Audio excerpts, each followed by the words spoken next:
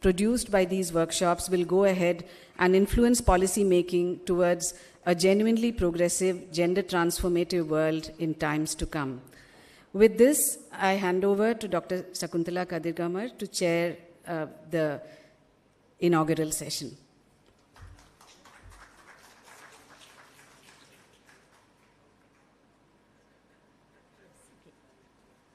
May I call upon Jayatri Ghosh and Farzana Hanifa to come up. And while they're walking up, I'll introduce them. Jayatri Ghosh is a renowned professor of economics who is currently at the University of Massachusetts Amherst, USA, where she joined for after 35 years at the Center for Economic Studies and Planning at the Jawaharlal Nehru University, New Delhi. As a scholar, she has authored and edited around 20 books and published more than 200 scholarly articles. The recent books including The Making of a Catastrophe, COVID-19 and the Indian Economy, When Governments Fail, COVID-19 and the Economy, Women Workers in the Informal Economy. She has received several prizes, including the 2015 Adishe Haya Award for distinguished contributions to the social sciences in India, the International Labour Organization's Decent Work Research Prize for 2011, and the Nord-Sun Prize for Social Sciences awarded in 2010 in Italy. She has been a founder of International Development Economics Associates, IDEAS, was its executive secretary from 2002 to 2021. She has consulted for international organizations including ILO, UNDP, UNCTAD, UNDESA, UNRIDS, and UN Women, and is a member of several international boards and commissions, including the UN Women, and is a member of the UN High-Level Advisory Board on Economic and Social Affairs, the Commission for Global Economic Transformation of INET, and the International Commission for Reform of International Corporate Taxation. In March 2022, she joined the UN Secretary General's High-Level Advisory Board on Effective Multilateralism mandate to provide a vision for international cooperation to deal with current and future challenges. I call on Jayatri Ghosh. Thank you.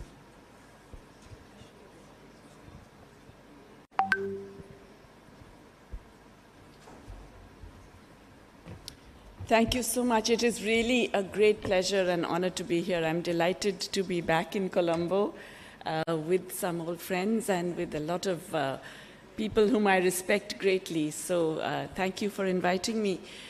The topic that we were given is challenges for women in the Global South. And honestly, it has never felt more appropriate because of all challenging times, I think right now is one of the most challenging. And the typical reaction, I think, pretty much across the world and certainly in Sri Lanka, is one of shock, horror, and almost like desperation. What do we do now? And in a sense, bracing for terrible things to come. And that's true. We can see that there is clearly going to be massive disruptions of global trade. We know that there's going to be a global recession.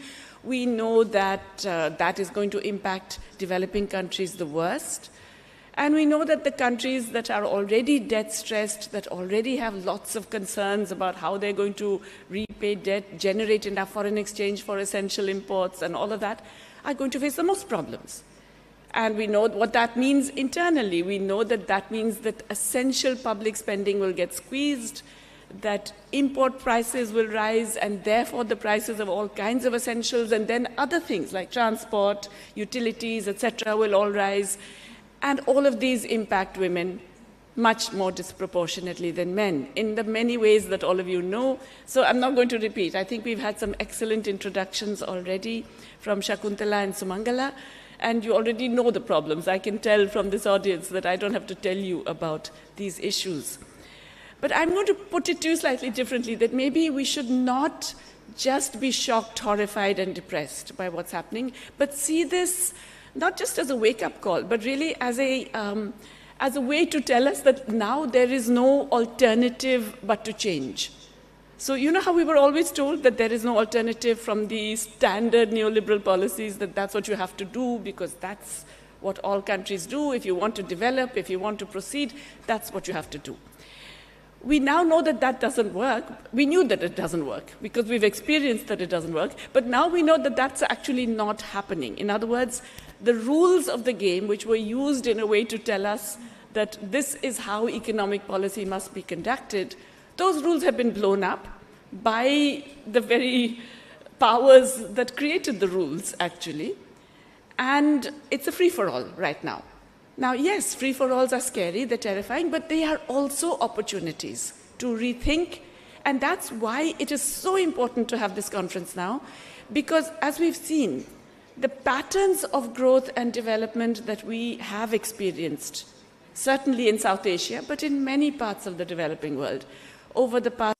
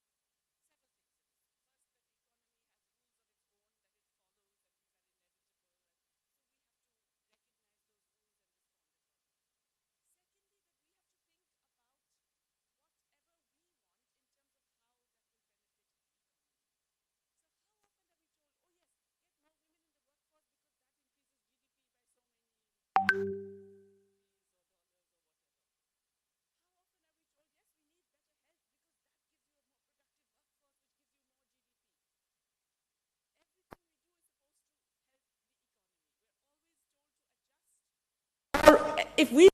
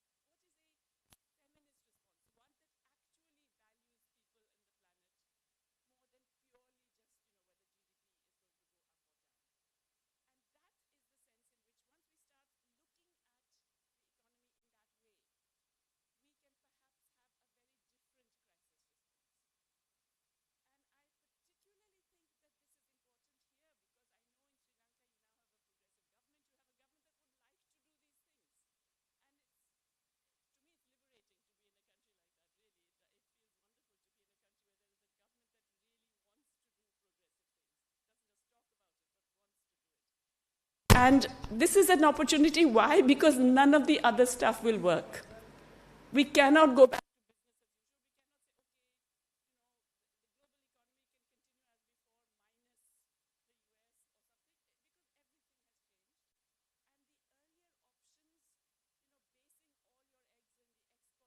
Growth basket, basically saying that, we're not going to worry about raising wages because the point is to have lower wages, to be more competitive with Myanmar or Cambodia or some other country. Instead of doing that, we can actually think of doing something else. So I believe that this is actually, yes, a terrifying moment, but also a moment in which we can genuinely rethink, first of all, what we want from an economy. Secondly, what are the kinds of policies, institutions, legal processes that will get us there? The regulatory processes that will get us to that. And therefore, what should our focus be? So, this is just one particular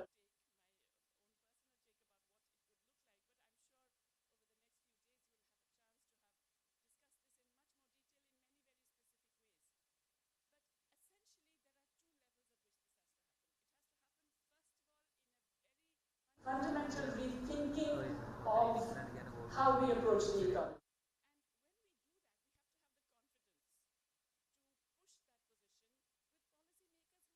Completely imbued in the other way.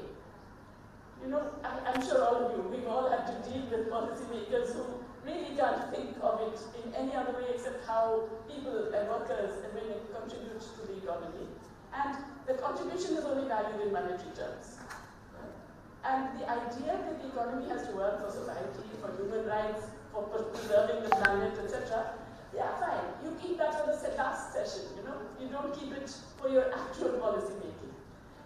We have to actually be able to persuade people that no, the economy is there to serve people, and we therefore demand, in this crisis, a very, very different response. So what are the elements of that kind of response? Let's think of it first of all in terms of what are the major things that contribute to the quality of life? Okay? So, of course, in basic quality of life, there are some essentials. Obviously, food, housing, access to health, etc. Right? We know all that. And we know that those kinds of spending are not those that necessarily the market will deliver to everyone and to all. And those have to not just be preserved, but enlarged. That is, you have to have more public spending on those. The same IMF that comes and tells countries like Sri Lanka and a bunch of other countries that because it's a crisis you have to cut spending. That same IMF is very well aware of this. If you look at their own research work on what they call gender and economics, or if you look at their policy recommendations for a country like the US, they will say in a downturn you have to spend more. And you have to spend more where the multipliers are greater, which is in fact in things like the essential services, the care economy. So they are aware of this. It's time for us to push this, that in a downswing we have to be spending more, not less. Everyone is kind of taking it as inevitable, we have to spend less. No, we have to spend more. Okay, that's one aspect of it. The second part of it is that, we have to recognize that all the formal economies in the world, in every country, are basically, floating on a sea of unpaid work. And that unpaid work dominantly carried out within homes, but also communities. Dominantly in care work, in care activities, but not only in care activities, and a whole range of activities also related to agriculture, to small-scale industrialization, other kinds of services, etc. That unpaid work is really what that flimsy layer of the top formal economy is riding on. And that sector is, as already talked about, I think Samantha also mentioned it, is the one that is not just unrecognized, but it's, in fact, I won't even say it's unrecognized. I used to think policies are gender blind. It's not gender blind, they are gender exploitative. It's because policymakers know that that work will continue to get done, no matter what. Whether at the cost of people's time, women's time, or the depletion of their energy and resources, it will get done. And it's that knowledge that that work will keep getting done that allows policymakers and the capitalist economy to exploit it. But that is the one that actually has to be strengthened, preserved, and reduced. You know, the famous R's of, the 5 R's of how to reform the care economy. They are, first of all, recognize all of the work that is done, especially the unpaid work. Secondly, to redistribute a lot of that work. Thirdly, to reduce a lot of that work. So if you have to walk miles to fetch water or fuel wood, or you have to spend hours in looking after someone, nursing, because the public nursing facilities have been reduced, are simply unavailable, and so on, those have to be reduced. Fourthly, you have to reward those who are actually going to give the paid care work, because we do not reward them properly, as you know. And it's not just nursing, it's not just the entire range of other care work, but because so much of this work is done for free. Markets don't reward them, employers don't reward them, the public sector doesn't reward them properly. So we have to reward all of the care workers. And finally, we have to actually give them a voice. We have to allow them to represent themselves in policy making as well. And that includes paid and unpaid workers. So all of that, yes, a major focus on that in the middle of a crisis, I repeat, not afterwards once the growth has happened. That's what we're always told. We have to do this after once the economy is growing, then you will look at your care workers. No, it has to be done now in the midst of the crisis, because this is also a means of regenerating the economy along that different path that I mentioned, not the path that just sees the crisis and then how you respond to it in a kind of patchwork band-aid, but on a different trajectory. The third thing is to actually then focus on the viability of the most essential production. So what are the most essential types of production? Certainly the care work, but also food, right? Also agriculture. And I know in India, I know actually in all of South Asia, that we have really, really neglected the interests of cultivators. And again, we put burden after burden on them, even in the good times. And of course, in the bad times, they face it immediately, whether it's incredibly high electricity prices faced by farmers in Punjab, or it is the unbearable fuel price increases that impact irrigation possibilities in both Sri Lanka and in Bangladesh, or it is the entire range of not just policy apathy, but really cynical approach to farmers and the attempt to commercialize agriculture that we have seen in India. We see that it's almost a miracle that viable small-scale cultivation persists. And also, we are not creating the incentives for that small-scale cultivation to move in a more sustainable direction, to get food systems that are not ecologically disastrous and unhealthy and so on. We have to actually think of all the things that are needed by cultivators within our economies to make them shift to sustainable forms of farming that are viable, financially viable, like any other kind of economic activity. And those can be done. There are lots of people who have been thinking about these issues. We know that women farmers in particular are completely neglected by this. But we really do have to push that too in the midst of a crisis. Once again, I repeat, it's not something to be done after the crisis. It's a crisis response. Why? Because that is another means for that economy to regenerate, to revive, to recover from the shock. I'm not saying you have to forget about exports. Obviously, you need exports to continue importing and so on. But clearly, the entire focus of an economic trajectory that is based on export-led growth means that you are doing everything possible to remain so-called competitive vis-a-vis other partner countries.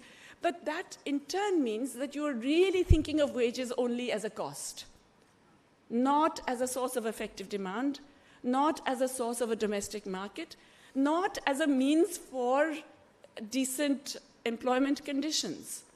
And so women plantation workers, women in the garments industries, etc., they are not the ones who benefited from the previous boom. They have already, in Sri Lanka, had years of crisis to deal with, really, ever since, last 5 years, let's say, of severe crisis. And yet now they will be expected to take on additional burdens. The purpose must be to protect. Immediately you will get a response from the neoliberal policy, among the policymakers, that, oh, well, we can't do that because that will make us higher priced, and right now we just have to generate whatever export income is possible. Now, again, this is where a more imaginative approach that says we are going to control inessential imports, the luxury imports of the very rich. I've seen a lot of it.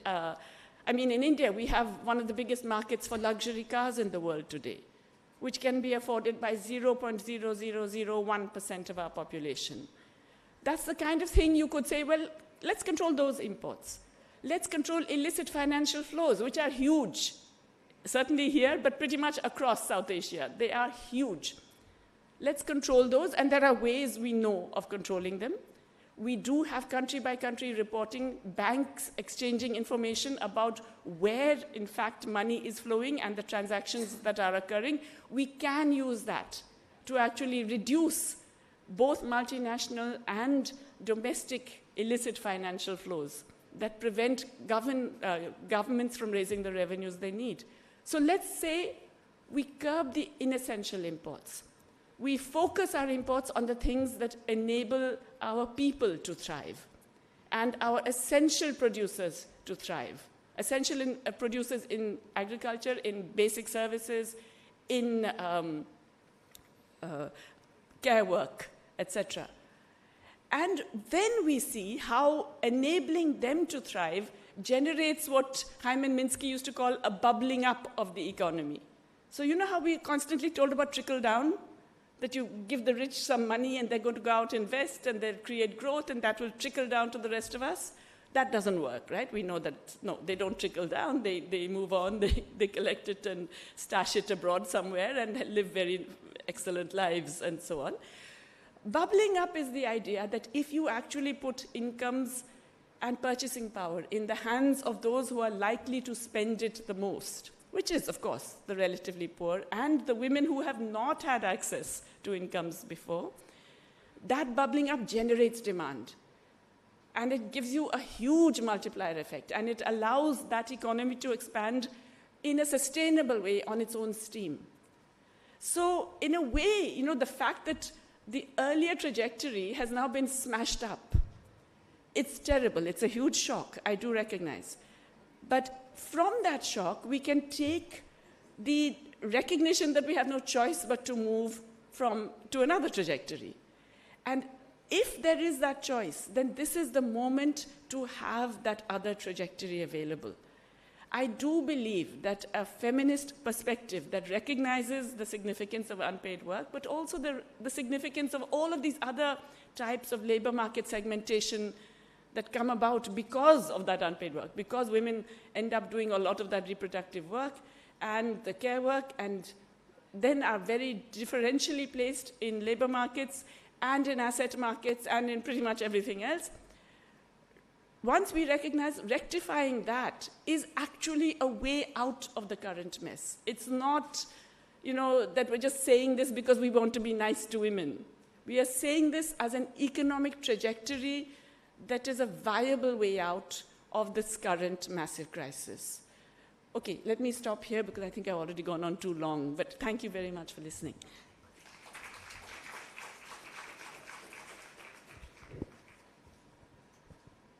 Thank you, Jayati, and we will look forward to panel discussion. I'm now calling on Farzana Hanifa to speak. She's a professor of development in the Department of Sociology at the University of Colombo, and was a Smuts Visiting Fellow in Commonwealth Studies at the Center for South Asian Studies, University of Cambridge. Her research and activist interests have concentrated on the social and political history of Muslim communities and on gender politics in Sri Lanka. She has published in the 2000 on Islamic reform movements, the history of minority involvement in electoral politics, and the 2001 peace process. Northern Muslims' displacement in discourses regarding return, resettlement, and reconciliation, and on the post-war plans and the post-war mobilizing of anti-Muslim rhetoric. In January 2016, Hanifa was appointed by the Prime Minister's Office to the Consultation Task Force on Reconciliation Mechanisms. Hanifa serves on the Management Council of the Social Scientists Association and the Board of Directors of the Law and Society Trust, and is a trustee of the Neelan Tiruchelvam Trust in Sri Lanka. We have not included here that she's also on a commissioner on the Commission for Human Rights in Sri Lanka. We are honored to have you speak, Farza.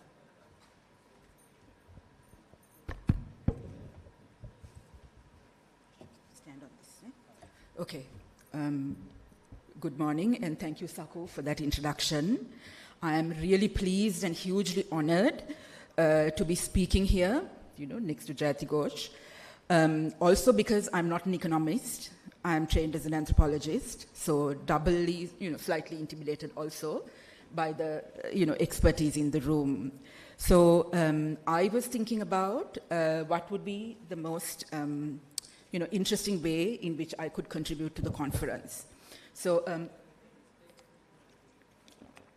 I would first like to talk a little bit about, the conditions that we are living in right now in Sri Lanka, and also then move on to talk about, as a member of the Human Rights Commission, some of the initiatives that the Human Rights Commission has taken with regards to addressing social and economic rights, and particularly with regards to women and social and economic rights.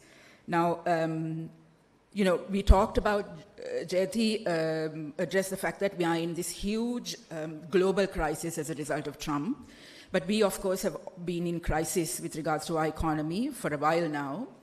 And we have, as Jayati also mentioned, this wonderful government that, is arguably the most sort of people-friendly government that we have had in a long time. But we are also having to deal with the fact that this government that we are so appreciative and can be considered people-friendly is also choosing, with regards to the economy, to take a direction that is not necessarily people-friendly, right?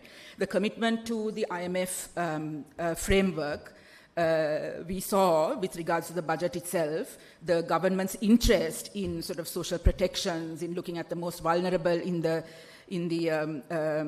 country, women, the disabled, really excellent sort of like categories to target within the budget, but also, given the restrictions that are posed by the IMF, the amount, the quantity that can be allocated is really small, and whether it will actually make a difference is unclear.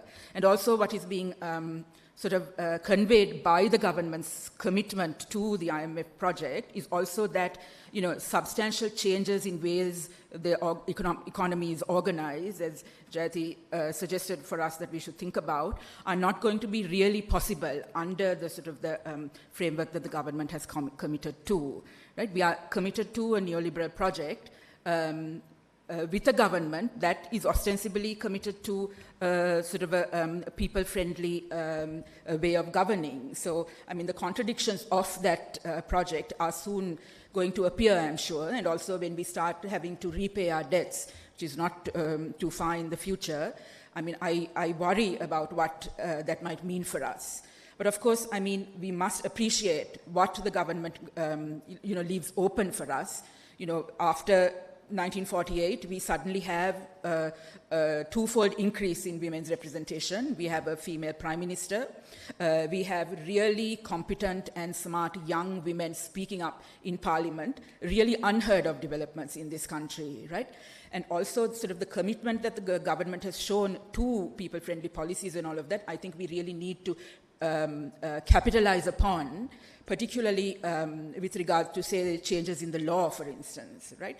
There are many laws that need to be changed. I'm not going to talk too much about the Prevention of Terrorism Act. In addition to the Prevention of Terrorism Act, there are other things. I'm particularly interested in the Muslim Marriage and Divorce Act, but also maybe labor laws that the government was talking about, the previous government was talking about, really egregious. We can have better thought through labor laws, better regulation of credit, for instance, that we can push the government to engage in. So those are all things I think that we need to ensure that we get done while this government is in power. Yes. So with regards to the Human Rights Commission, we have, of course, given the context of the economic crisis, foregrounded the importance of economic and social rights. Now, in 2016, when the Commission was under the leadership of Dr. Deepika Udugama, they made representations to the consultation process for a new constitution to include social and economic rights in the constitution. This commission has also taken on, the task of looking at the possibility of supporting such a measure, and we are talking about it. Now, in addition, we have emphasized the importance of particularly social and economic rights as they impact on women through our International Women's Day programs twice now. At the first program, we had feminist economists speaking, and also many activists who, some of whom are present here, speaking at the event. And this year we had Sarala Emanuel speaking on issues of microcredit. So we, are constantly committed to ensuring that social and economic rights are at the sort of forefront of the engagement that the Human Rights Commission engages in.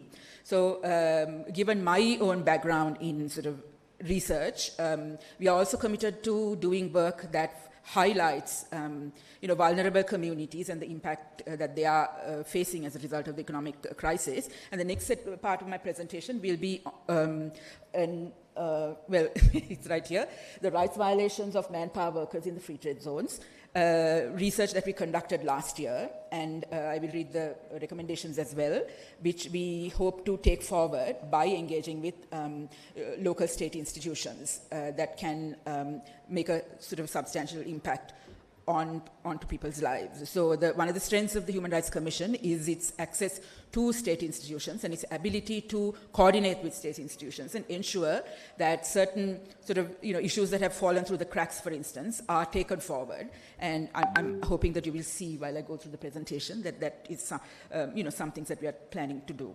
Okay.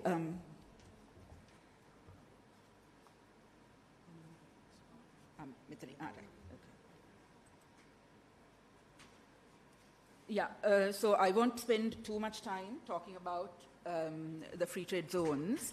The manpower work so the Human Rights Commission was really interested. I'm sorry, this is really distracting me, the mics. Yeah, so the Human Rights Commission was really interested in the issue of manpower workers because we had found several instances where, there have been sort of accidents involving workers for which there seemed to be no institutions being held responsible due to the fact that they are manpower workers. And the category of manpower workers is becoming sort of common for usage among state institutions as well as private institutions, and this is something that we are looking at. So our research project targeted the free trade zones of Katunayaka and Biyagama, and we looked at it according to these categories. We particularly looked at the labor laws and the BOI guidelines, which are sort of thought to be insufficient, but we found that they were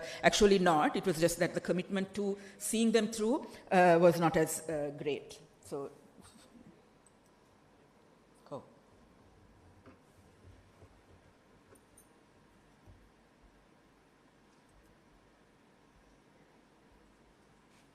Mama kiwo to යට කරන්න පුළුවන්ද? ඔව්.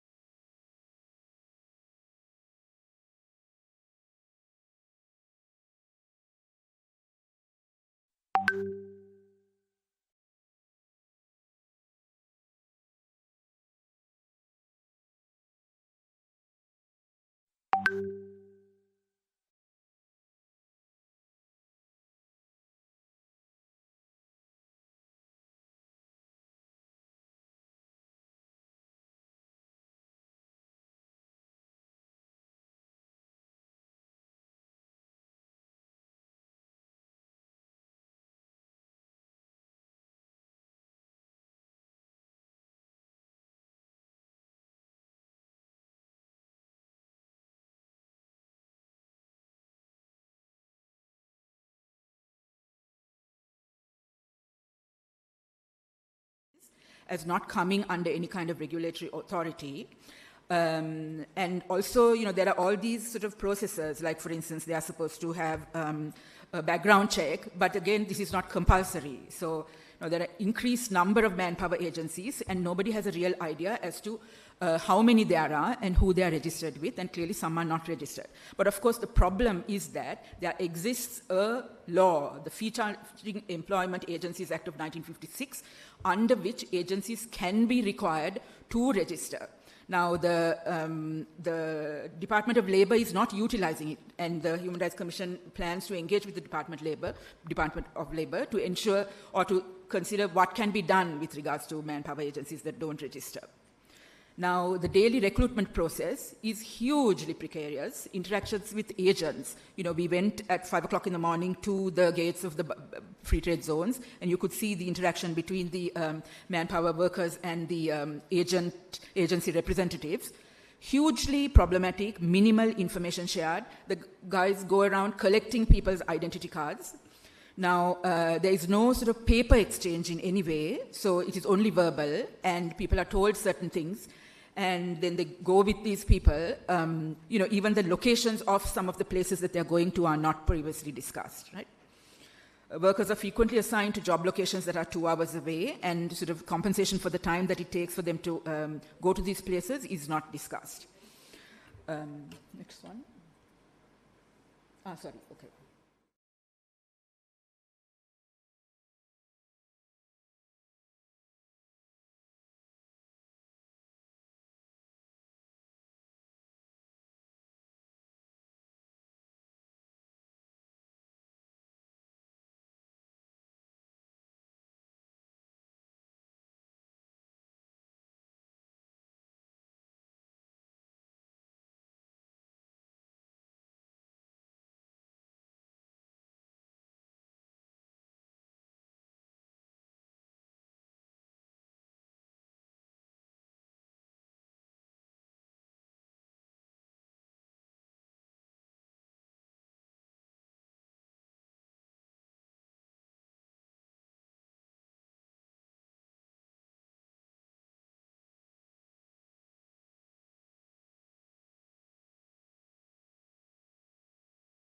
Is that the manpower agencies reduce much more than they are actually supposed to.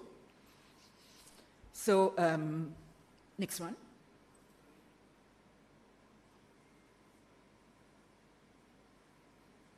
So factories are very committed to the manpower worker recruitment process due to sort of the economic crisis and the lack of sort of steady orders and things like that.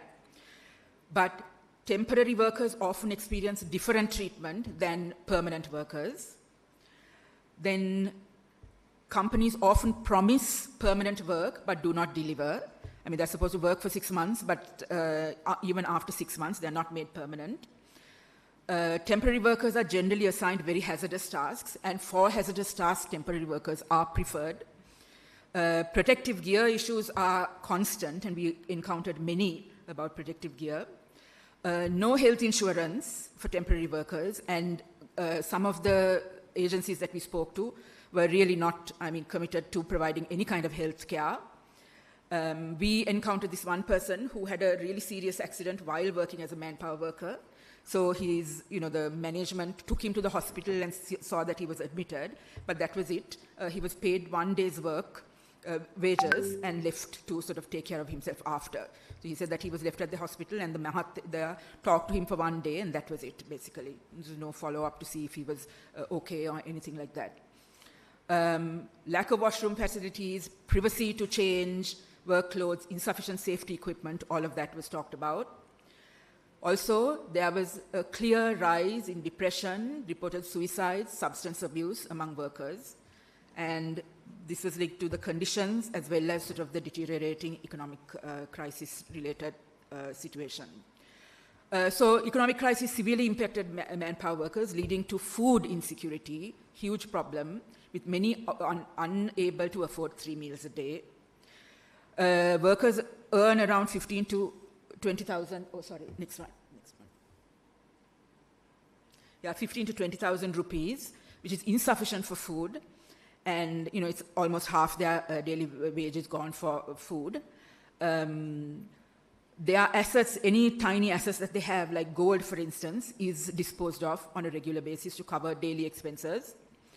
Temporary workers, we found, are less aware of their labor rights than permanent workers. Unskilled labor from rural areas are actually recruited by manpower agencies. We also noted an interesting thing, which was that,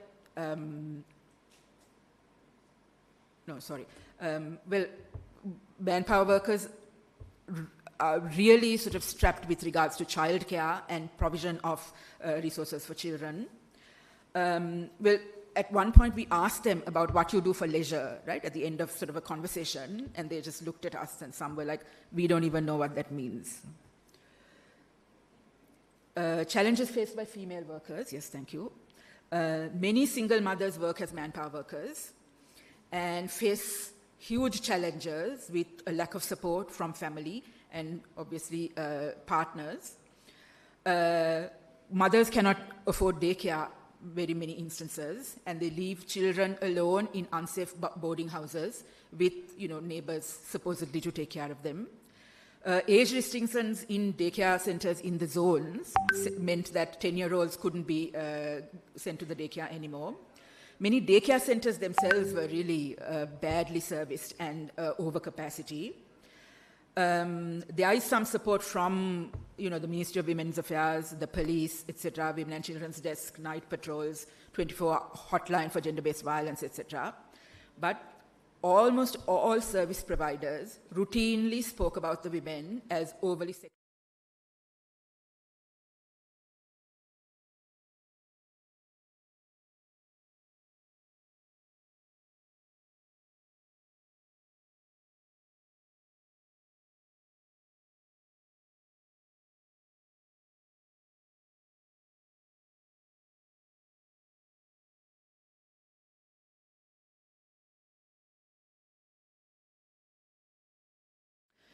Many workers live in these boarding houses. Next one, please. Yeah. Boarding houses which have developed around the zones. And interestingly, the researcher who wrote up the, Amara Nilafti wrote the report, we were discussing how the housing that was built, there are rooms in a line, long rooms in a line, right? And she started referring to them without really thinking about it as line rooms, right?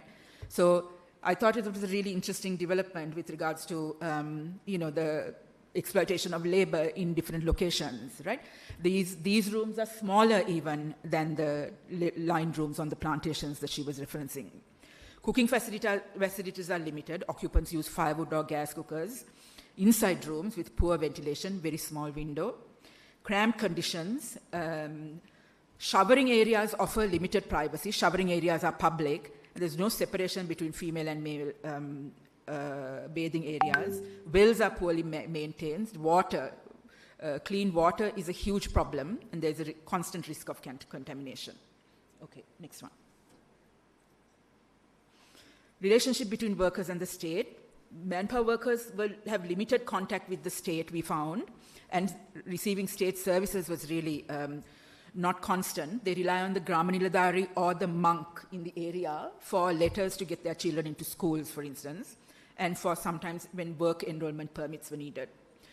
Boarding owners, the people who ran those line rooms, are required to register with, even if they're temporary residents, with the Gramaniladari and the police, but this is not often done, and so there's a number of workers, it's not clear how many. And, there was a huge issue with regards to ration supplying during COVID because there was no clear number. So that was, many people didn't receive because of the provision was not adequate. So many still have voter registration in their hometowns and not in the places that they have been living for years. And this is not just for manpower workers, but all for permanent workers as well in the zones. And so they basically don't exercise their right to vote. Some residents have... Yes, next one, okay.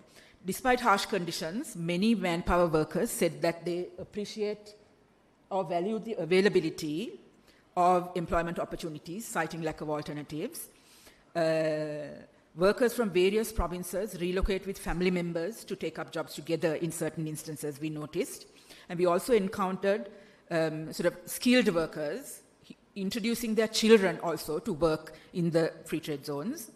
The children worked sometimes as manpower workers and with the expectation of permanent employment, and sometimes they worked as manpower workers for a long time.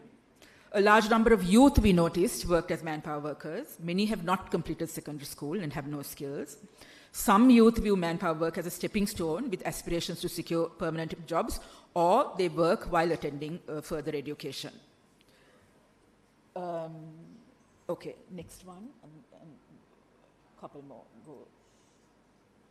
The next one also. Okay, I'm not sure how I'm doing for time. Should I end? A few more? I can go on. Yeah, okay. So just a few recommendations. Now, given that the Human Rights Commission has access to these state institutions and we can sort of pressurize them to do certain things, we tend to sort of like design our recommendations directly to institutions, right? So very high risk of water in toilet, drainage lines, etc., mixing with drinking water. So we are asking that the national urgently provide pipe-borne water and look into drainage issues. Then facilities for pregnant and breastfeeding mothers. Department of Labor, BOI, and Ministry of Health to provide greater facilities. Next one, please. Next one.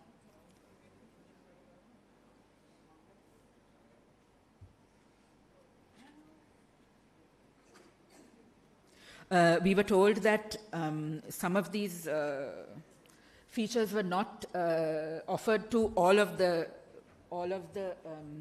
workers and not only to some permanent workers.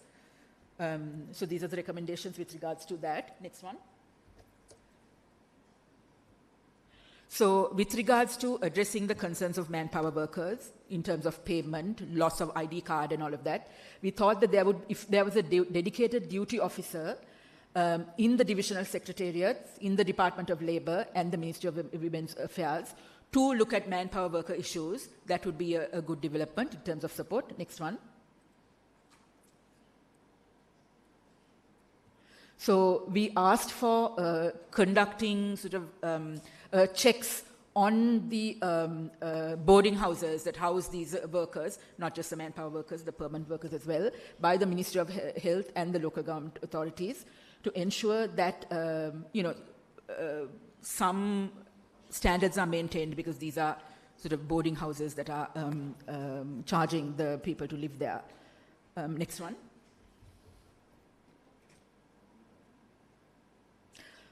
With regards to the disaster management process, we wanted the Ministry of Disaster Management and the divisional secretariats to include temporary residents in headcounts during disaster situations and integrate temporary residence data into the disaster management record-keeping process. There's, of course, the number issue of people who run boardings not reporting. That is something that we can't address here, but that was also a huge problem. Next one, please.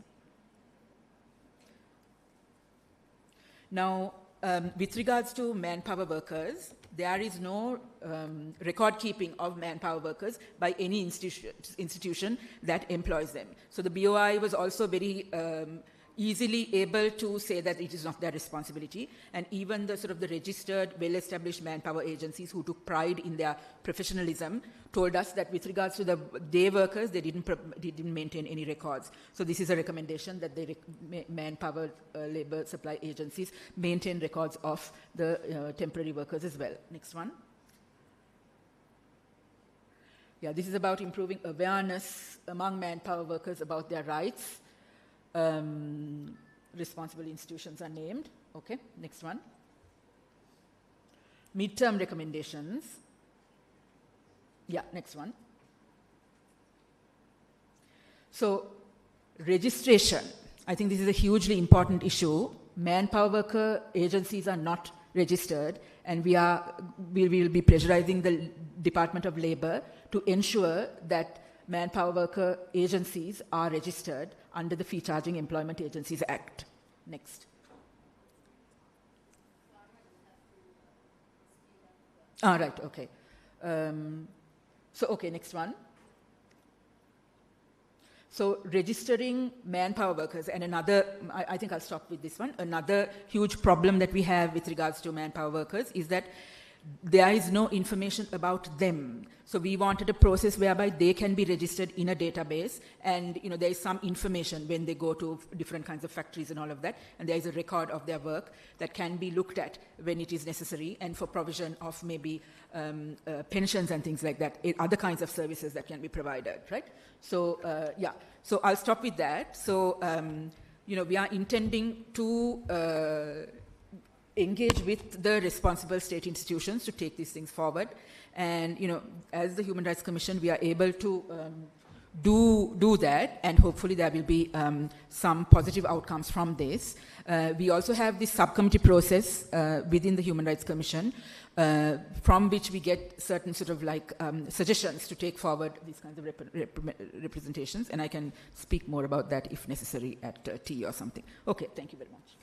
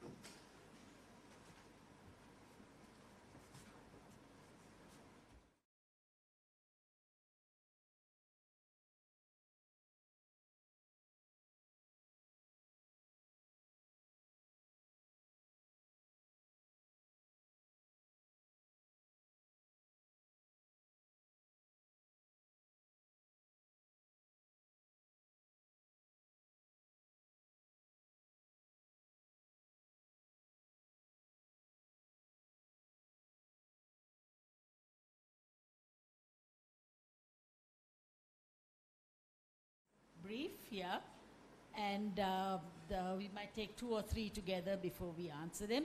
You can speak in any language you want, and we will translate it, right? Sumangala?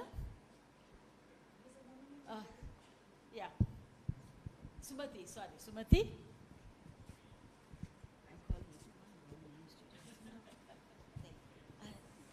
I just... It's not on. Can you switch it on? One thing, when Jayati Ghosh spoke, you mentioned 5 categories. Can you speak louder? Can you speak into the mic? Oh, okay. 5 categories of the R's, and I think I might have missed it. The 5th one was not mentioned. I don't know whether I missed it. So there was recognize, redistribute, reduce, reward. Represent. Pardon? Represent. Okay, thank you. The other one is, I don't know where the data for, I think it's more to Sumangala, but in general, where the data for the very low female participation in the labor force comes from, because we have a 60%, it has always troubled me, and so 60% of the workforce apparently in Sri Lanka is informal, and in just kind of topographical way. I mean, I see women working all the time, and I don't mean like unpaid care work at home or anything like that, but in economic activity as we understand economic activity today, productive. So our data is good, or is it like about formal payment, or and like women's representation in parliament, which I welcome that idea with a big pinch of salt, is there's a kind of it stops somewhere. You know, I mean, I think kind of we put all our eggs on kind of this idea of women's participation in politics as though parliament is what politics is. Likewise, I also want to, and I kind of want to question that bit about women's labor participation. And I think what you all said also kind of was leaning toward a querying of increased women's participation in the labor force as we understand the labor force. So, so it's not like a querying, like a critical querying, but more for explication, right? Thank you. Thank you. Anyone else? Yes, right in front. I'm sorry, I don't know your name, so I'll be describing you by the color of clothes that he or she Thank may you. wear. I'm Nalini from Betiklo. I'm a women rights activist. Thank you so much, Farah, for the research report and finding. I was very curious to know any finding on menstrual discrimination and hygiene, because these free trade zone women go through a lot with the increasing of price for sanitary pad. One thing. Second thing about safety at work, gender-based violence in the labor manpower agency and also in the working place. So this is very much reported. I don't know, maybe you would have got that information or maybe it's missing. And third one is about the digital divide. So digital sexual gender-based violence, because we know these free trade zone women face a lot by their supervisor and outside people or the fellow workers. So if you have any information and you can add any findings from the research, or we can think about it, because it's a serious issue. We need to shed light on it because it's directly affecting their social health and economy and everything. Thank you so much for the report. Thank you. You take a few more questions and then anyone else? Okay, you and then. Do I have to stand? Okay. Please identify yourselves also. I'm as you have Janaki Abhivardhana. Speak into the mic, turn it on. Janaki Abhivardhana. I used to work for Center for Women's Research, and I'm a freelance researcher on gender and development. I would like to ask about there was a time in 1990s social audits were conducted by brands like Gap, famous brands. They used to hire teams in Sri Lanka and they used these teams to go and do social audits in the factories. And the report went back to the companies, the brand companies, where they insisted that conditions are placed, otherwise they would not get orders. I wonder whether these audits are still happening, those social audits. Thank you. And behind you, yeah. Hi, I hope I'm audible.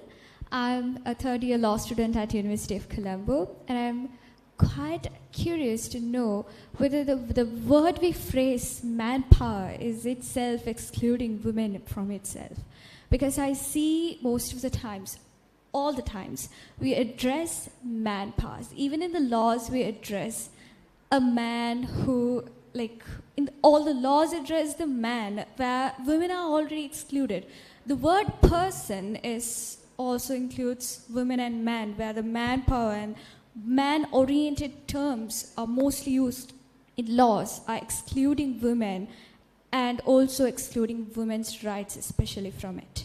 And the second concern I have is with as a person who also represents the tea plantation community. I was quite unfortunate to hear that some of the places that the Human Rights Commission did the research was quite smaller than the lion houses that the tea plantation community is living right now.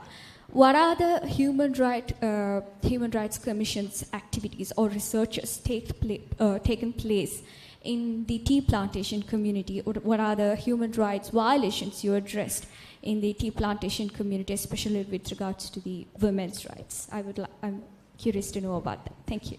Okay, we'll answer these questions before we take another round, right? Okay, thank you so much for the questions.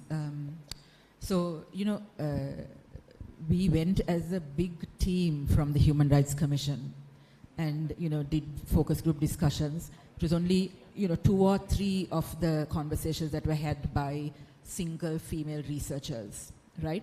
So in those teams that did those conversations, many sensitive issues were not actually addressed, right? They didn't come up in our conversations. I mean, we worked with the Dabindu Collective, and we knew of these concerns that you're talking about, but in our engagements, they didn't appear, right? And one concern was also the LGBT community among the workers. We didn't get access to their perspective, right? So there were certain very clear limitations with regards to what we saw. But with regards to periods, came up that, one of the problems with regards to sanitation and toilet facilities and all of that, and the supplying of those facilities for them, it came up, right? And it's noted. Now, with regards to the social audits, people talked about how companies are aware of when the people come for the social audits and how they prepare for it, right? So the social audit doesn't seem to be doing anything right now. Certain boxes that they can tick, they are prepared to tick those, right? And so on days that there are social audits, manpower workers are not taken in. So there are certain things that happen like this. We were also told about it. With regards to the Human Rights Commission's engagement with the Malaya Tamil community issues, it is also a priority area for the Human Rights Commission. We have these subcommittee system that we engage the civil society with, and the Malaya Tamil community subcommittee is a particular subcommittee that addresses those issues. And we also have officers in the communities that address some of these issues. We have done very recently several mobile services to address, lack of documentation, lack of ID cards, lack of birth certificates even sometimes, right? Which are huge problems for the community. So addressing the issues of the Malaya Tamil community is a huge priority for the Human Rights Commission. Yeah, sorry, just to add to that issue of sanitary towels that you mentioned, in India, when they brought in the goods and services tax, sanitary towels was classified as a luxury item. So it had the highest possible GST rate. And it was only after a lot of outcry that they put it in the middle category. So it's still not seen as an essential requirement by Indian policymakers. This issue of work and employment is fascinating. Because I think what you're really talking about is the fact that most women are all working, right? And that's absolutely true. So the ILO has a very good definition of this. They say work is any activity that contributes a good or a service, not just for outside or for sale, but even for your own family or for yourself. So essentially work is any activity that cannot be outsourced. So it's only your own leisure, your own training, your own consumption that you cannot outsource. Everything else is work. Employment is a subcategory of work for which you get paid. Okay, so that's the critical distinction. And so often when people talk about workforce, they're talking about the paid workforce. But even that is very vague because we have so much self-employment. No, so there are categories of self-employment, and women are very common in that, where you contribute to the family enterprise. But you're not paid for it. So it's a farm, or it's a shop, or it's a small-scale enterprise, and you're doing a lot of the work there. And so sometimes you're classified as a worker, sometimes you're not. And that's a very sort of random and vague kind of definition. But insofar as you look at just the paid work, and that's the difference, say, in India. If you look at only the work that gets paid, then women's labor force participation in India today is less than 15%. Workforce is paid. That's really, I imagine that's also a problem in Sri Lanka, that there are many more women working in family enterprises not getting paid for it. They're working as part of the family enterprise. So pure employment has actually been falling across our subcontinent.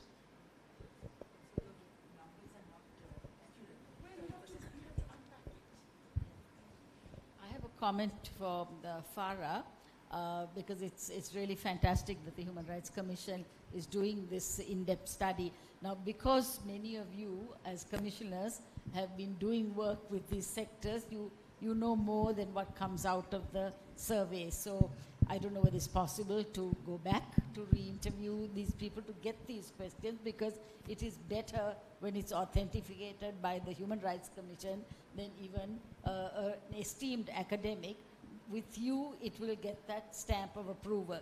So it may be worth doing that second visit again to get that. The second point is, since the companies know how to trick the system, like, you know, kids will cram up for an exam just to get enough knowledge to get by, is there a way of making sure that the Human Rights Commission reports are also circulated to these brand companies rather actively, to say you need to take this into account also when you're doing the social audit, so it's sort of upfront in their faces? I think you have to be aggressive about that.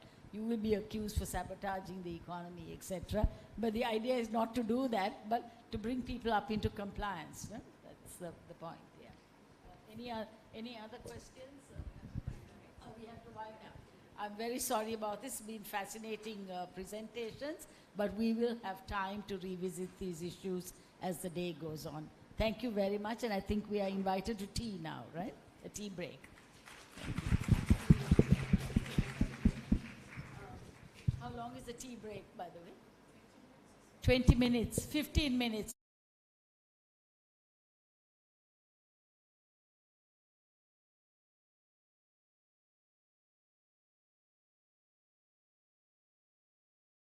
I ran around with this visor, and then I lose them. I said, I'm like the original bag lady.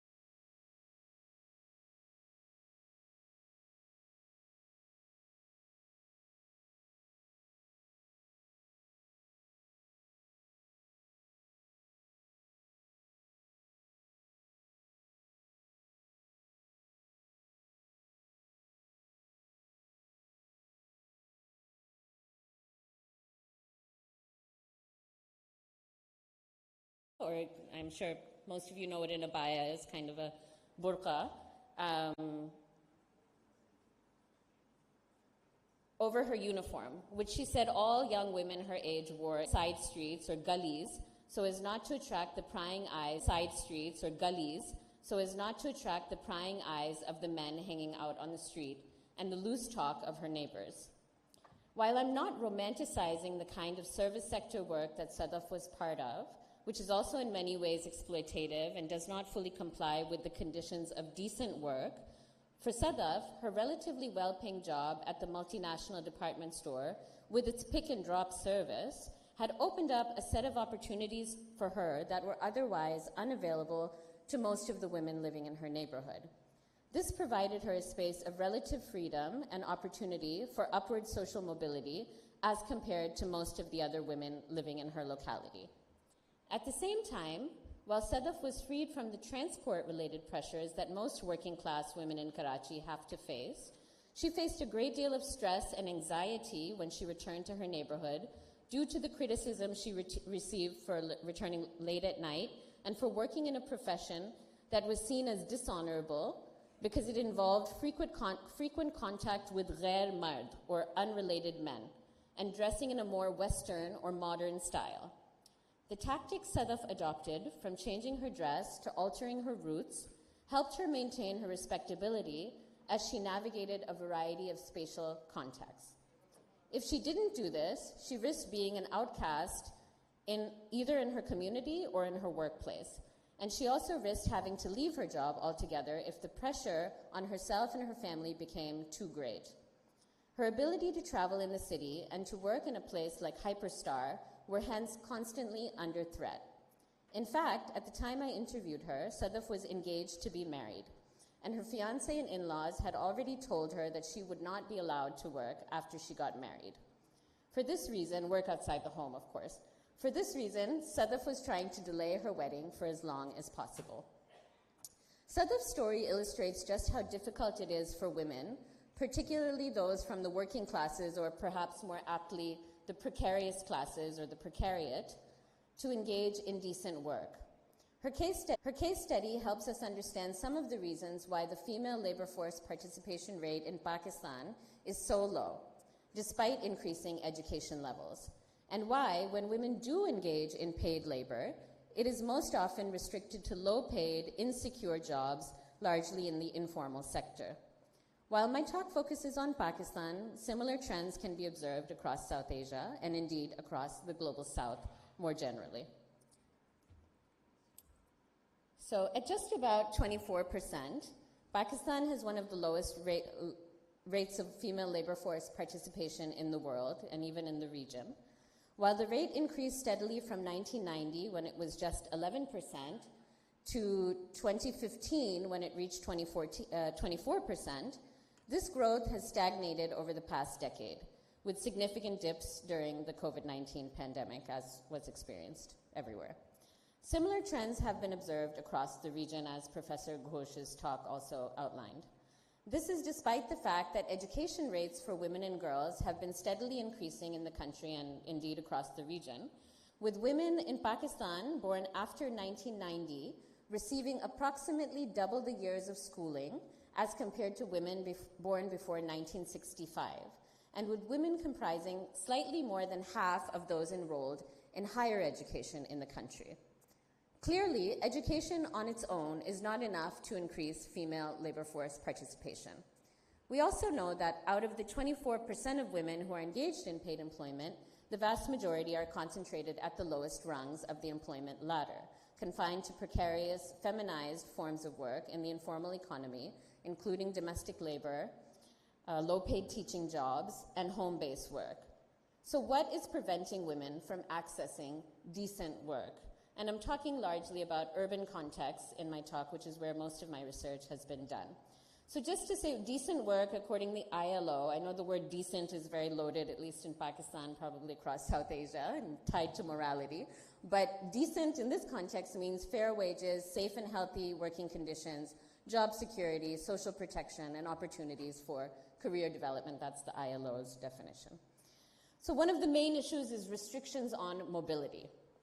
As Sadaf's story illustrates, one of the main challenges women face to accessing decent employment are restrictions on their mobility.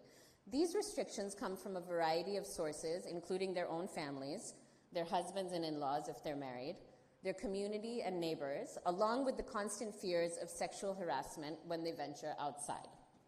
While practices of parda vary between communities, or veiling, there is an overarching belief that a woman's rightful place is within the home.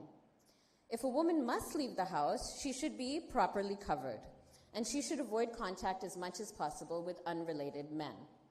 Much of this stems from ideas of honor, or izzat, which again vary between communities, but generally tie the family and community's reputation to the conduct and control of women's bodies. As Sadaf's story illustrates, women must engage in constant and exhausting calculations in order to maintain their izzat and the izzat of their families and communities. Women are also deemed as unrespectable. Women who are deemed as unrespectable risk social censure, which could lead to further restrictions on their movements and even, in many cases, violence. Restrictions on women's mobility often increase during times of conflict, when group boundaries are tightened as a result of insecurity. In conflicts around the world, women's bodies have become markers of the community's identity, and I know you know that all too well here in Sri Lanka, across South Asia. This is true across religious and ethnic groups, as we saw so clearly even during the genocide in Gaza, which is ongoing, where Palestinian women's lingerie was proudly displayed by Israeli soldiers as a marker of their victory. But it is particularly true in South Asia, and we've seen this. I don't have to go through all the examples, we have too many. Hence, while there are some exceptions to this rule, women's mobility, and hence their ability to engage in decent work, tends to decrease during conflict, to protect them from being defiled by men of the other community. Similarly, members of marginalized religious and ethnic groups often place tighter controls on women's mobility due to their collective insecurity. This is something I've written about in relation to Indian Muslims, but similar patterns are apparent in marginalized communities across the region, including in Pakistan, including, I'm sure, in Sri Lanka. In general, safety and security are commonly used as excuses to tighten patriarchal control. Similar patterns can be observed amongst migrant communities, whether these communities have migrated due to conflict or because of environmental and economic pressures. In my research on Muslim women in Delhi, I found that those women who had recently migrated to the city often faced tighter restrictions on their mobility by their husbands and their in-laws due to heightened insecurity. A study published in 2019 by the Collective for Social Science Research in Karachi also found that women whose families had recently migrated were less likely to engage in paid employment outside the home due to moral panics about the bad environment, or the bura mahal, of the city, including the fear that they would mingle with men from other communities. Even in more settled communities, those whose families have been living in the city for generations, women's mobility is often restricted to their immediate locality, both because of patriarchal community and family restrictions, but also because of a lack of decent public transport and the need to stay close to home to fulfill domestic responsibilities. For this reason, many of the women in Sadaf's neighborhood in Liari worked in part-time domestic work in nearby localities as teachers in low-cost private schools in their own neighborhoods, where their salaries range from between 1,500 to 3,000 rupees a month, which at the time was $10 to $20 a month, and these are often women who've actually completed university education, or extremely low-paying home-based work. So, the impact of marriage.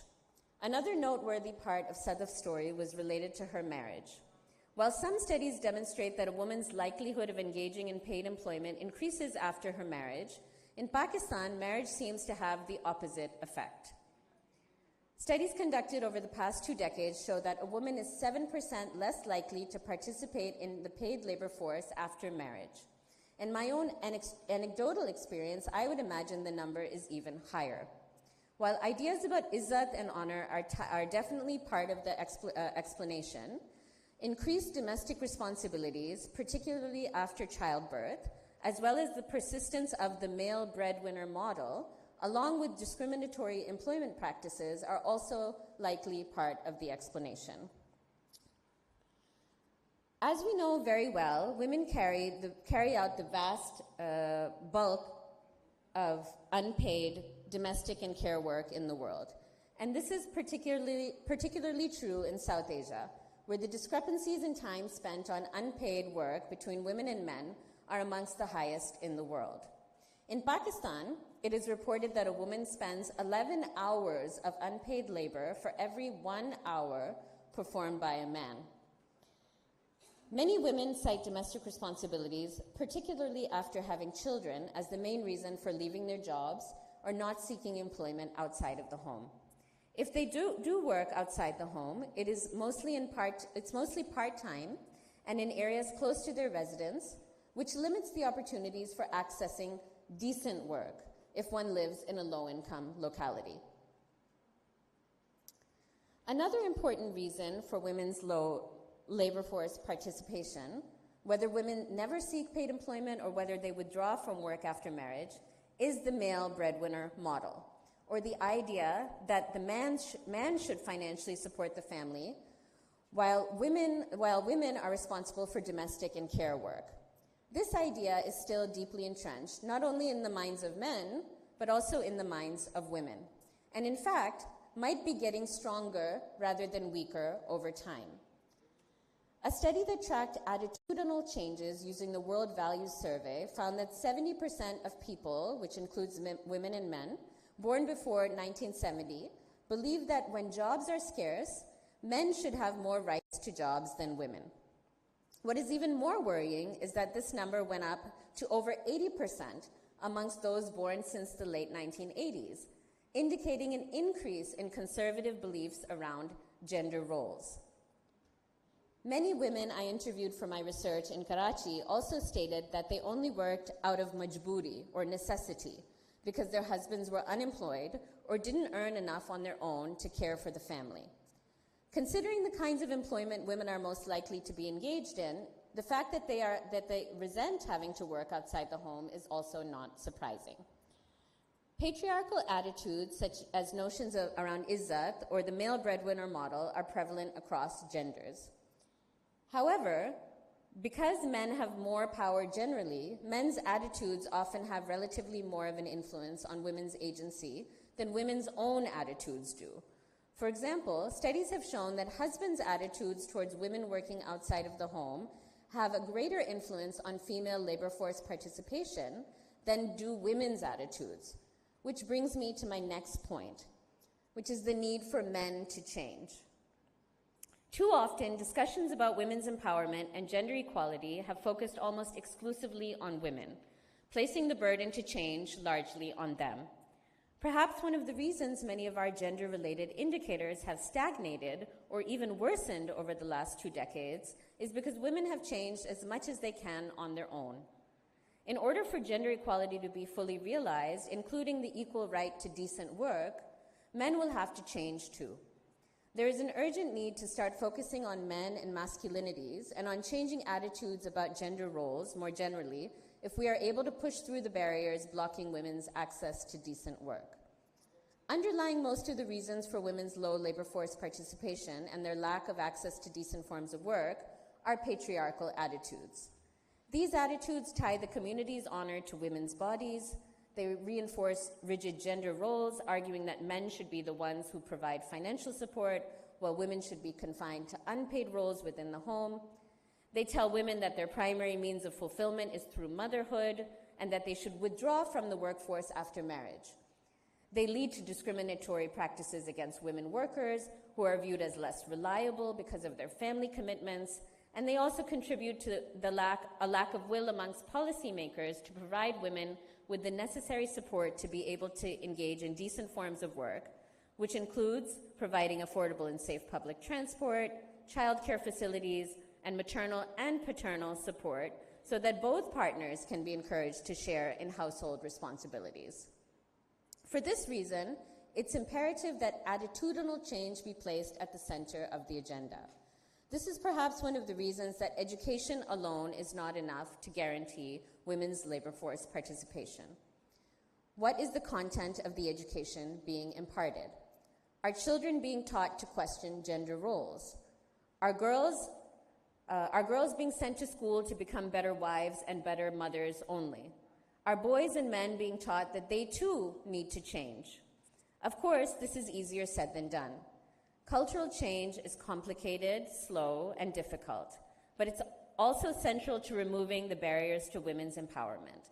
Apart from adding gender to school curricula, governments should engage in public education campaigns through the media and through community organizations to challenge conservative ideas around gender. Until and unless women and men's attitudes towards gender roles, including femininity and masculinity, start to change, women like Sadaf will continue to face barriers to accessing and maintaining decent forms of employment. That is, if they are allowed to work outside the home at all. Thank you.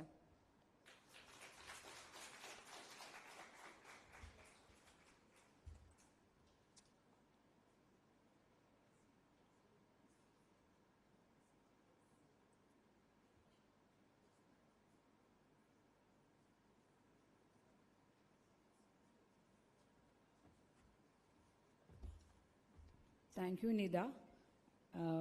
She also kept the time. It's very perfect timing also. And our next speaker is Swastika Arulingam. She's a civil and labor rights lawyer from Sri Lanka, and she has advocated for the rights of women and girls in public forums and public spheres, often highlighting the conditions of women who are vulnerable to gender-based violence.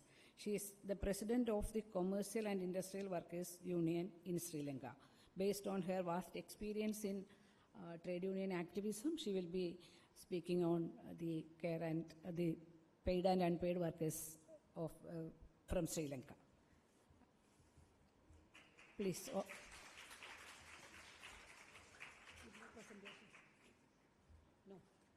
I'll just speak.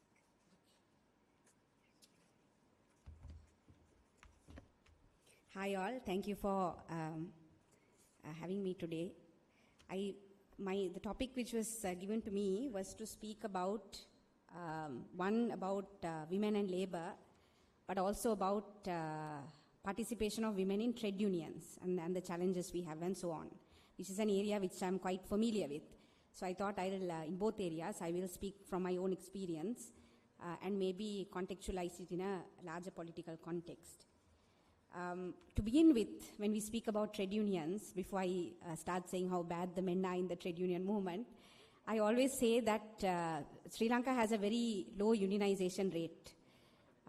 In the 1980s, we all know about the general strike and how the government went about breaking trade unions. And it was not one event. The general strike in 1980s was not just one event. It was just the start of a series of anti-union policy which was maintained by the state, of course pushed by companies and corporates and so on.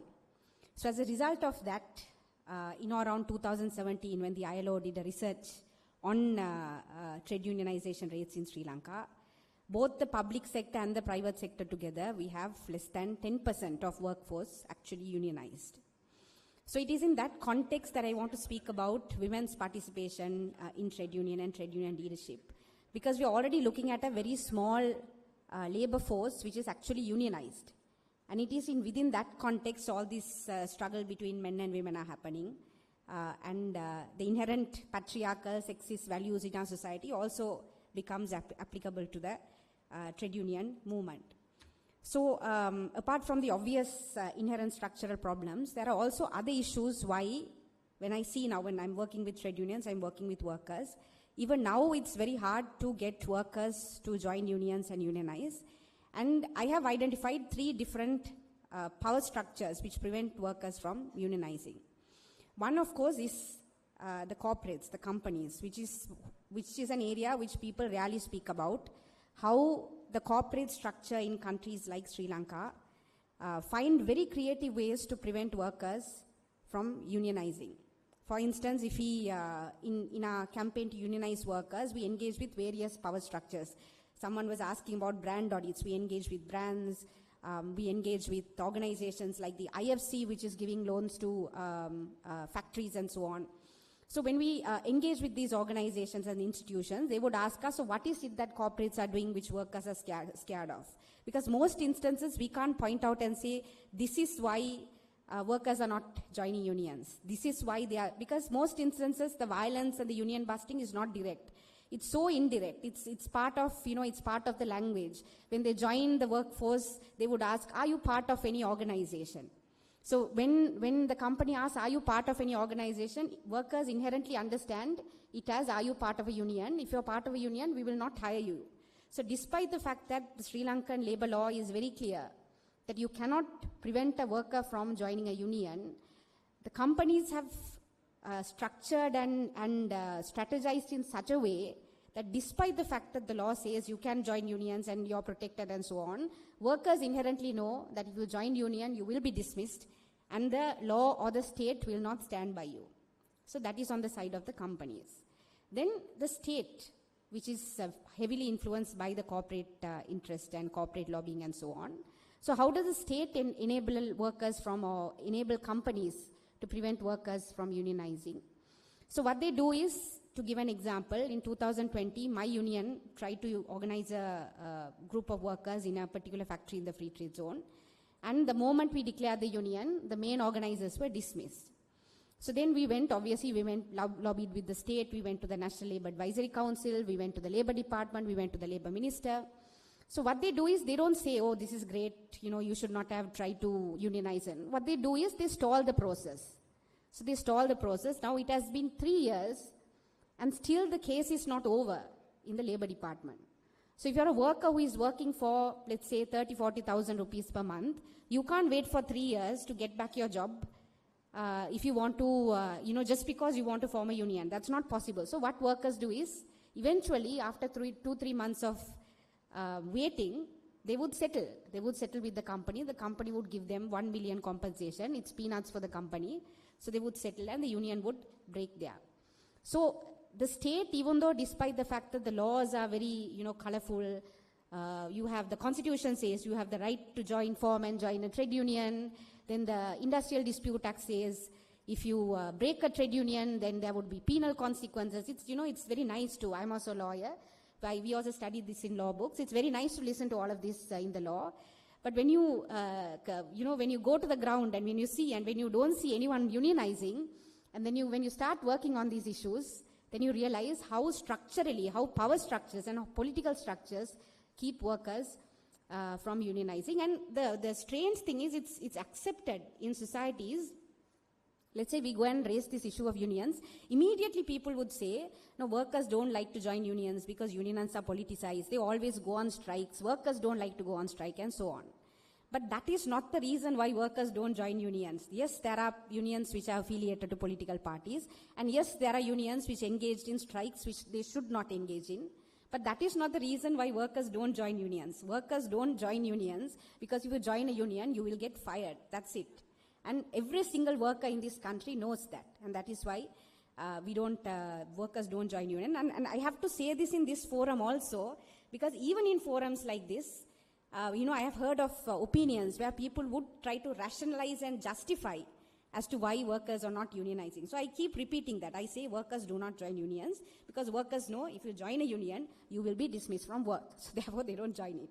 And not only the company, but the state, the Sri Lankan state, even this government, the NPP government, which has large union base and so on, even this government has not taken a different attitude towards union, where they have publicly stated anti-union sentiments and so on. So that is the second aspect. In terms of the third aspect, which I have noticed particularly in areas where there is low unionization rates, for instance, the garment sector, where you hardly have unions in the garment sector, and also because garment sectors are located in areas called the free trade zones, where unions don't have free access to speak to workers inside companies and so on. One of the things which I wanted to specifically mention is donor funding. So when I started working in the union movement, there were people who have worked in the union movement before me who have said one of the biggest challenges to unionizing workers in the garment sector is the fact that there are NGOs who are working in the garment sector.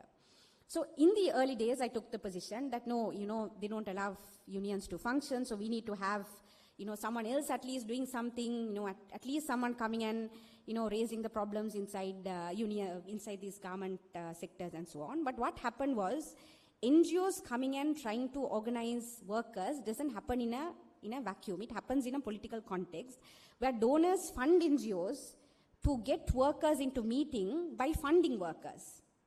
To give an example, if let's say I'm running an NGO and I write a project and say, for this meeting I'm going to get 30 workers, and 30 workers don't turn up because they don't turn up for union meetings, then what do I as an NGO do? Because I need to write a donor report, I would pay workers.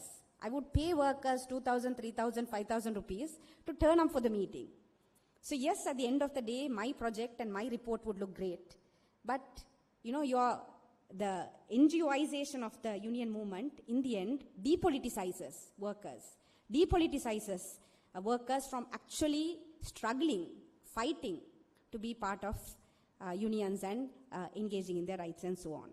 So in areas where there are low unionization rates, like for instance garment sector, where we really badly need unions, these are three challenges which I see in terms of workers coming, and particularly female workers coming forward to unionize, because female workers also ultimately have to bear the responsibility of sending money back home, so they can't afford to lose a job. Getting dismissed from work is not an option for them, so they can't afford to lose a job. So because of that, workers don't want to come and join unions. So that is one thing which I want to flag. The other thing is the recent labor law, the IMF and this so-called IMF pushing for increased women's participation in the labor force. I'm glad even before me this was spoken about.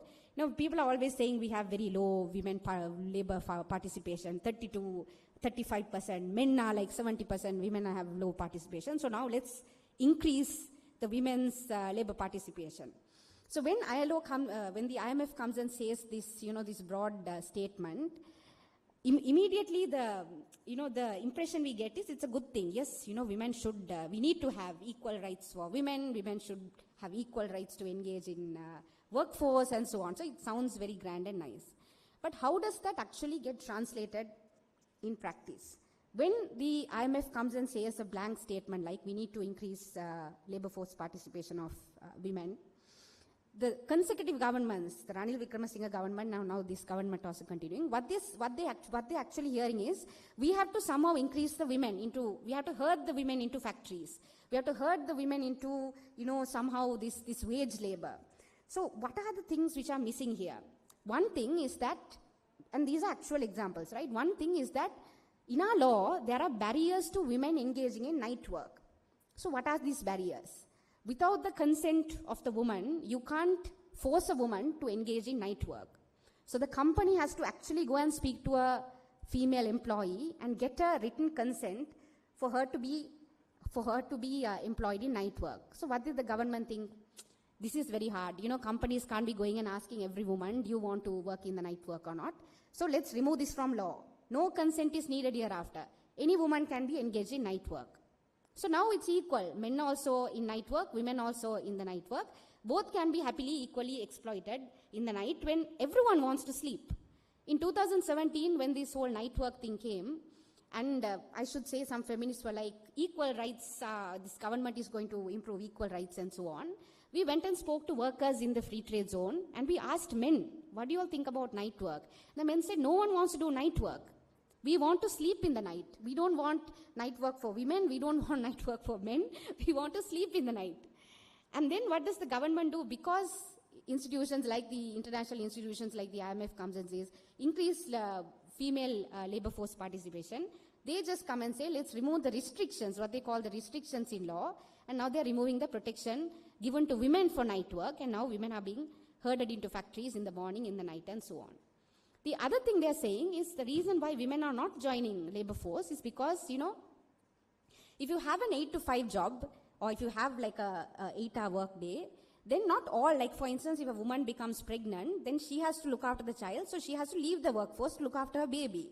So now let's think of a mechanism, while women are, raising a child, they can also engage in this labor force. Now let's think of a strategy for that. And the new labor law reform, which was proposed by the Ranil Wickremesinghe government, encourages informalization of labor.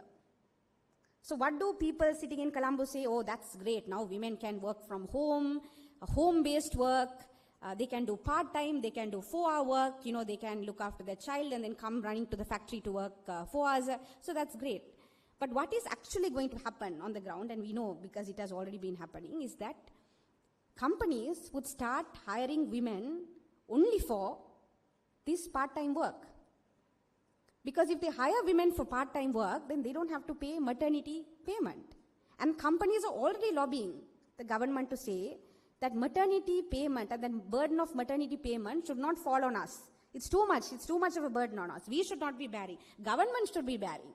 Government should be bearing the responsibility of looking after maternity benefits of workers, and that responsibility should not fall on us.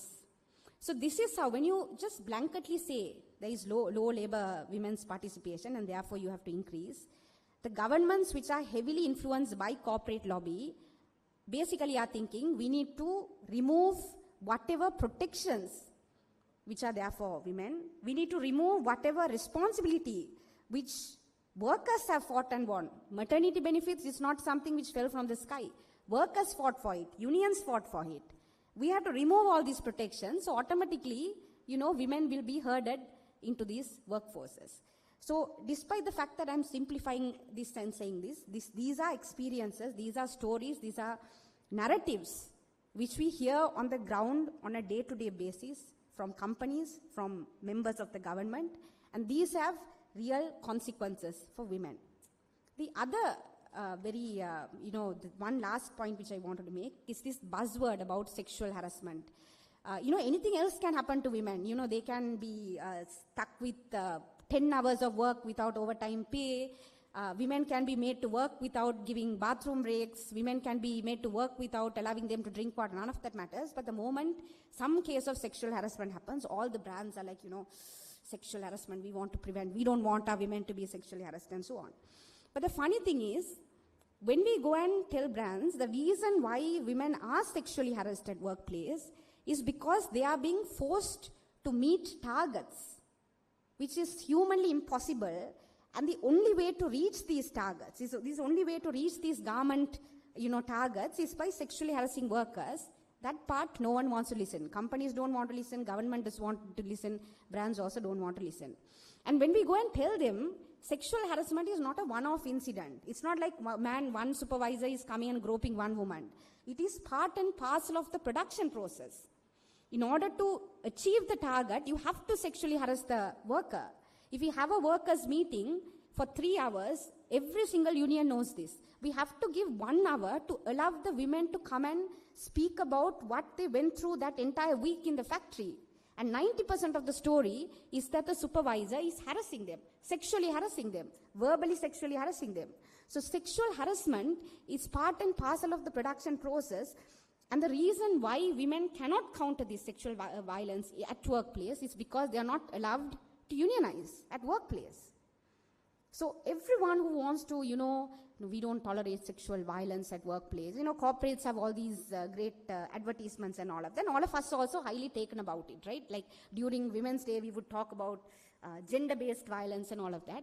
But the crux of it is, why are women harassed at workplace? Because they don't have power in workplace. When you don't have power, and the only way to build power at the workplace is through allowing women to unionize. When you do not allow women to unionize, sexual harassment continues to happen.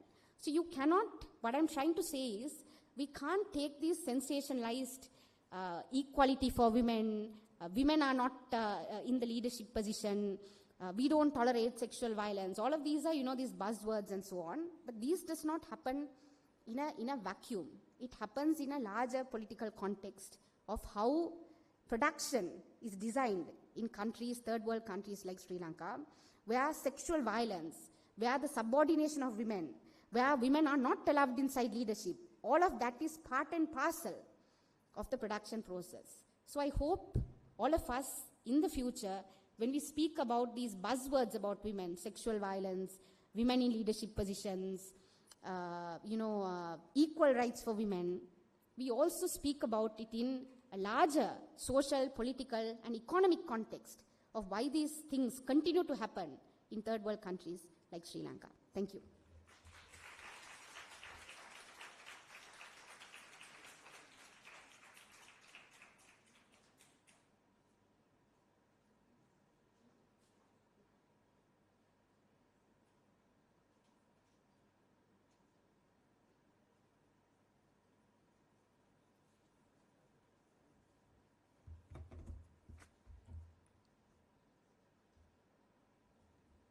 Thank you, Swastika, for this very powerful presentation based on your direct experience with the women workers in Sri Lanka.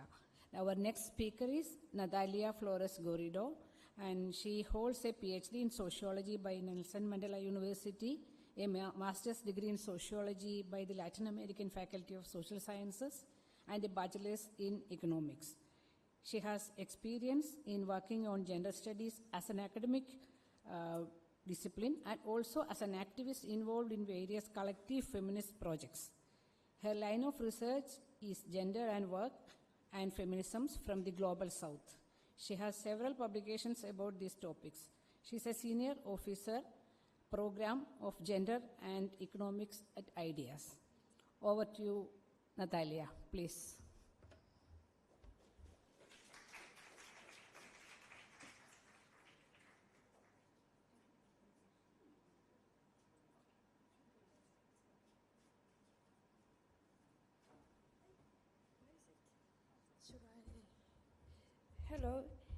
Hello everyone. Thank you so much for being here, and I'm very happy and very honored to be here. It's my first time in Asia.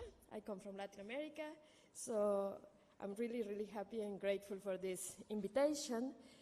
And also because I think the two previous presentations dialogue very well with that I want to present now, especially this one about obviously to recognize women's work in the labor market, productive work, but also in the care economy, right? The unpaid work that women do every day to sustain life. And also with the buzzwords that are becoming very normal of historical demands of the women's movements. And I think we need to be very careful about that, especially when we talk about, for example, women's empowerment, and in this case about care, right? What do we mean by care? How do we want to organize care? Which kinds of care policies do we want to promote? So I'm going to present some reflections and perspectives from Latin America, very brief, because this is a topic that has been, the women's movement and the feminist movement in Latin America have been working about that for like 2 decades or more, right, as we know. So I'm going to read a little bit so I don't lose the time. Just let me put this. So, we know the demand to privatize care has a long history in the feminist movement, as we know. Women across different territories have analyzed how care and reproductive work, allocated through persistent sexual division of labor, is deeply connected to inequalities of gender, race, and class. Whether paid or unpaid, care work is among the most precarious economic activities in society. The amount of unpaid work required to sustain the lives of working-class families, as well as the precarization of paid care work, have been worsening due to contemporary changes like the imposition of neoliberal policies, climate change, the dismantling of workers' movements, and the strengthening of parties from the right wing, with discourses that aggressively try to reposition women and the family as the legitimate sites of social reproduction. And we're seeing that very clearly in Latin American context and in the American continent in general. In this presentation, I will not focus on the very rich analytical and political elaborations developed inside feminist and gender studies and movements around the importance of care work, its link with social inequalities, and the antagonisms between the sustainability of life and capital accumulation. What I want to do instead is to briefly present some examples and reflections around public discourses and public policies around care that have been deployed in the Latin American context in recent decades. Coming from the feminist and women's organizations, the demand to redistribute, reduce, and recognize care has reached the arena of institutions, with almost all of the governments in the region engaging in various ways with these demands. We have to be to acknowledge that this demand and these conversations around care come from the women's organization and women's movements. And now we are in an historical moment when they have reached the institutional arena. And so what is happening there? Nevertheless, the concept of care and the policies that should address it are not homogeneous. On the contrary, there are multiple positions and objectives that are disputing this highly political issue. So care is not innocent. How we talk about care, what we demand about care is never innocent, and that's why there's not a common understanding of what do we mean by care. And yes, we agree that we need to reorganize care, but how, in which conditions, through which policies, right? And what is the final objective? So, can we go to the next one? Yeah. In this regard, the concept of a care agenda is important to analyze the differences and consequences of narratives and policies around care.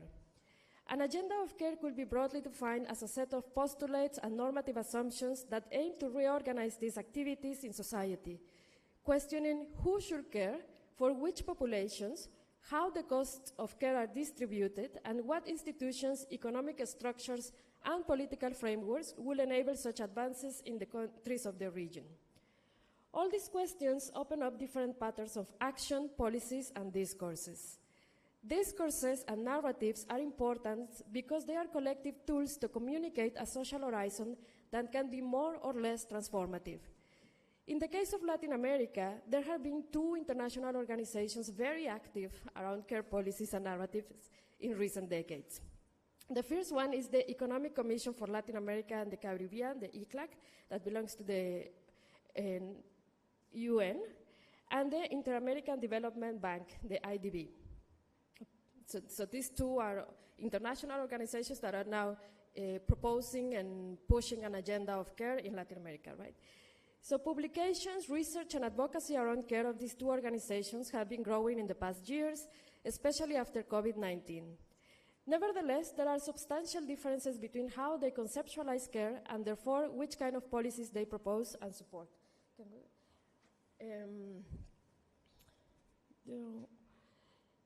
Okay, the IDB understands care as services that people should have access to, and at the same time as an obstacle for women's participation in the labor market, as the colleague was saying, because since women have to devote a lot of their time to unpaid care for their families, this limits their economic activities, representing therefore a collective loss in economic growth and human resources.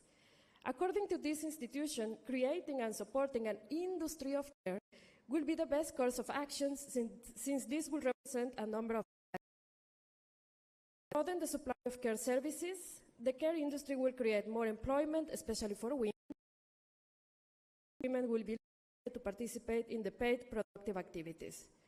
Therefore, a care industry will become a catalyst of economic growth, creation, and tax revenue, constituting a win-win option for governments who are currently struggling with a limited fiscal space. Supporting the care industry through subsidies and fiscal incentives will therefore be smart economics. On the other hand, ECLAC has been pushing a different narrative, conceptualizing care as a human right. The right to care has been defined as the right of every person to receive the care needed to ensure their well-being, the right of individuals to provide care under dignified conditions, and to obtain self-care. In this way, it focuses not only on the supply of care services, but also on the conditions of care provided in a paid or unpaid way. Seeing care as a right also implies the freely distribute the time between care and other activities, including, of course, self-care. This will imply a redistribution of care between the state, the market, families, and communities, but nevertheless, the state will be the main responsible actor to ensure this right. Therefore, this promotes the creation of national public care systems and of universal policies on care.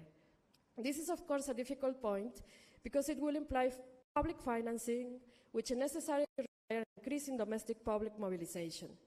Gender-responsive public budgets could also be a tool to reorient public expenditure towards care services.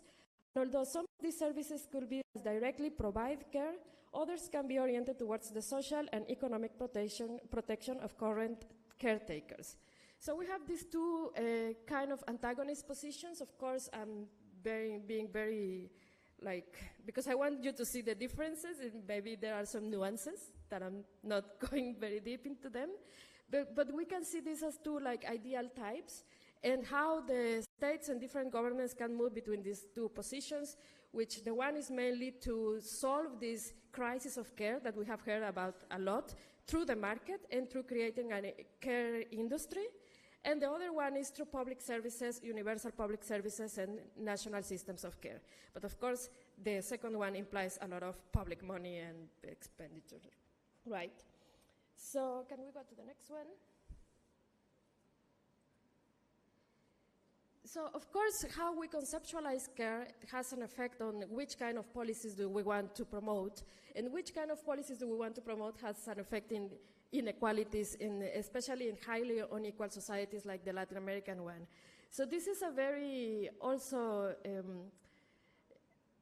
upfront kind of comparison, and care, if we see care as a commodity or as a human right, and if we want to financing through private financing or public financing, and how this could sharpen inequalities or promotes equality. When, of course, we need to be mindful that there are some nuances as well, and that not everything is so direct, right?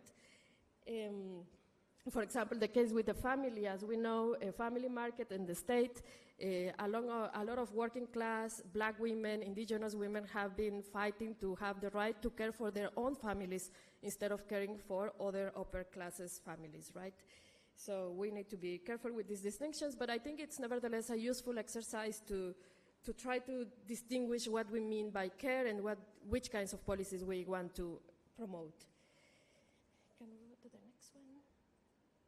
So public policies on care move between these two antagonistic positions represented in Latin America by ICLAC and IBD.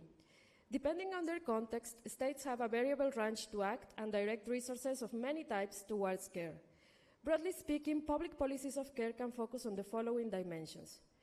Can be normative changes to recognize care work, for example, the recognition of unpaid domestic work or domestic work in general in the Constitution.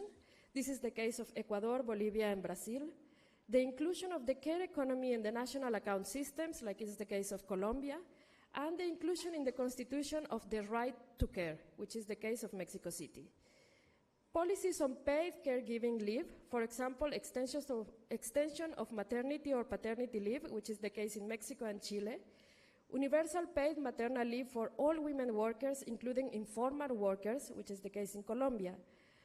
Policies around work-family balance could also be a step to recognize and redistribute care. For example, the Convention 156 by ILO focused on workers with family responsibilities. This has been ratified by Venezuela, Peru, Argentina, Uruguay, Chile, Guatemala, Bolivia, Ecuador, and Costa Rica.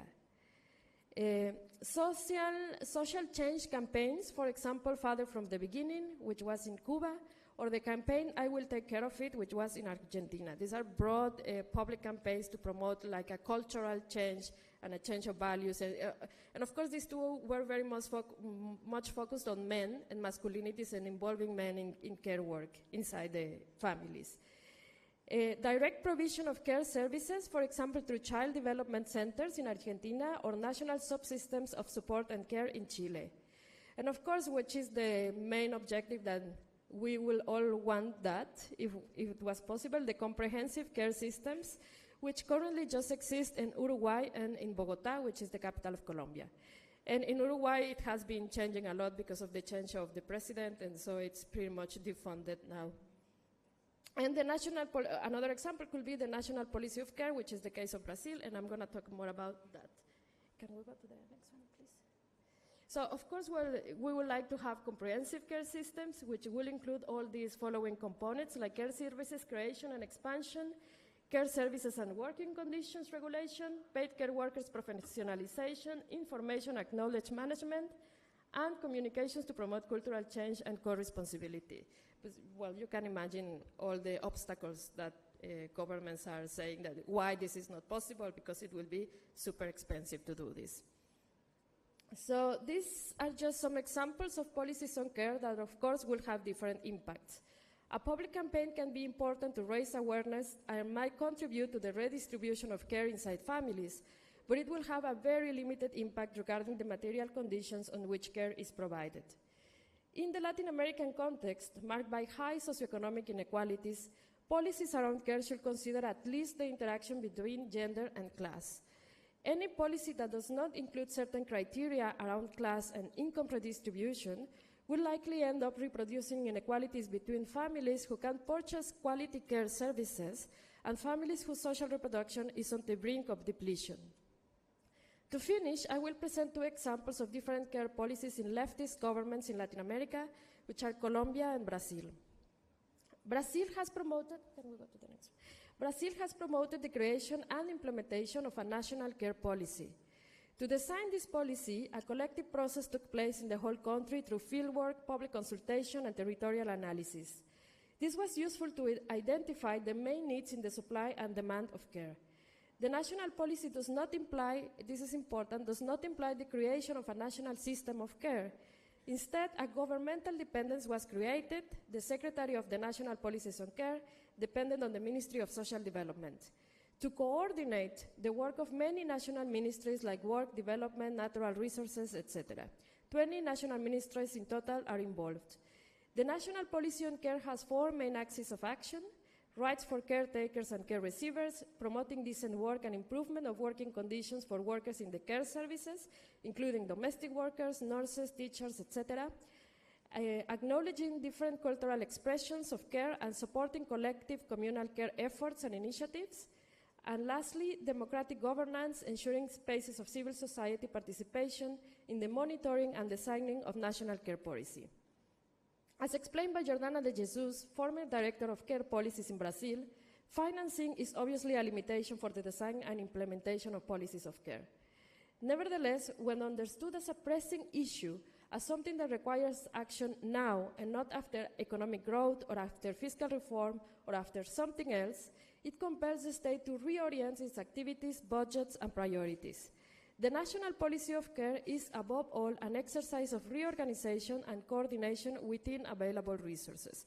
And that's also, of course, a limitation, but that's also something that shows that it is possible to do things now with the current budget of the state. The second example is the case of the city of Bogota, which in 2021 started the Manzanas del Cuidado.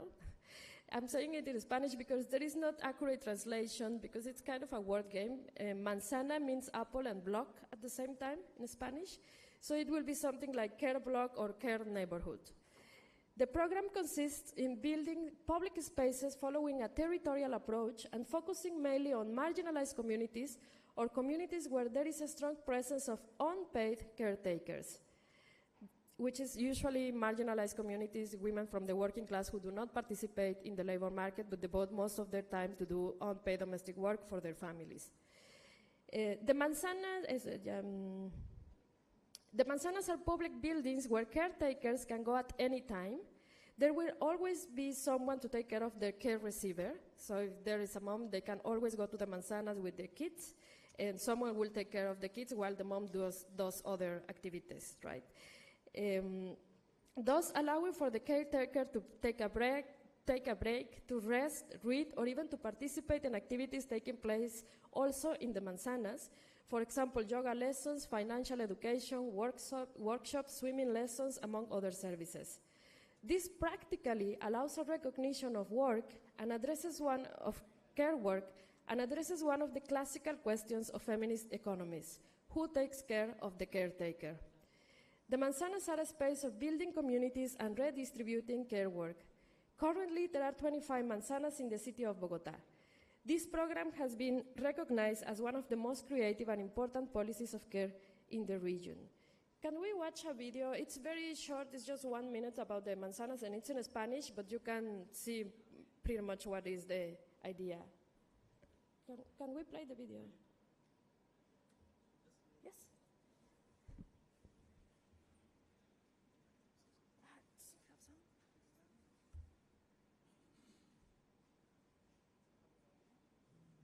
Cuando finalice el año serán 20. Hacen parte del sistema distrital de cuidado y ofrecen servicios a las mujeres cuidadoras de la localidad. Allí pueden acceder a servicios de formación para terminar el bachillerato, a servicios de bienestar como piscina, baile o yoga y servicios de generación de ingresos. Llevamos más de 400.000 atenciones a las personas cuidadoras. Las manzanas ofrecen el uso de la lavandería comunitaria y solo deben llevar el jabón, pues tanto este servicio como todos los demás son gratuitos. Un servicio que nos ha ayudado, no se imaginan cuánto. En Bogotá hay una manzana en cada localidad. Para mayor información ingrese a www.manzanasdelcuidado.gov.co. There's also a community laundry in the manzanas, in every manzana, so women can go there and use the machines. And of course, there are better machines than the ones that they have at their house, so that also is good for their time. And it follows a territorial approach. As I was saying, there is one manzana del Cuidado in each manzana, in each kind of neighborhood. Well, that's the idea, but so far there are only 25. So these two examples show some of the efforts that are being done in Latin America. There are other policies more oriented towards direct cash transfers to subsidizing the care industry, outsourcing care services to private companies while the state pays for them. Public-private partnerships have also been promoted and implemented. So the landscape varies a lot between countries and inside the countries as well. The orientation of care policies depend, of course, on a specific context and possibilities. As feminist economists, we have worked very hard to position care and social reproduction as a public matter, as something that needs to be collectively reorganized. I can say without doubt that care has become politically relevant pretty much in all Latin American countries. Nevertheless, it is our responsibility now to insist on which type of care do we want to have and to ensure that care keeps its potential for radical economic transformation. To do this, I will suggest the following points. To acknowledge care in its relation to class and therefore to workers' rights and working conditions. To be able to care more, it is necessary that the private sector assumes part of its responsibility, but not as care providers, but as ensuring workers' right to family and personal balance. To focus on the most vulnerable and excluded populations who bear the burden of economic and climate injustices. To move towards universal policies of care, for example, providing universal paid maternal leave, which will also cover informal workers, is a step towards making the whole society responsible for care and not only mothers or the family. To keep as a political horizon a society where care is at the center of our activities and not just another source of profit and inequality, as it is likely to become if the path that we follow is to strengthen the care industry. And finally, social participation is essential to collectively define needs around care and ways to meet them. Although the state is, of course, a relevant actor who should provide infrastructure and services, care is a set of social relations where democratic participation is key. We pursue a political horizon where it is not the market or the state who define those social relations, but citizens through collective mechanisms. The case of participatory budgeting in Brazil is a good exercise in that direction, as it is the emphasis of Las Manzanas on creating and promoting communities. In this regard, the support and inclusion of communitarian efforts around care are essential. Thank you.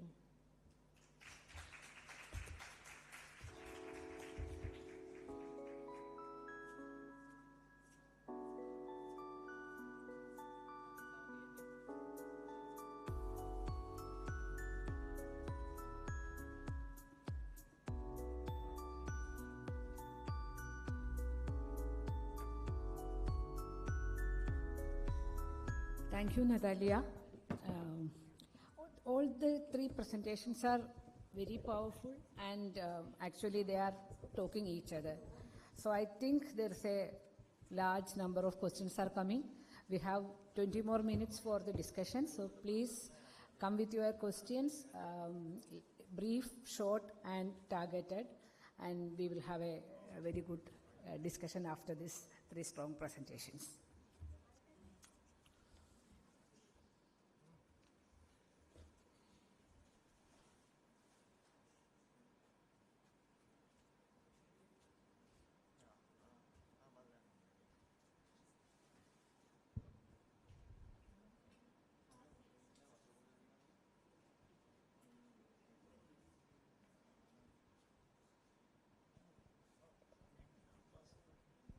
Thank you for all the three presentation. One question for Swastika. Can you hi, I'm here. Nalini. I'm just little curious to know how the sexual harassment can be a part of production. So I'm really confused. Second thing about the care policies, what is the status of paternity leave? Paternity leave for a father. Because in Sri Lanka we have 3 days for the father to take it to hospital, bring him back home, and registration, keeping the name, just 3 days. So we are like, raising voice for the paternity leave need to be increased for father. So I would like to know about, because I couldn't see in that your presentation, and you said paid leave for mother, and also we need child care facilities in the office or factory or wherever. They can bring their child peacefully without having burden. So government need to spend more money for giving such opportunities, to make the women work and increase their productivity. Otherwise, I'm a mother, I know. We are worried about child and we won't give our full efficient and effective way of working.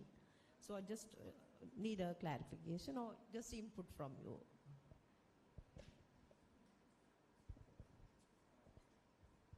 Thank you so much for these three really interesting and thought-provoking presentations. My question comes out of yours, Swastika, but I think it applies then to the other two presenters as well. What you said about the particular example of nighttime work made me think about the right to not work, right?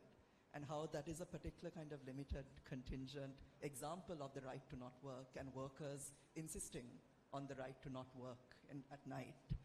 And I'm wondering whether the right to not work is something that we need to think about in conversation with all three presentations.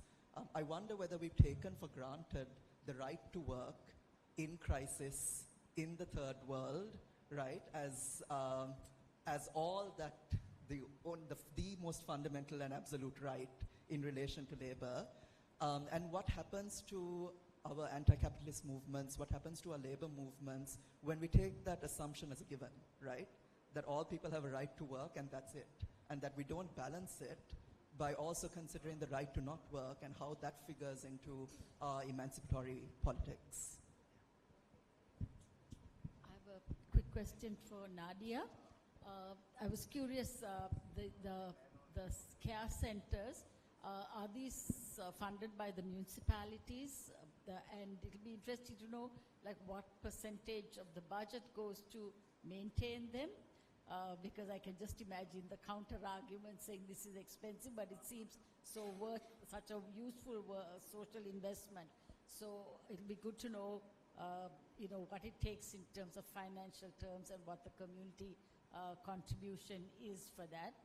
And to Neera, I think you spoke about the need for attitudinal change, right? Because it's very easy to change laws and not always easy, but that's easier than doing anything else. And what can people do, either civil society or governments, to really work on attitudinal change? Because in many ways, I feel even attitudes towards women have really regressed in the years. So education, development within quotes, none of that has helped. Attitude has really regressed for women, and what we can do to counter that.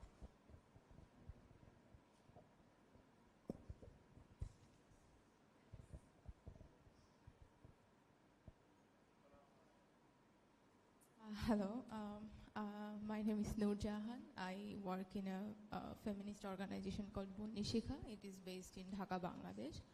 So one of my questions is for Nida. So you said there are a lot of women in Pakistan who completed their higher education. So I'm wondering, is there any possibility for them to use the online platform to use their knowledge and skill? because I mean, of course, there are a lot of restriction and scrutiny in the name of Purda, but can we like come up with any strategy or policy to, you know, make this platform for women who have so many restrictions to go outside to use the platform while they stay in their homes? And the other one is, one of you can just answer, which is like we talk about recognizing and rewarding care work. And recently we can see the increasing number of, you know, women doing like making blogs about their everyday life, you know, about their family. And so can we like use that to, you know, promote and like recognize and reward women's care work, because that shows glimpse of their everyday life and struggles.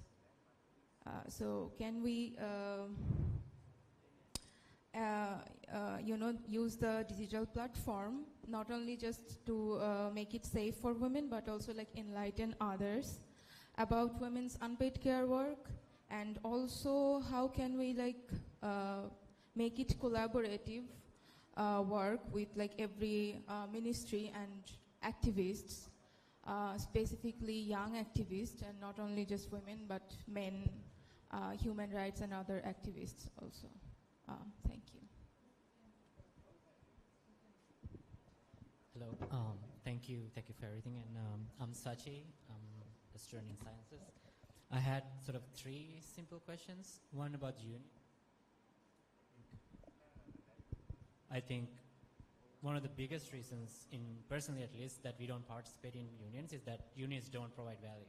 In that they don't, instead of building community and empowering people, they are tool to basically extract power, appropriate power in service of, you know, same structures. And I feel like that has been the case over the last maybe couple of decades, especially, you know, my experience in the US, and I think that's the case here. Instead of organizing people, taking care of each other and giving them collective power, it's used to, you know, bring people into some political or some leadership, you know, battle. The other thing is about care. So this is a sort of heuristic question. Can a state truly provide care for an individual? In that care seems to be something, you know, true meaning of the word has to have some subjective element, right? I have to be recognized by another subjective being to feel cared. And I think state can provide resources but cannot provide care. And I think when we talk about care, especially in terms of, the other question is like in terms of public care and sort of idea of democracy, right? These things also have the sense of homogenizing populations, and sort of it some ways presupposes individualism. And I feel there's a big sort of thought arc that it connects to sort of these Western Enlightenment ideas and rejecting sort of our traditional sort of ideas of what, you know, care, society, communities are.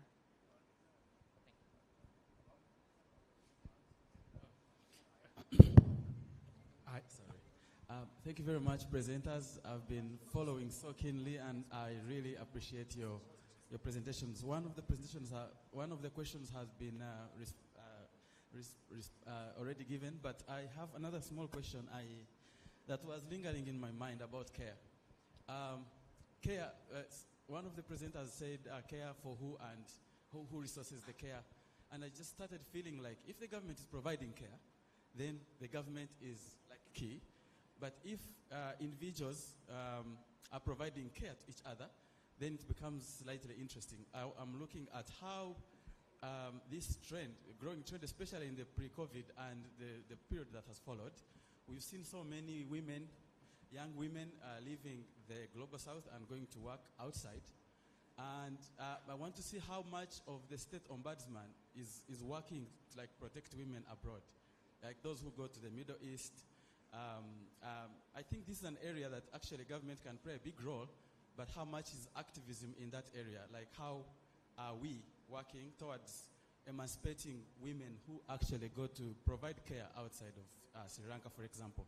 I would be very interested in that, because we want to see who cares for who and by who.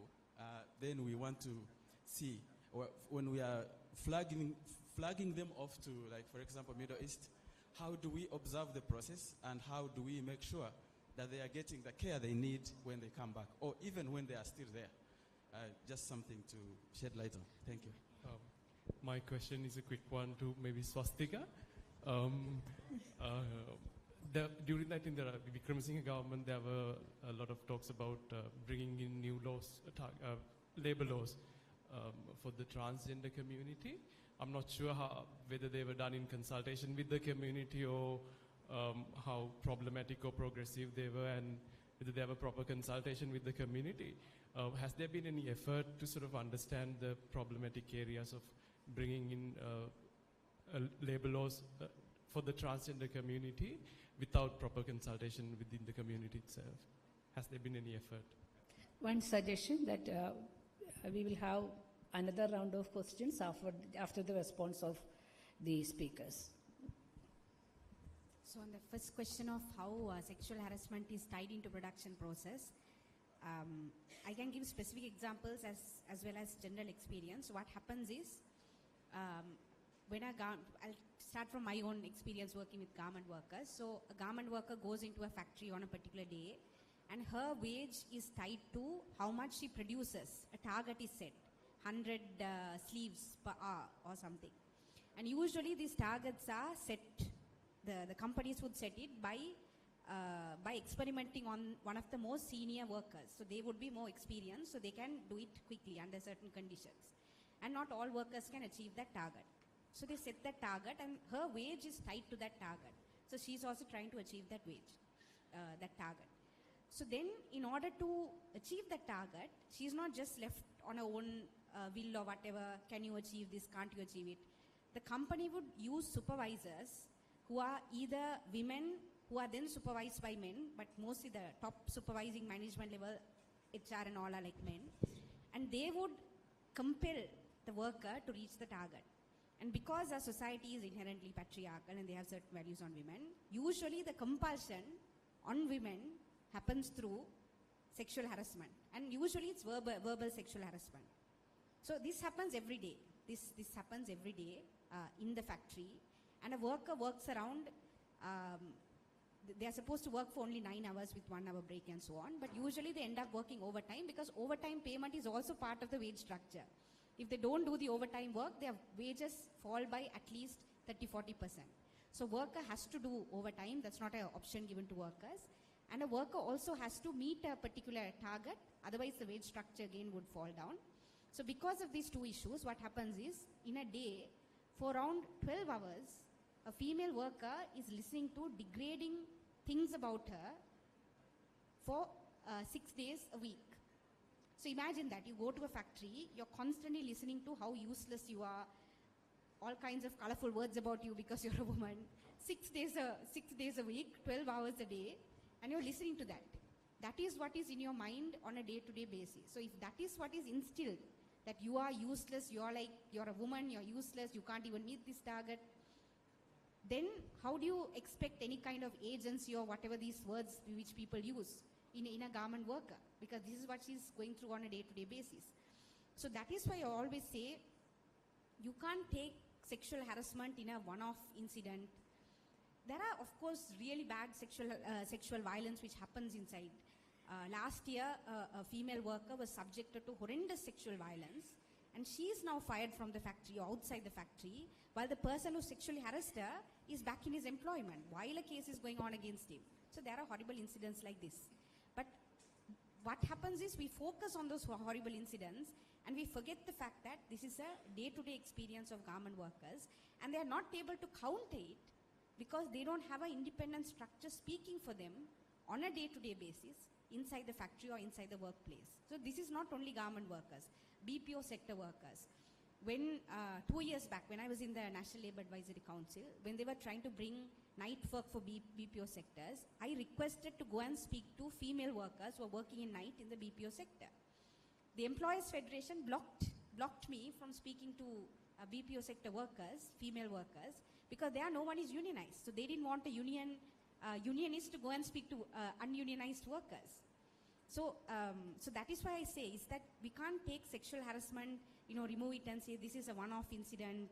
When an incident happens, we all get together and fight for justice. It's not like that. It's part of the entire structure of forcing a woman to produce to keep the economy running. So that is what I meant when I said it's part and parcel of the production process. On this question of the right to not work, I'm glad you asked this, because in Sri Lanka, we don't have sick leave, right? In our labor law, an employee does not have the right to be sick. So if I fall, I'm a lawyer, so I can take holidays if I don't have work, I can take holidays. So if I fall sick, then I would, put a motion in court, and then I would be sick. But if you're an employee, like, you don't have the right. You have to go to work even though you're sick. So the right not to work is tied to so many things. Night work, when a person should be sleeping, sick leave, overtime. Overtime is not an option in many places. You have to do overtime work. It's not like an option given. So yes, you have this compartmentalization. You have these things, 8-hour work, 8-hour leisure, 8-hour sleep.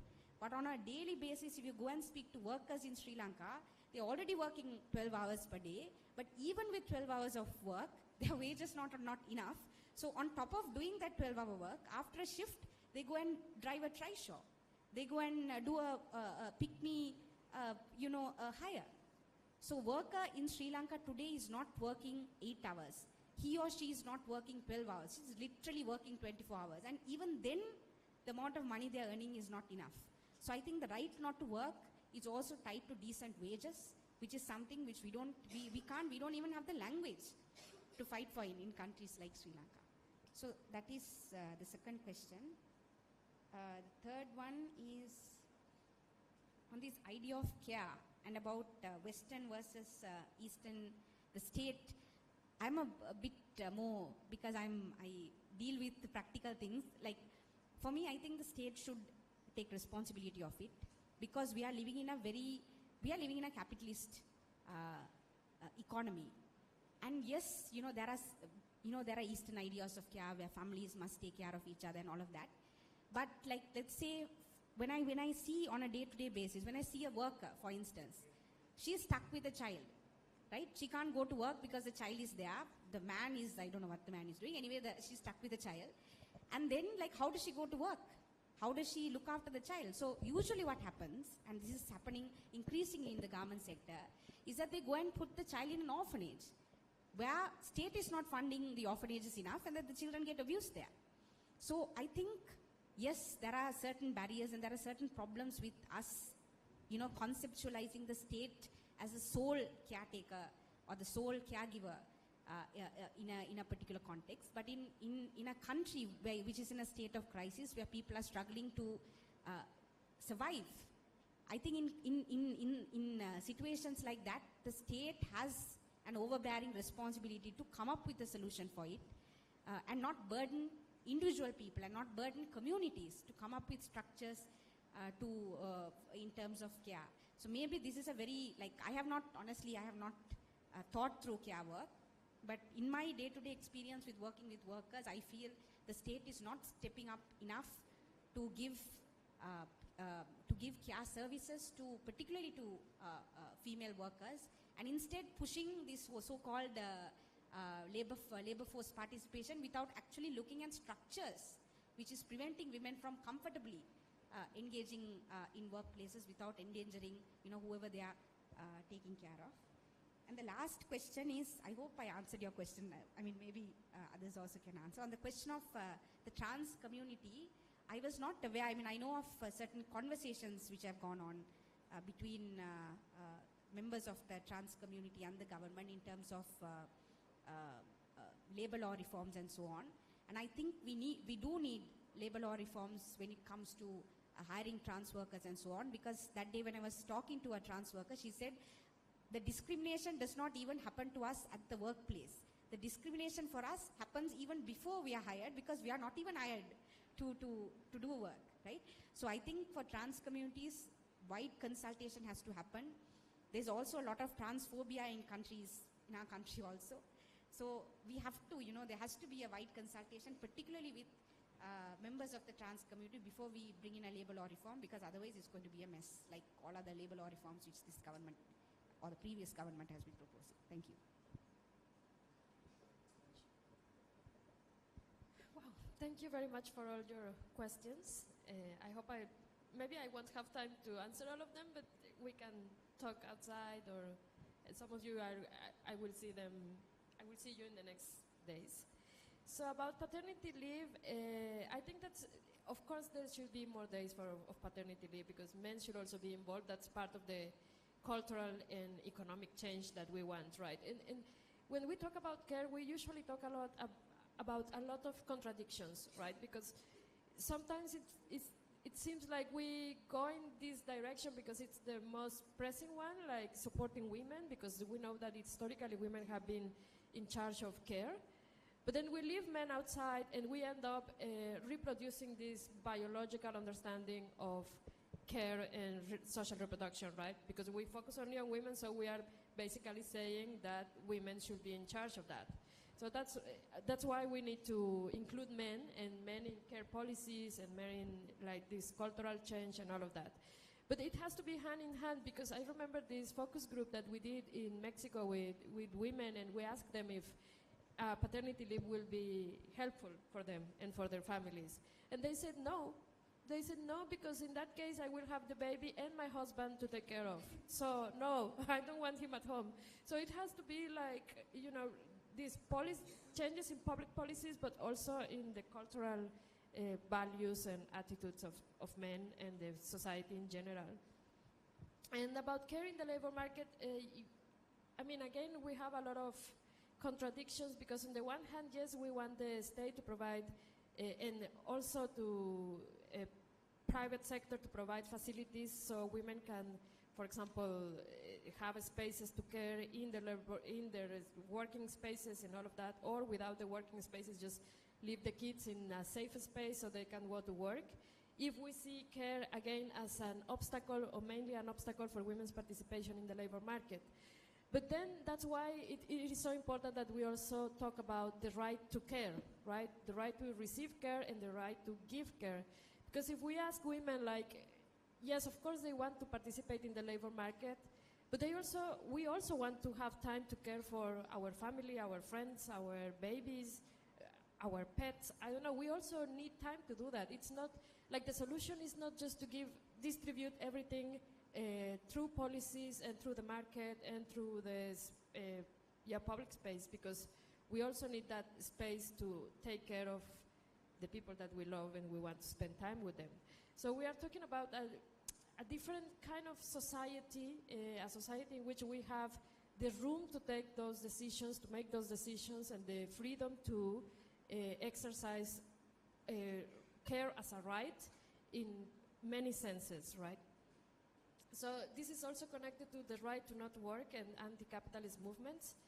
And I think the demand to the discourse and the narrative around care started very much as an anti-capitalist discourse, right? If we trace the history, and it's very interesting how it changed from care work, reproductive work, and now we're just talking about care and not even care work, right? It has gone through a lot of changes.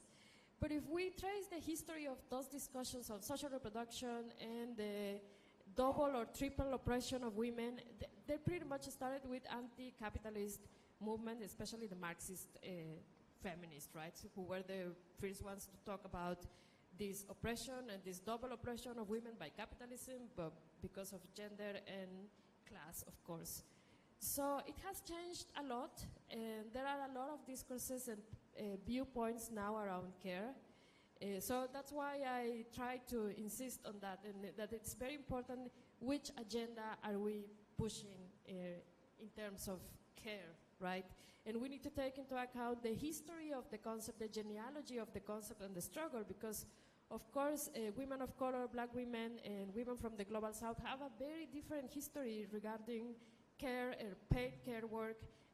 So we need to take that also into account when we make our demands. So it's not as easy and as binary as saying because women have to care, so they cannot participate in the labor market, and therefore they are more vulnerable, so we need to remove this obstacle. It's not really like that. I mean, I know in some institutions it's being talked about like that, but I don't think that's the case. For example, in Latin America, we talk a lot in the feminist movement. When we talk about care, we are trying not to talk much about care because of this. We are talking more about the sustainability of life and of this conflict between capital and the sustainability of life, right? So I think we as feminists, we are trying to say like, okay, we position care as something important, and now it has become this, and now what do we do, right? Like, should we talk about that in different terms? Should we use a different concept, or well? So I think I leave it there. I know there are some other questions that I didn't reply, but I will reply later. Okay, I think I just have two questions. One big one from Dr. Sakuntala, and one also big one about online platforms. So I know I finished my talk with this kind of, we need cultural change, and then just like a few points about what can be done, because it is, I think, much more complicated than bullet points can capture. And perhaps we need a lot more research on contexts where we have seen gender attitudes changing and what really took place in those contexts. But I know in Pakistan, and perhaps across the region, we have seen over the last 2 decades a really worrying trend of rising conservative attitudes around gender roles. And there have been papers written about this, and the statistics are also showing that, you know, education's going up, but attitudes aren't changing, and there's actually a backlash that's going on. Perhaps that backlash is also, you know, part of the response to feminist movements that emerged during the, you know, from the 70s onwards in this region, and even before that time. And maybe that's a marker of the success of feminist movements, that there's been such a backlash, but it's also something that's very, very worrying. I don't have a quick answer to this extremely complicated question, but I think one issue is that we aren't teaching gender studies in our schools, and even in higher education in Pakistan, when we have women in gender studies departments, most often what I've observed, and I was speaking to Dr. Sumangala about this as well, our women in gender studies departments are also teaching quite anti-feminist forms of theory or ideas around traditional gender roles and complementarity, and it doesn't seem like it's actually being taught in a feminist manner. In our university, our gender and sexuality studies is a separate minor, and that often happens is that you get a separate major, a minor, a separate department, but then the rest of the university isn't really talking about gender and sexuality, only this small department is talking about it. So how do we take gender studies outside of these silos and bring them in to the mainstream academic discourse, educational discourse, also start earlier? But again, only education is not the key, because many people don't have access to education, and most people don't have access to higher education where a lot of these conversations are happening. So how do we get the mainstream media to actually pick up these issues and start to integrate this into the popular media? To what extent has this been successful? I know India, we see a lot more kind of feminist content coming out in Bollywood and in mainstream television. But we also see a regression in terms of attitudes around gender as well. So is that enough? This is another big question. How much can we use social media? We know our younger generations are really getting most of their information from social media now. And what we're all talking about globally is this polarization that's taking place in social media, where you have now all of these misogynistic platforms that are coming up, and accounts, and people like Andrew Tate that even young men and boys in Pakistan are listening to. So social media cannot be the answer, but definitely we need to focus on that as well, in terms of putting out more kind of progressive ideas around gender roles. Because without it, these laws, and we've talked about paternity leave in this conversation quite a bit. So in Pakistan, we actually do have a paternity leave law that was passed 2 or 3 years ago.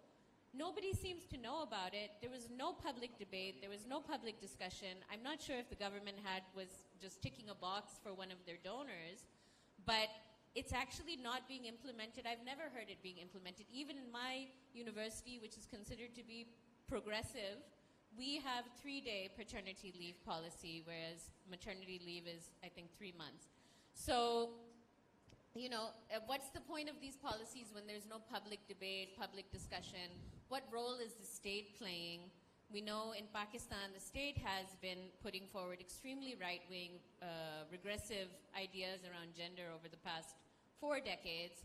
So how can we make the state move beyond just passing the laws and actually putting effort into changing the culture as well? And it's not a question I have an answer to, but I think it needs to be multi-pronged. And maybe we can keep talking about this over the next day or a few days for those who are in the workshop. Online spaces, I think, have been put forward a lot by people in Pakistan as the answer to women's problems. But what we've seen is that women, first of all, most women in Pakistan don't have access to online spaces because we have one of the biggest digital gender gaps in the world. But for that minority that do, oftentimes what happens is that it's just a way, kind of like the flexible working hours idea, that gives women, that doubles their work, basically. It doesn't question the fact that they should be staying at home, responsible for unpaid work, care work, and just says, look, now you have this online platform that you can use. You still have to do all of the unpaid care work in the home, and then you use your extra time to be able to engage in digital platforms. So I think that digital platforms as a solution is something we should be a little bit cautious of, because oftentimes it doesn't challenge the idea that women's rightful place should be at the home. Thank you. Is there any more questions? No? No time. Okay. So we are compelled to close down the session because the lunch is waiting for us. And this, I know that this session was very dense with presenting many ideas, many challenges, and the shifts happening through the journey of the idea of care work and women's subordination, etc., etc. So many of your questions can be reserved for the next sessions, and we can have it also outside the hall. We can also continue our discussions. And I am extremely thankful to all my fellow panelists, Nida, Natalia, and Swastika, for articulating their points within the time frame and very forcefully presenting their arguments. And it's a wonderful experience to be part of this panel. Thank you very much.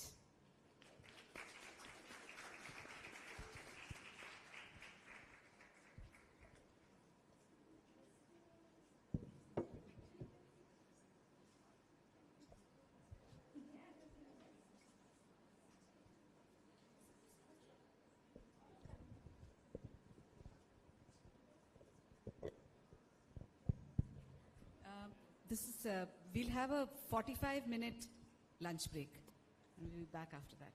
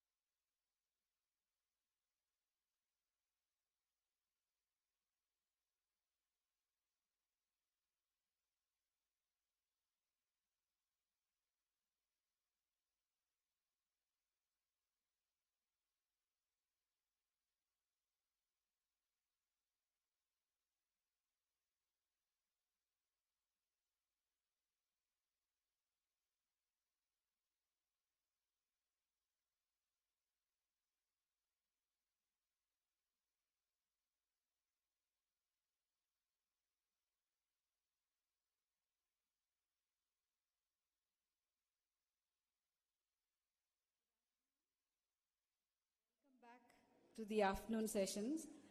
And this session is going to be addressing possibly what might be some of the most contentious issues to do with gender empowerment. And like with labor force participation rates that we discussed in the morning, the question of financial inclusion has been one of the most contentious issues, and also something that brings governments, neoliberalism, and the private sector into feminist economics in a very substantive way. And I won't say very much over here. We have a wonderful panel.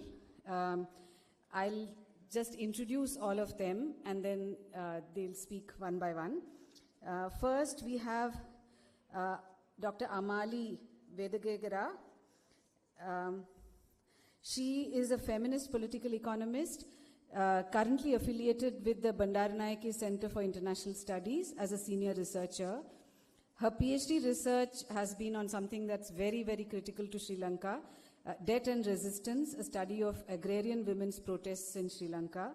And her PhD explores the dynamics of private household debt on people and women's political agency.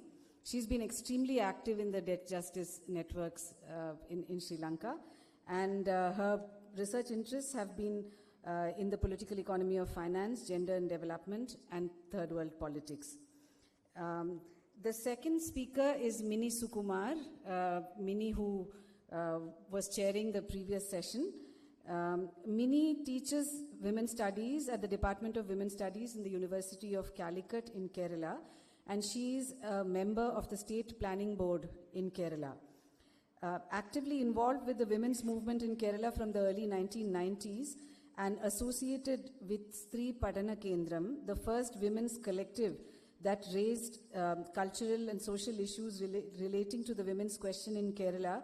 She's also a founder member of Women's Imprint, a feminist publishing house. She was National General Secretary of the Indian Association for Women's Studies, a professional association that aims to further women's studies as an interdisciplinary academic field concerned with women in different disciplines within and beyond educational institutions.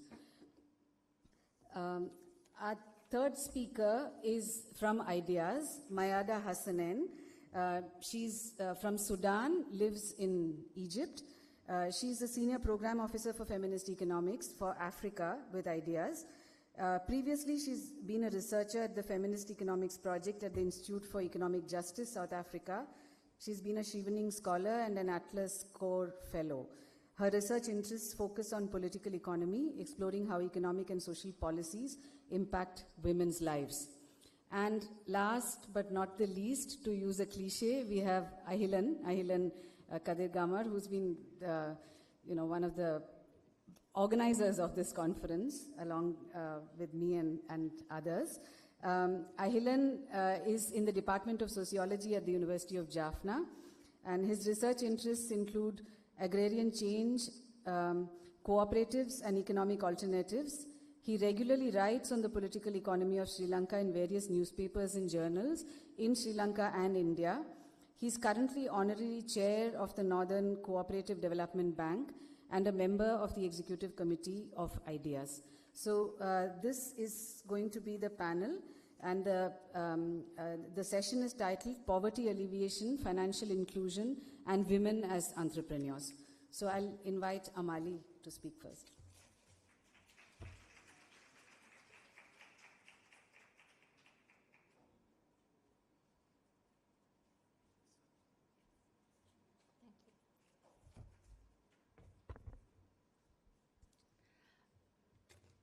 Good afternoon, everybody.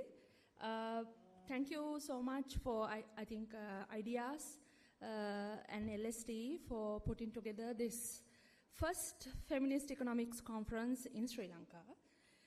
And it's an honor to share about, it's an ongoing movement, actually, of indebted women in Sri Lanka. And what I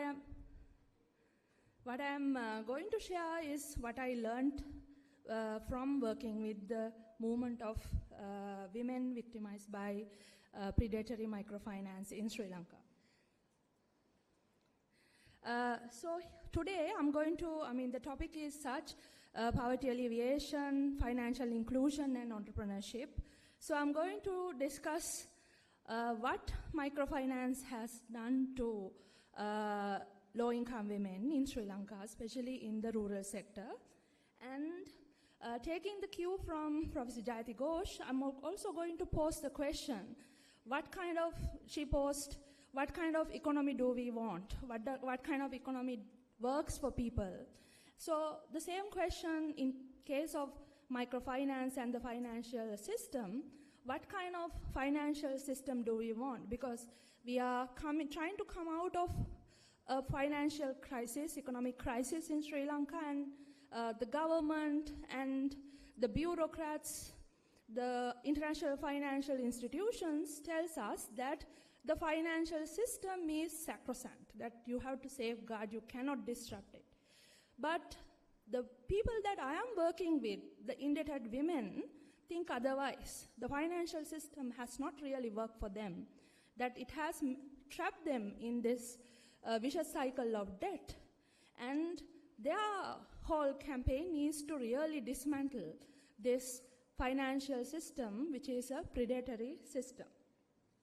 In there, I think we have to talk about, regulation, because in Sri Lanka, with microfinance, we are at a phase where the regulation is posed as the solution to the microfinance problem. So again, because the indebted women, I think they are, along with the anti-microfinance campaign that rolled out in Sri Lanka from 2017 onwards, led by women's groups and the cooperatives in the north, and to the indebted women in the south, who took the leadership thereon, were demanding regulation, and particularly to discipline the big finance, which has entrapped them in this debt cycle. And I think I'm not going to engage it here, but also to discuss, because we are talking about financial inclusion in line with poverty alleviation, what kind of credit can really create wealth for people? Because as for now, what we have seen when we talk about the microfinance crisis is that the debt dispersed in the form of microfinance has only created wealth for the big finance companies and the lackeys. It has dispossessed women, dispossessed women, driven them to suicide, and hasn't really created wealth. So what kind of credit can create wealth for women, for peasant farmers and workers?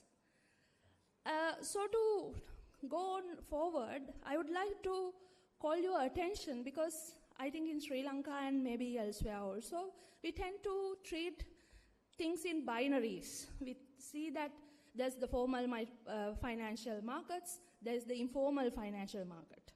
But from my experiences with the indebted women, I see that both these sectors work in harmony.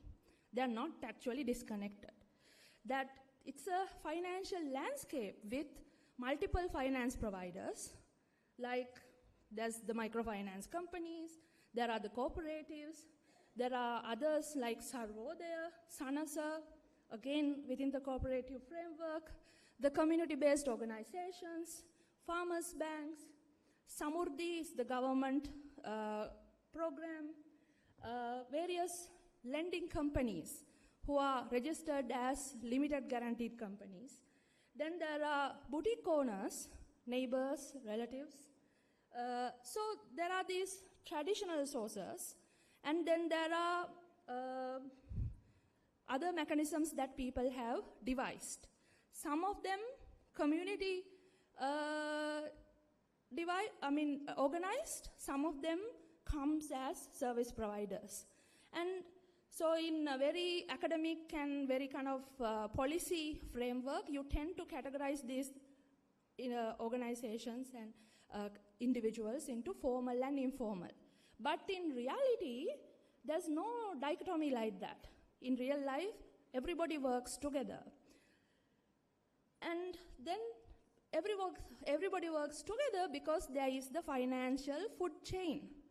That usually the organized finance, provides, despite whatever the slogans they use, whether for sustainable development goals, empowerment of women, poverty alleviation.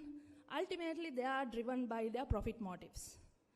They use various slogans to do marketing, to reach out, but the profit motive is the driving force. So when this provision of credit is commercialized,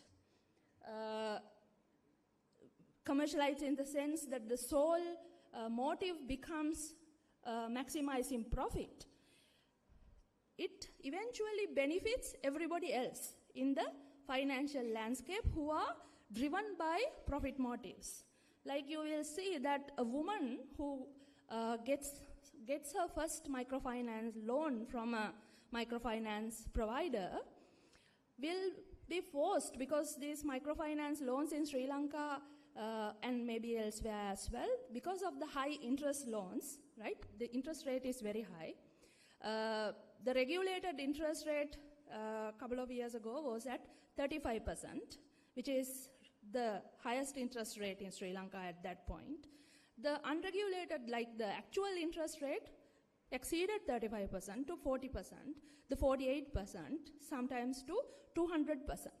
So when you think about how the interest rate works, because these loans are disbursed for income generation activities, but what kind of economy grows at 35%? So which means that because it is, everybody knows that a woman who borrows at 35% or even 20% cannot really pay that loan by the income that she generates from the livelihood, that the entrepreneurial activity that she proposes to undertake. So a second and third loan are automatically built into the first loan. So the cycle goes on. In average, a woman will have around 4 loans per person. And when these things kind of go into arrears, when the women default, they are, because, the financial, what happens is that these are registered finance companies, right? And they operate within the regulated framework within the central bank, and the default women's information goes into the crib. There are these credit information bureaus. I think in Sri Lanka we call it crib. In India it would be a different name, but these centralizing databases, which includes information of borrowers. So once you default, you are either excluded from accessing safe and cheap, not cheap really, but from some kind of concessional credit from the so-called formal financial mechanisms. So you are either excluded because most of the companies refuse to lend to you, or the companies take advantage from the fact that you are enlisted in the crib by issuing loans at higher interest rates. So being listed in the crib gives the companies an automatic authority to increase the interest rate because you are from the higher risk category. So which I think goes on. So when you look at how microfinance has worked, it's going against the original kind of various enunciations, like people like Muhammad Yunus, or in Sri Lanka, the equivalent of Muhammad Yunus was Kotalawala, who's one of the pioneers of microfinance business in Sri Lanka, initiating Selinko Gramin in 1996. He also called himself the banker of the poor. They look at this women, low-income women, as a very designated category. So you have these equivalent terms for microfinance called poverty finance. And then there are other, in the feminist discourse, we discuss about the feminization of poverty. So everything is there. In Sri Lanka, the Gami Pubudua, it's like the first kind of commercial, but privately driven microfinance. First program was in 1989 called Gami Pubudua. Apart from that, there was the government program, Jana Savia, which paralleled. Then connected to the Jana Savia program, the Janashakti banking system, which evolved into a microfinance organization, again in 1989. The Selinco, as I said, 1996. So there are various phases through which the microfinance has evolved in Sri Lanka. And the commercializing phase comes through the involvement of international financial organizations like ADB, who actively and very aggressively push for commercializing microfinance industry by removing various government mechanisms to provide rural credit. There is this document that they came up in 2023 to commercialize I think even the title is Commercializing Microfinance.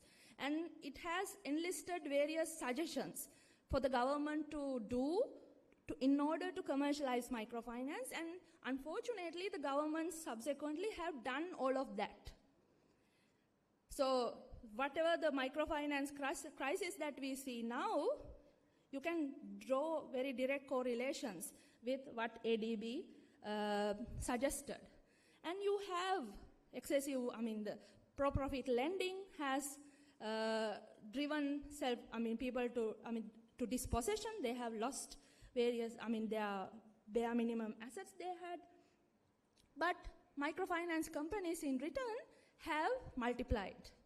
You might have heard about LOLC, which is, for a bankrupt country like Sri Lanka, is one of the most prominent transnational companies, right? They have invested in other South Asian countries like Pakistan, Myanmar, to Southeast Asian countries, to Central European countries, to African countries. It's a transnational company, a Sri Lankan origin. So, when you look at what microfinance have done, the campaign or the mission to forward and extend financial inclusion, what they have actually done is to financially disenfranchise low-income women. So I explained earlier how unpayable debt exclude women from or deny their access to formal finance sources. And not only that, it denies women the right to the access to formal financial sources, it also denies their customary rights. Because we know that a lot of women have these traditional mechanisms and in day-to-day various practices of creditworthiness in the village, right? Like you will go to borrow from a boutique in your neighborhood. The boutique, the vendor will know you and know that you will pay and give you these various consumption goods on credit, right? So these are various traditional customary things that people do, various practices or strategies, survival strategies that women practice. But because what microfinance has done is to exploit the social fabric, these social networks of trust, and so that to an abusive extent, that it has damaged the social fabric. Not only microfinance companies have denied women to safe accesses of other forms of credit, that they have also denied women of their customary rights. And the other element of microfinance in crisis is how it has created this financial enclosure. I did not really realize it until this new bill came to Sri Lanka, was introduced to regulate microfinance in 2023. What the bill tried to do was to bring in this overarching regulatory framework called the Microfinance and Credit Regulatory Authority Act, which initially they exempted big finance companies that the borrowers find fault with for creating the debt trap. under the pretext that the big finance companies are already regulated with the central bank, and proposes to regulate everybody else, starting from the community-based credit providers to various other grassroots forms of associations providing credit. So everybody was put together under the umbrella term of microfinance. So when we are trying to see that there is a diverse, I think in one of my first slides I said that there is a diverse range of credit providers with various different identities. We cannot club them. I mean, literally we can say that they are microfinance because they provide small credit. But microfinance being a very specific financial instrument, you cannot conflate with, say, like corporate credit that the cooperatives provide, or the credit that a community-based organization will provide. Microfinance is a very specific product, often provided for, disbursed with profit motives, and often externally financed. Right? There's a lot of transnational funders to the microfinance companies in Sri Lanka also. So when you conflate microfinance to identify all other forms of credit, it has really killed the diversity in rural credit. So that's one type of enclosure that we discovered. The other type is, now when a regulatory framework proposes to regulate everybody else apart from the real culprits, it creates a problem where it denies that regulation become the ultimate authority to decide who can provide credit. It becomes a problem because it encloses the traditional right people had to organize their credit needs. So with microfinance crisis, what we learned was that people don't want to borrow from microfinance companies anymore. They don't even like the term microfinance. They say it's because it brings debt to you, and in Sinhala we say debt is naya, right? And death is maranaya. So there are these, the term is used as an equivalent to a death note, microfinance. So that's the extent of anger and opposition to the microfinance loan. So when people oppose microfinance at the very community level, the government through regulation tries to impose the term microfinance on all the other forms of rural credit providers. And when people try to, for example, the indebted women that I work with, because there's no other system for them to fall back. A lot of them are in the crib, enlisted, and they cannot borrow from other finance companies, and the commercial banks don't lend to them. So, and the cooperatives are there, sometimes not there, so there is no proper mechanism for them to fall back. So they are trying to create whatever the credit they need by themselves from the scratch. So when the regulatory framework comes and say, okay, you cannot do anything, you cannot collect deposits, you cannot lend without being registered, you are denying people their right to organize credit. So that's the ultimate form of financial enclosure that we see in Sri Lanka. So I think to conclude, I would like to bring your attention, because the debtors' protests that we see in Sri Lanka demand discipline of big finance. Right? So people are not opposing regulation. They want the regulations to be there. But if you try to bring various narratives to soften the stance towards big finance, and there are various narratives doing that, saying that they are already regulated, but the problem is that they are not regulated enough, or there are loopholes within the regulatory framework. And other elements that the regulators should take note of is to make sure that the regulations are not going to deny people their right to organize credit. the credit that people will really benefit from, the credit that can create wealth for people and empower them. Thank you.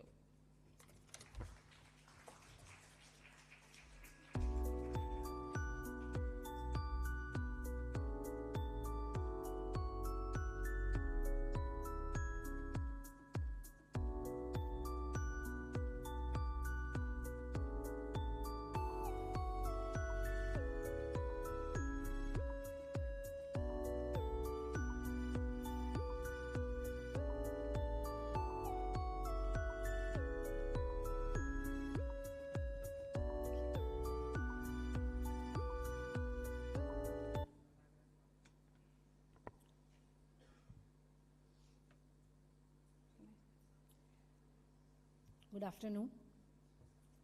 I am very happy to be invited to present about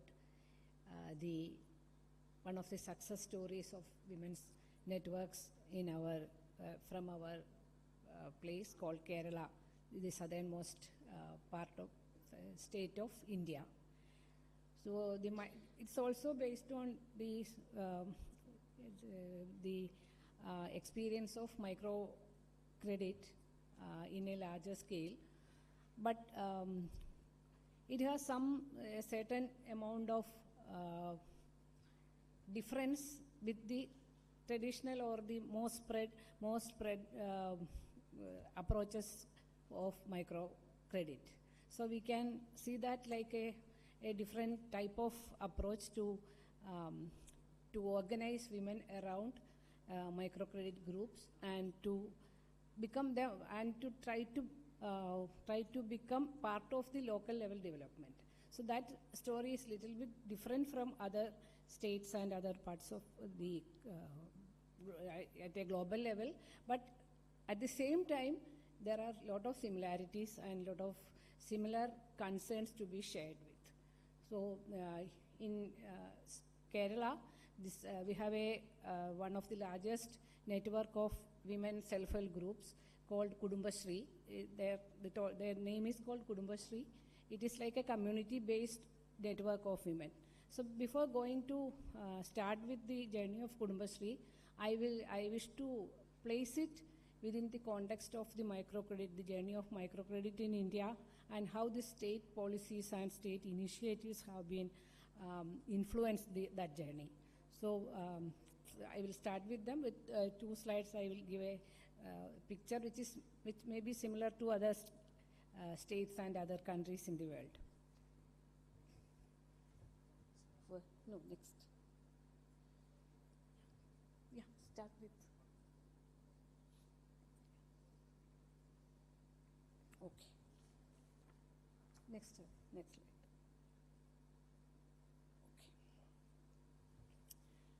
In the mid of 1960s, India has this nationalization of big banks, and after that there's a long period of rural microcredit, which is directly targeted to mainly to the farmers and other people. But we can see a shift from that direct credit programs to in the scene of rural credit into group lending.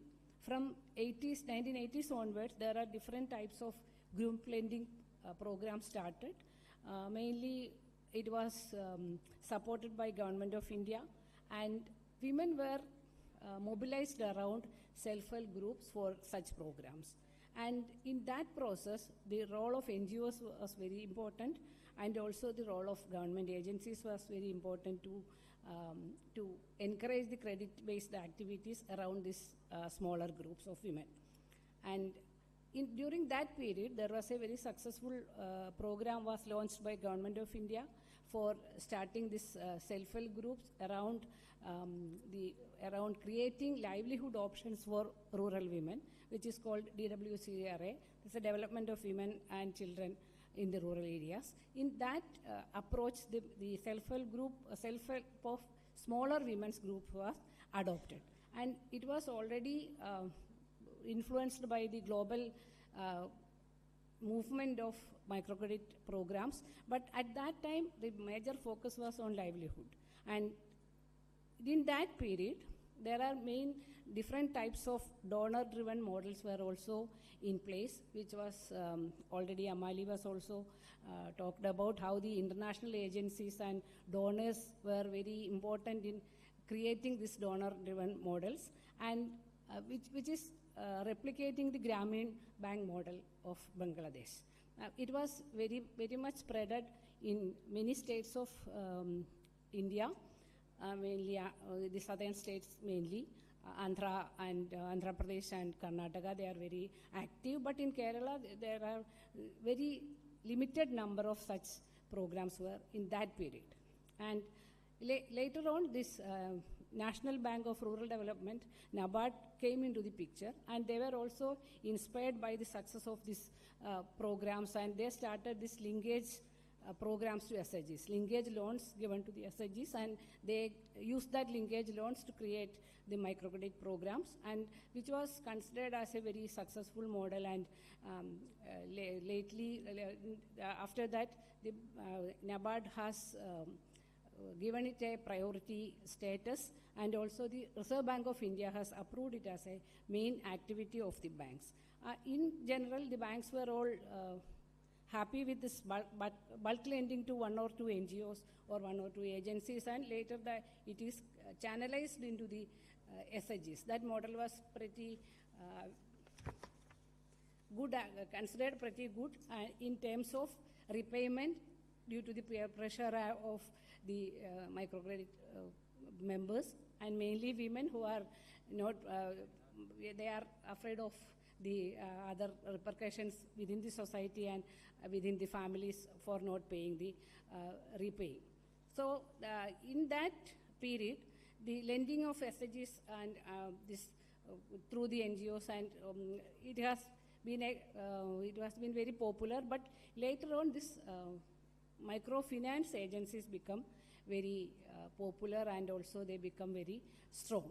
But this collective management SHG, the role of SHGs and their role in the rural areas and in terms of women's empowerment and other things were appreciated, and it was taken as a very good model for mobilizing women around some of their very pertinent issues they are facing at the ground level. So the concept of SHGs caught the imagination of government and NGOs and many other, even the political parties, and sometimes it was part of the total literacy programs initiated by the government. So that approach was very much there. And later, the government of India has, they have consolidated many of the programs and started this National Rural Livelihood Mission, and that was directly supporting this approach and this microcredit all over India. In that period, the state poverty alleviation programs were directly coming together with this self-help group model, and that also become very much adopted by many of the states. And during this activity, during this period, mainly from 2000 onwards, this microfinance agencies, microfinance institutions become very powerful, and in some of the states where the SHG movement was very strong, like in Andhra Pradesh and all, it become like this what Amali called the predatory type of microfinancing, and there was a huge pressure on getting back the debt, the credit they have already disbursed, and there is the reporting of massive unrest among women, and also they are suffering with the coercion of the banks of these MFIs who are trying to get back the amount and all. There was a lot of criticism happened. Next. So almost in that period, this Kudumbashree network, during 90s, the mid of 90s, the Kudumbashree network also started in Kerala. But by that time, the problems with the microcredit and the growth of microfinance and the neoliberal model of this financial inclusion was there, and some of the learnings were also there. And one major difference between the other SG movements in the other parts of the country is that it came to Kerala, or it started in Kerala, along with the decentralization of local governance process. In 1994-95, there was a constitutional amendment for creating the local self-government institutions, which has more power and more the reservation of women and some other things came, and that constitutional amendment created more space and power to the local governments. In that context, in that period, this was coincided with the enactment or the establishment of Kudumbashree network in Kerala. So now the Kudumbashree is like a community-based women's network, adopting the same strategy of microcredit, smaller units of women doing microcredit, and beyond that. And now it is considered as one of the largest women's network in Asia, and it also a result of a longer process of institutionalization of gender in the government setup in Kerala. There is a consistent effort from in other fields also, which is part of the gender approach of government of Kerala. And now, at present, the Kudumbashree has 48+ lakhs members in all the networks, and it also has 3 lakhs neighborhood groups, and that covers almost 50% of the households. And the major components are microcredit, entrepreneurship, and empowerment. So you can see that Kudumbashree, whenever they are presenting their achievements, and their logo is representing 3 things like the microcredit, entrepreneurship, and entrepreneurship is mainly for local economic growth and empowerment. And it is like coordinated at the local self-government level, like we call the panchayats or municipalities. And there is a separate system called Community Development Society, CDS, which is democratically elected among the grassroots level, these women's networks. And also, the Kudumbashree uses the term neighborhood groups of women, not the self-help group of women, because they are emphasizing the importance of neighborhood and community in making that group, that microcredit group. And the popular name SHG was not used in there. Usually they are not using. So in Malayalam we call it Ayalkootam. Ayalkootam means a group of people living nearby. So a group of 20-25 houses can one energy, and one woman from each house will constitute that.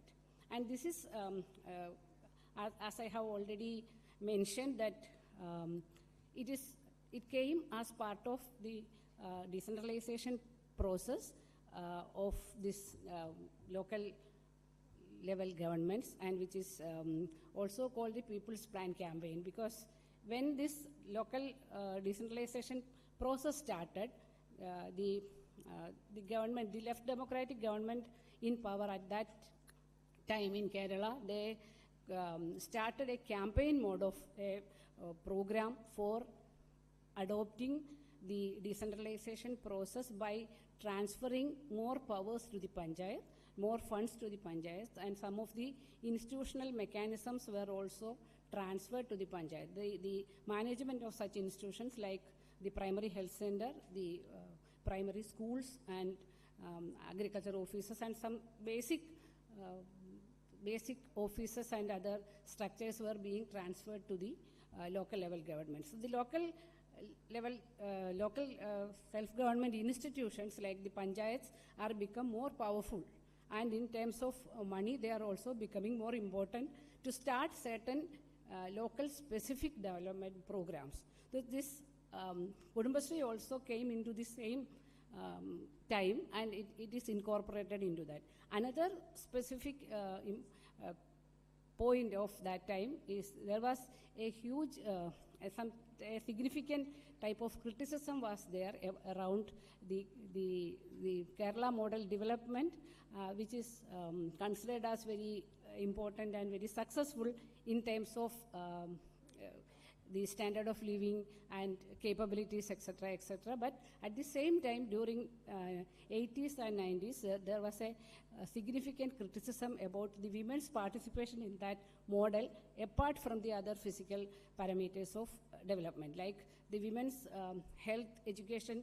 All these factors are much advanced, but at the same time, women's participation in public life, women's participation in political life was not very significant, and also the women's participation in the cultural field and the violence against women. The report about violence against women was also reported. So in that period, many of the women's organizations and some of the studies were talking about why this paradox is happening. At one level, the physical indicators are all good, and at another level, the indicators regarding women's well-being is not that much high.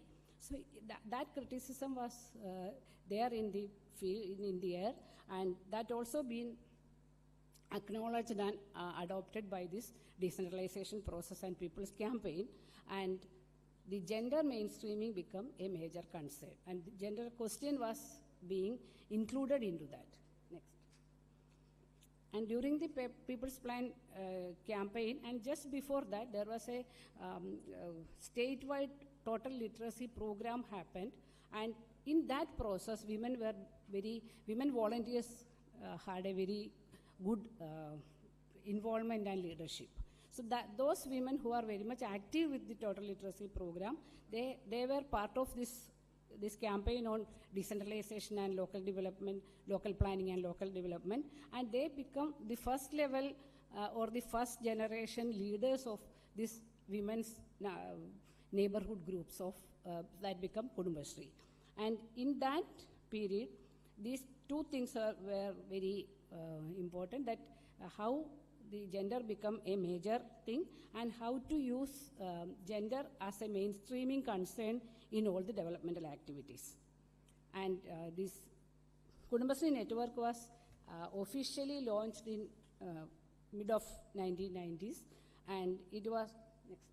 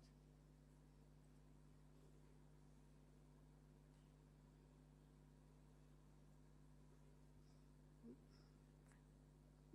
Next. Yes, yes.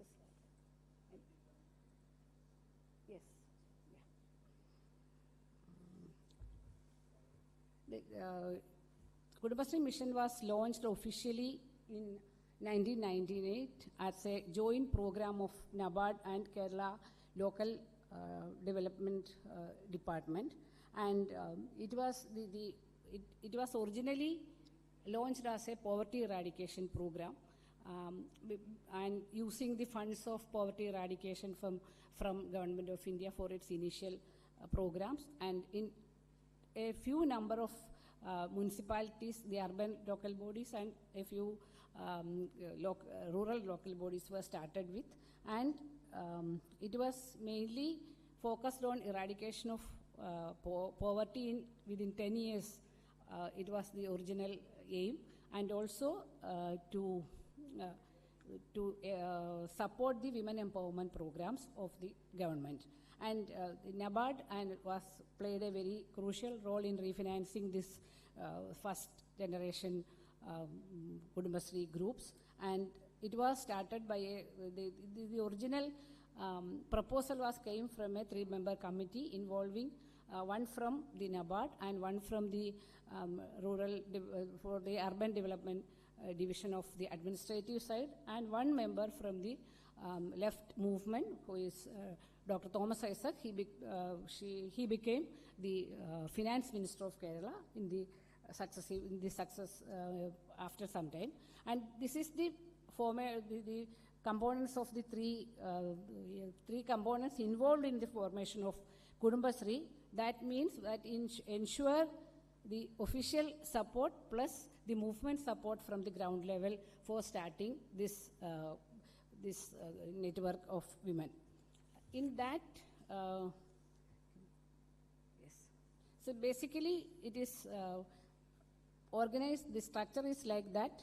At the basic level, the women's groups or the network, the neighborhood groups of 20 to 25 women.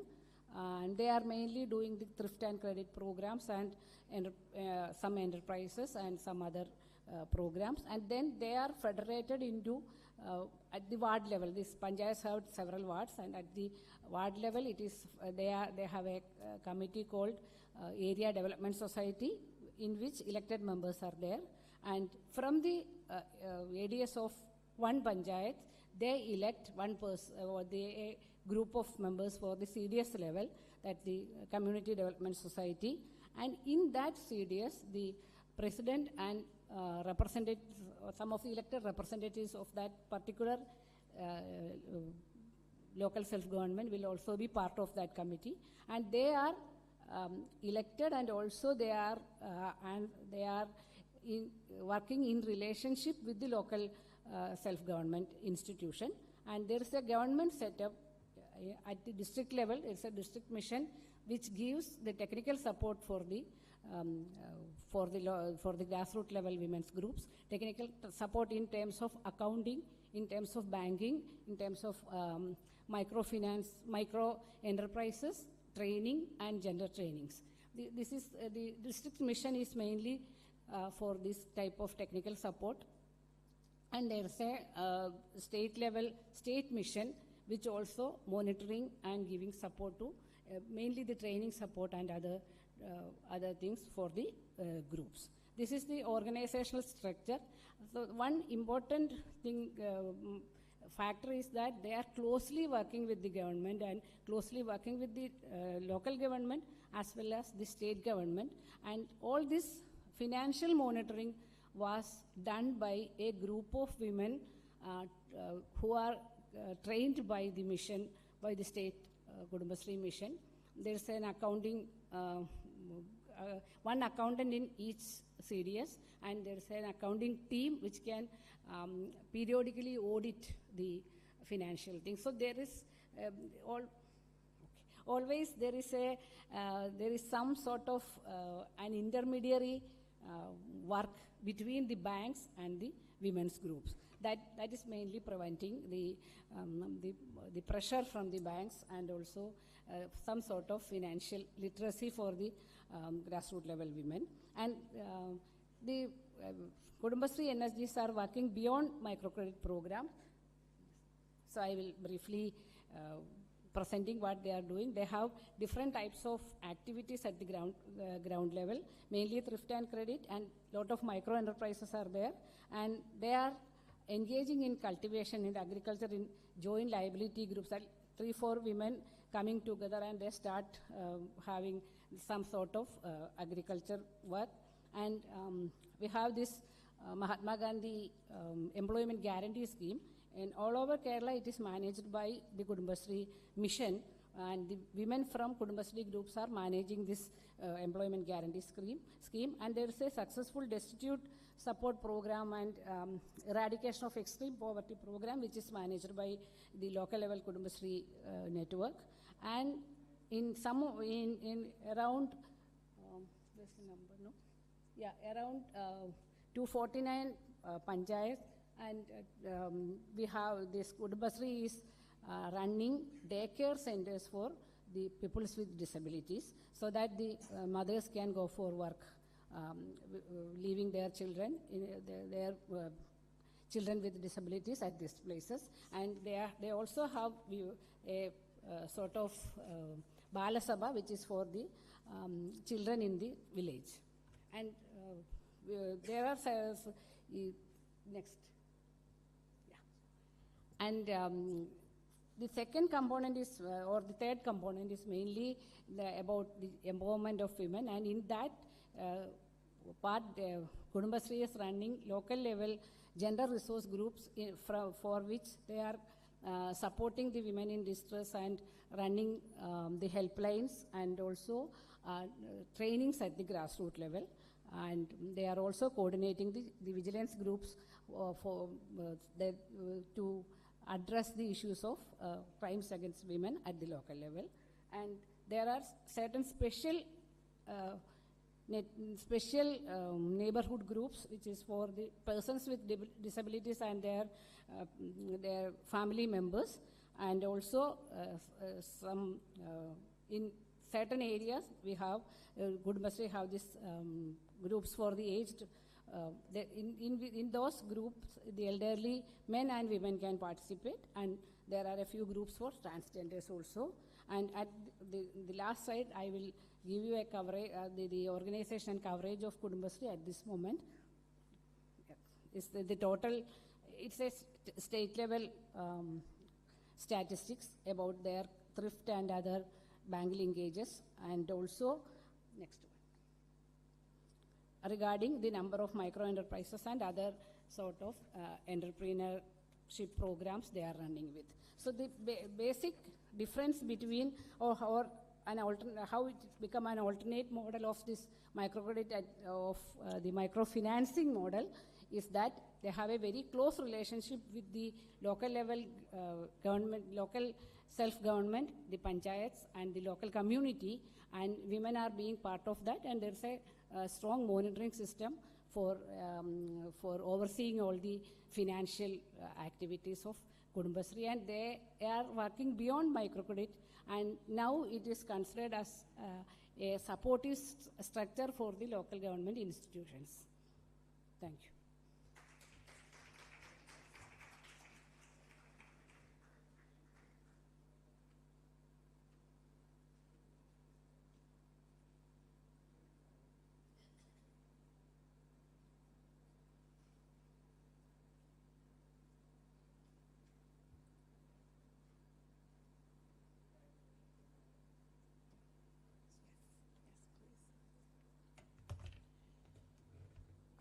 Hello. Okay, so I'm very, very happy to be here. This is my second time on the continent and my first time in a professional capacity, so I'm very, very excited about this. Okay, so today I'm going to talk about the Sudan Tea, the Women's Tea and Food Sellers Association, which is based in Khartoum, or was. It's on pause now, obviously. But I'm going to sort of try and tell, the stories or some of the stories of these women, especially how INGOs, NGOs, the government has sort of engaged with them through the narratives of economic empowerment, financial inclusion, treating them as sort of entrepreneurs, and how that, as opposed to, struggling workers or struggling informal workers, and the impact, or some of the impact of that. So the tea lady phenomenon in Sudan can probably be traced back to the 90s, but it really exploded in the early 2000s because of the influx of internally displaced women from the western parts of the country due to war. And so, these women who were in their regions or in their home regions were farmers, herders, sometimes dedicated carers, had come into an urban center where there was obviously no social support around them, and definitely no state support in terms of public provisioning of services, and no job opportunities to absorb the skill sets that they had. And so they started to sell tea and coffee at the side of the road. This is kind of the usual setup: a very small table, a bunch of cups, some sugar, some cardamom, very, very simple. And this became really sort of a massive thing on every main road, every side road, next to every hospital, every school. There would be a good, 7 or 8 of these women close by. There was a study done by the Ministry of Social Development, I think in about 2017, that estimated that in Khartoum there was about 26,000 of these women, and it's possible that that's also an underestimation. And so in the same study that did this estimates showed that about 47% of them were married, although they stated in their question, and they kind of pointed that out, that they were in a state of limbo in the sense that they were abandoned by their husbands, or they didn't know where they were because they were fighting in the war, but they weren't legally essentially divorced. And the other 50% are either single, widowed, divorced, but predominantly these women were effectively responsible for their families and heads of households. So, and in some instances, responsible even for extended family members. They were the main providers. After? No, after. 2 slides, yeah. Okay, so some of the challenges that these women were facing, first and foremost, that when this phenomenon started, there was a lot of backlash because this went against the conservative values of women being outside on the street for extended hours at a day, and being so out in public space. And so when the raids and what was called the kasha that was being implemented on them, that was carried out against them almost daily, there were, aside from the impacts of the kasha itself, which we'll talk about, but there was very little even sort of public empathy for that experience. So it would be a very normal thing for, the police to be coming with their big trucks to confiscate all these cups and chairs and stuff that we just saw, and for people to be around, watching this as a, kind of happy about this is, yes, taking these women off of the streets. And when there was a lot of talk about their, a narrative about them, selling drugs with the tea, and, their kind of the reason behind some sort of moral decline, especially amongst young people. And so obviously these kashas their tools would be confiscated. All of these things would be confiscated. They would be forced to pay high fees that were decided based on the discretion of the officer or the group of officers, and which oftentimes they would be essentially more than an entire day's earning, or they would have to go into debt to repay them, and it would also subject them to in many instances to sexual harassment.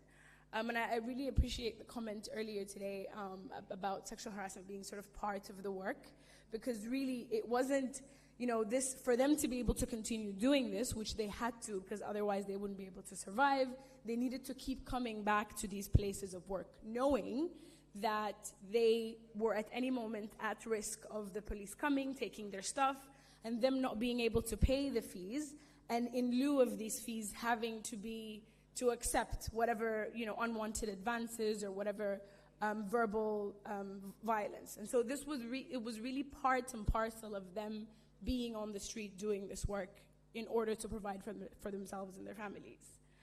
There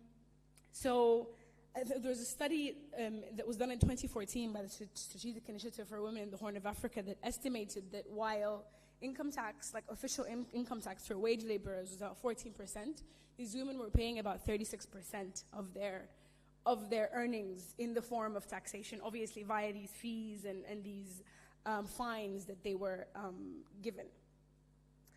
And so, in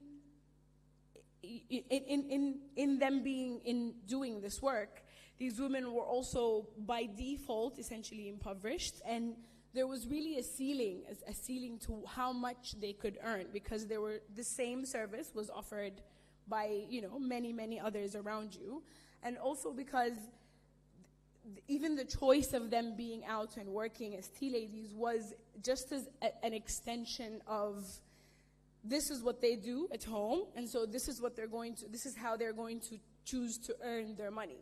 So it's not the generic narrative of them, wanting to participate and using the skill sets. And so that's why a lot of the interventions that came later treating them as entrepreneurs and stuff didn't really make sense, because for them this was just, it was about survival. They needed to move after war. They were here with nothing else essentially to do. Okay, so in the 2007, almost, the Awadia Kuku, who is one of the women that I had spoken with in the research, her and some of her other, the tea ladies around her, they decided to form this Food and Tea Sellers Association. At the time, it was a cooperative in Khartoum, and the main reason for them to form it was that they wanted to offer each other, legal aid and be able to confront local authorities in order to get their tools back, in order to protect them from, the random names of fees that they were given, or the continuously changing rules that were being said to them as to justify why they were taken to the police station, or why they had to pay £200 or £300 or whatever. And so, one of the, they felt that this is something that they needed to do in order to protect themselves, because when they were working, say, in a market, and there was a booth selling phone credit or whatever other economic activities around them, these were predominantly men. And so when the police raids came, and they sometimes targeted these street sellers too, but she was saying that they never felt that they could be a part of that group in order to protect themselves. And so I guess here the distinct nature of working as a woman, especially in a public place, kind of shows itself. And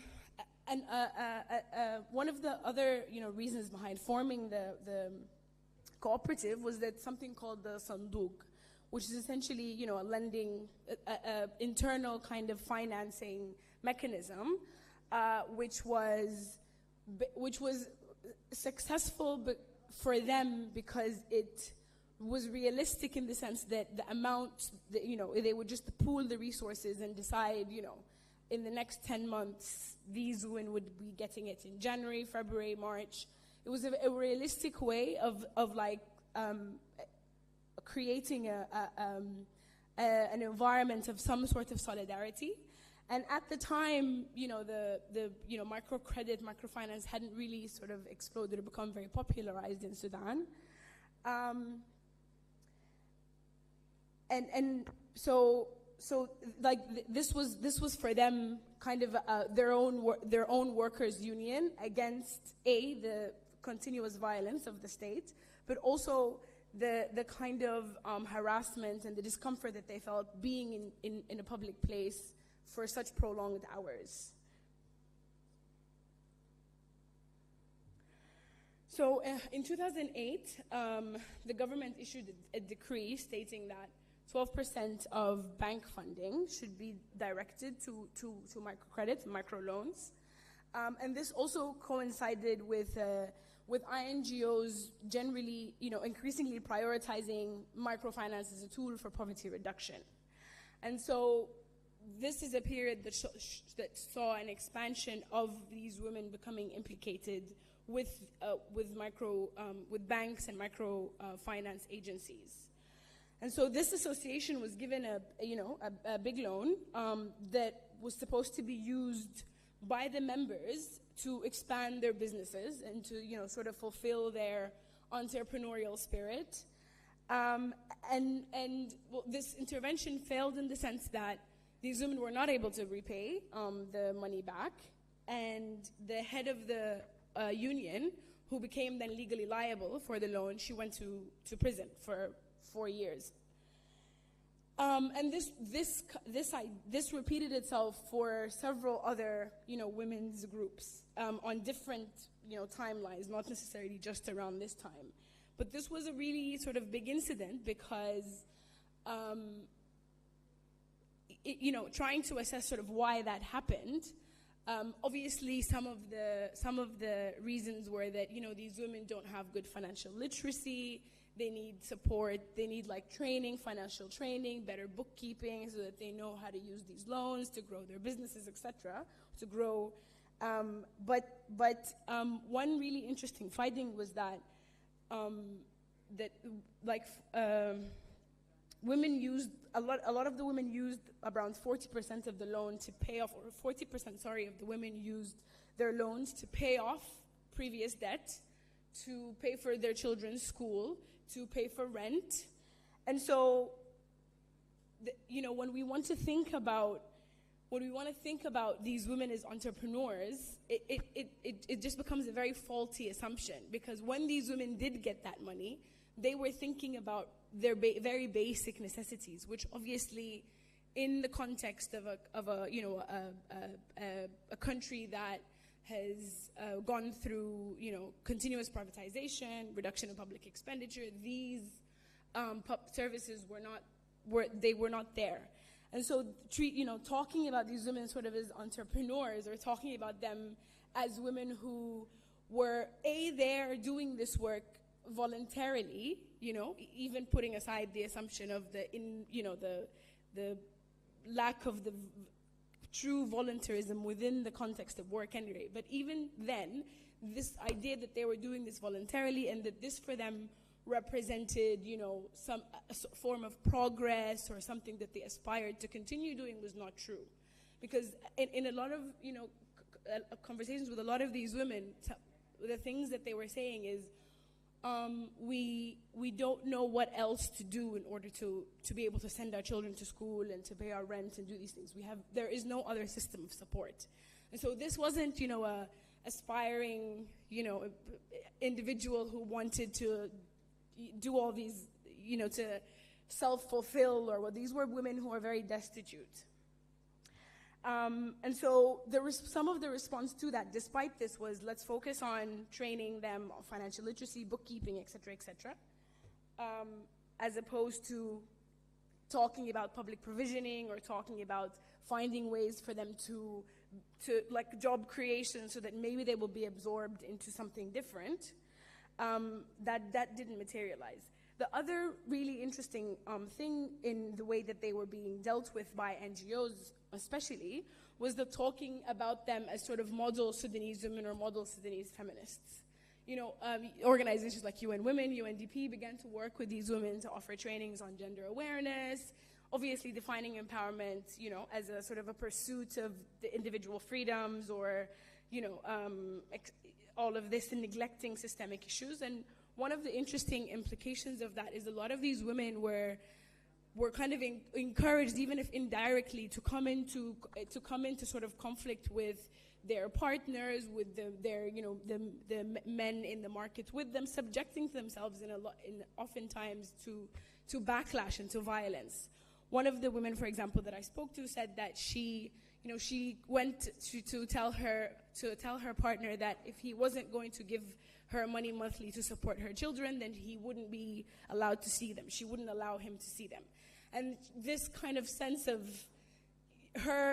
obviously it's important for women to be able to, to confront this, but not where they are in structures that could turn very violently against them.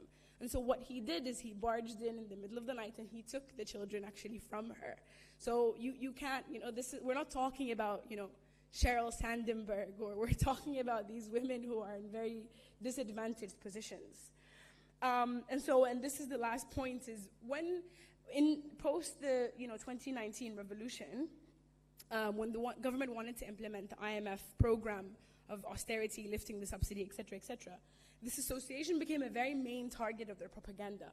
And one of the things that they were telling them is that you are entrepreneurs, you are business owners, and these instead of the government paying money, for these subsidies, which are very expensive, which are blocking investments, international investments, which could serve you, you should actually support the subsidy lifting narrative.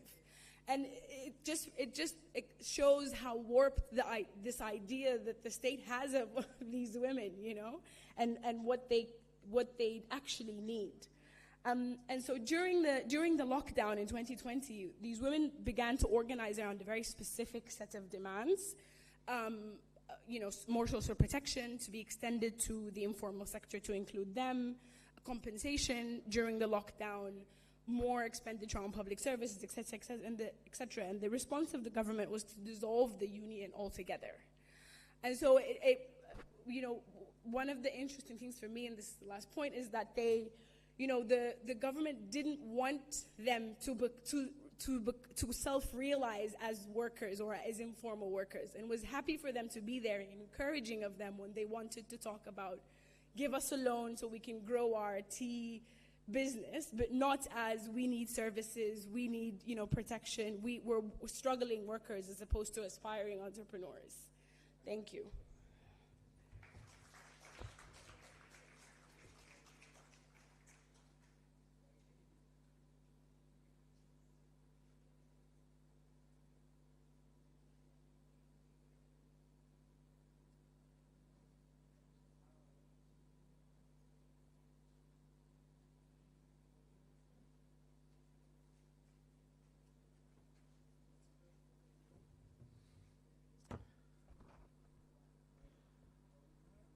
Good afternoon.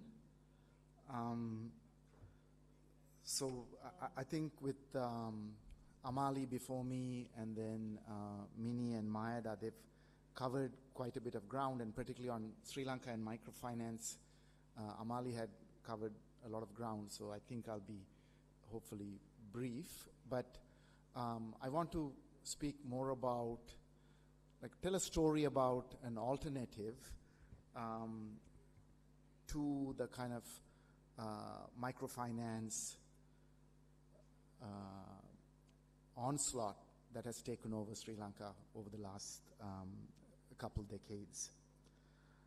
And it kind of links to, I think, the title of this panel, because at different moments, microfinance is seen as a solution for poverty alleviation, for financial inclusion, or providing the capital, particularly to create women entrepreneurs. So when I think Sumangala coined this title, it was very kind of timely and coherent. Actually, I was not supposed to speak today. A person who works quite a bit on microfinance in the north, Suganya Kandiban, was supposed to speak, but she has an exam, so she couldn't be here. So I'm kind of filling in for her, because her work continues quite a bit even now in very excluded villages of people of hill country origin in the Kilnochi district, where she's tried to go much deeper into trying to see whether rural credit through cooperatives would work. So I'm just going to speed up. So as Amali mentioned, this, while microfinance has a history from the 80s and 90s, and we all know of how Muhammad Yunus was given the Nobel Prize to sort of promote the microfinance model in the global south. In Sri Lanka also, first the NGOs introduced it, but at a certain moment, I think the key word is the commercialization of microfinance, right? So that report by the Asian Development Bank in 2002, so 23 years ago, was very explicit, right? The state and the regional development banks should get out of any kind of rural lending, and commercialized microfinance is the way forward. And a lot of the things they set out there in that report, then we see kind of play out in the next decade. And it's in that kind of a move that when it comes to the post-war North, my own research in the early 2010s was on household indebtedness that was due to, it was also the kind of post-war housing schemes and the kind of debt it created, leasing as a business that created household indebtedness. But around 2013-14, and within a very short span of 3-4 years, then we saw this huge microfinance proliferation and bubble that even led to women's suicides, women going into hiding, and creating a huge crisis that needed a response. And many women's groups at that time took that up as a campaign. And that's what kind of led some of us to also start thinking about, so what's the alternative to this kind of microfinance? So alternative in two senses of the term. One, okay, so what's the kind of rural credit that we need? But now, whether we liked it or not, suddenly this kind of commercialized microfinance had become so prevalent or hegemonic in the countryside that you needed something to actually push them out or get rid of them, right? It wasn't a problem that was there 20 years earlier, but now it had become a problem that had to be dealt with. So how do you sort of almost chase away these microfinance companies? But then the sort of age-old question of what about rural credit was also there. So at that time, working with the cooperative movement in the North, we came out with a very simple kind of 4-point demands for a campaign, right? One, that microfinance debt had become unsustainable and obviously targeting women. So a rural household, a woman might be only earning, say, 20,000 rupees a month, but her debt was now 200,000 rupees. So there's no way that she was going to repay that debt. So there had to be some form of debt forgiveness for them to get out of this debt trap. So that was one demand. But even if you forgive their debt, the interest rates, the annual interest rates of that microfinance schemes were on the order anywhere from 60% to 240%. So within a couple years, this is again going to accumulate. So the second point was that to make sure that that kind of debt doesn't accumulate so quickly, there needs to be an interest rate cap. Now, eventually, the government did implement an interest rate cap of 35%, but even that they didn't want to do because they said at that time when I spoke to certain finance ministry officials and so on, that the IMF would be against it because it would be interfering in the market. So 240% interest rate, and if you try to put a cap on it, it's interfering in the market. So that kind of a thinking was very strong within the Ministry of Finance. Then, of course, the third kind of demand was that, okay, even if we get rid of, reduce the debt, have an interest rate cap, you still need rural credit. So can we create an alternate channel for rural credit that is not these microfinance companies? And three sort of institutional mechanisms were concerned. The bankers wanted state banks to do it, right? So some kind of financing by the state so that the state banks would give the rural credit. The state officials wanted Samudi to do it because that would be much more under their control. And then those of us working with the cooperative movement suggested the cooperatives, and for various reasons, the cooperative mechanism was started. And the kind of model we put forward was we wanted a grant from the state to be matched by cooperative funds, 50% by cooperative funds. There was an allocation of 500 million, but actually about 294 million rupees came from the state, and the cooperatives matched it with an additional 50%. And unlike these kinds of schemes that are very targeted, we said, any cooperative member could apply for it,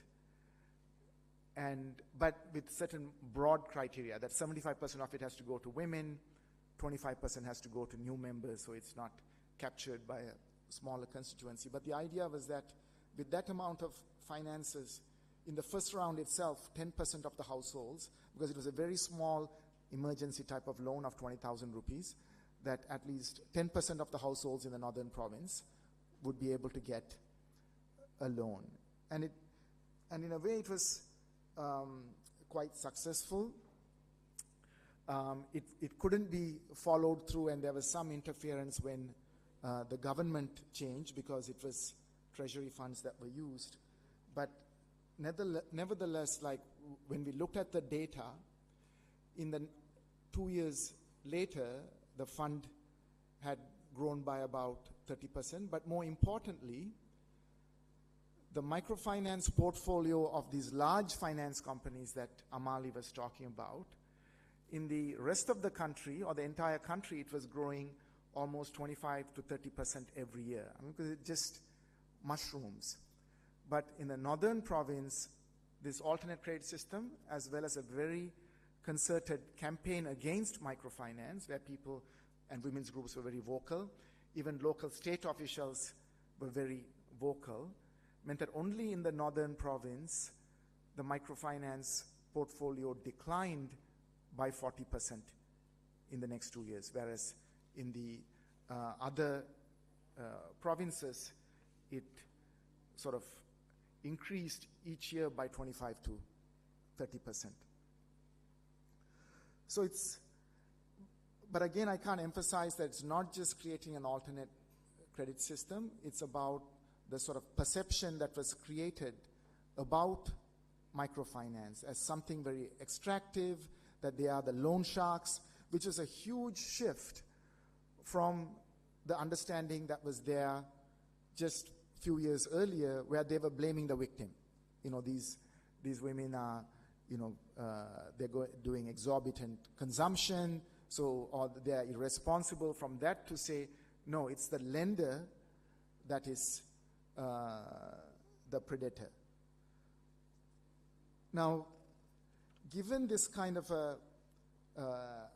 experience, I think the question that I want to put forward is, how do we deal with this whole sort of microfinance menace, right, that has taken over so many parts, and we see it coming in waves. Now with the economic crisis, according to Suganya, even in the rural villages, there is again another increase in the number of microfinance loans that are being provided. We really need to do a survey and get much more data with what is going on now. And it's also the character of finance that it's contagious. Finance raids different sectors. So right now, something that many of us have become aware of is that there are a lot of finance companies who claim to be cooperatives, who are registered as cooperatives, and now there's some even action being taken against some of them, because they even use the cooperative name to go and lend and extract, right? Very big businesses, very flashy businesses that are calling themselves cooperatives. So the way in which finance can raid into other sectors. So how do you constrain it? And that brings up this huge challenge of regulation, because there are about 30 large finance companies under the central bank that are registered under the central bank and supposedly regulated by the central bank. But we don't know how many hundreds of companies that are just under the Company Act doing microfinance businesses. And they sometimes charge 300% annualized interest. They provide, for example, these day loans where they give a certain amount of capital, and every day you're expected to make a repayment. So when you calculate the annualized interest rate, it can go as high as 300%. So what do you do with all those companies? Or what do you do with companies that now claim to be cooperatives and come in? So this huge regulatory challenge in terms of how this accumulation happens through the financial system. So I think there needs to be very serious rethinking of finance and banking in Sri Lanka, right? So what is the role of banks, with the new government, there's also discussion about the need for a development bank. But then, what do we do with rural credit? What do we do with these finance companies? Now, we all know what's happened in Sri Lanka, which is also the same story in many parts of the world. 50 years ago, it wasn't the case, but now everything is finance. In the United States, GE is also finance, GE Finance. Here, we know Singer from my childhood as a sewing machine company. Now we see Singer Finance. Everything is finance. So what do we do with it? And this whole, and it's not just microcredit, it's leasing, it's a whole other ways in which you make money out of money and how extractive it is. And, in the last week, one encouraging piece of news in Sri Lanka, which most people said it won't happen, is that, and I'm not sure if it's going to happen, but at least a committee that was appointed to look into this mentioned that the Mahavali Authority will be abolished. Yeah? Now, the Mahavali Authority, if you're in the dry zone, it's one of the most powerful authorities that came with the largest development project in Sri Lanka in the late 1970s, a World Bank Accelerated Mahavali project, and it has huge amount of power. It has power to gazette any land as part of that authority to grab land. And after almost 45 years, now the committee has recommended, now the cabinet has to make a decision if they want to abolish this authority, which changes drastically the whole question of a large amount of land at stake.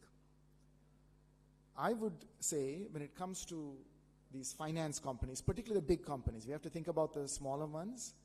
Maybe one of the demands it's time to think about is to call for the abolition of these finance companies. If you are thinking of an alternate model of banking and economic development, this kind of extraction actually undermines production.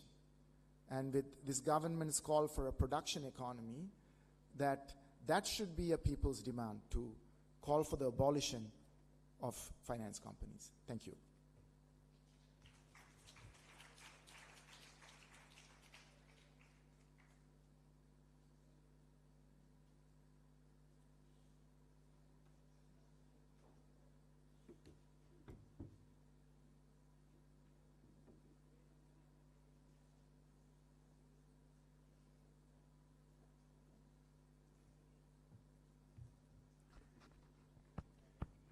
Thank you to all the panelists. Again,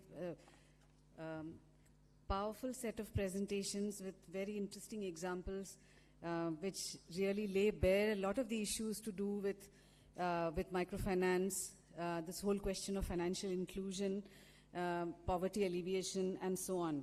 So we can take about 15 minutes of questions, and perhaps one round of questions before we break for tea, and then we'll have the final concluding session.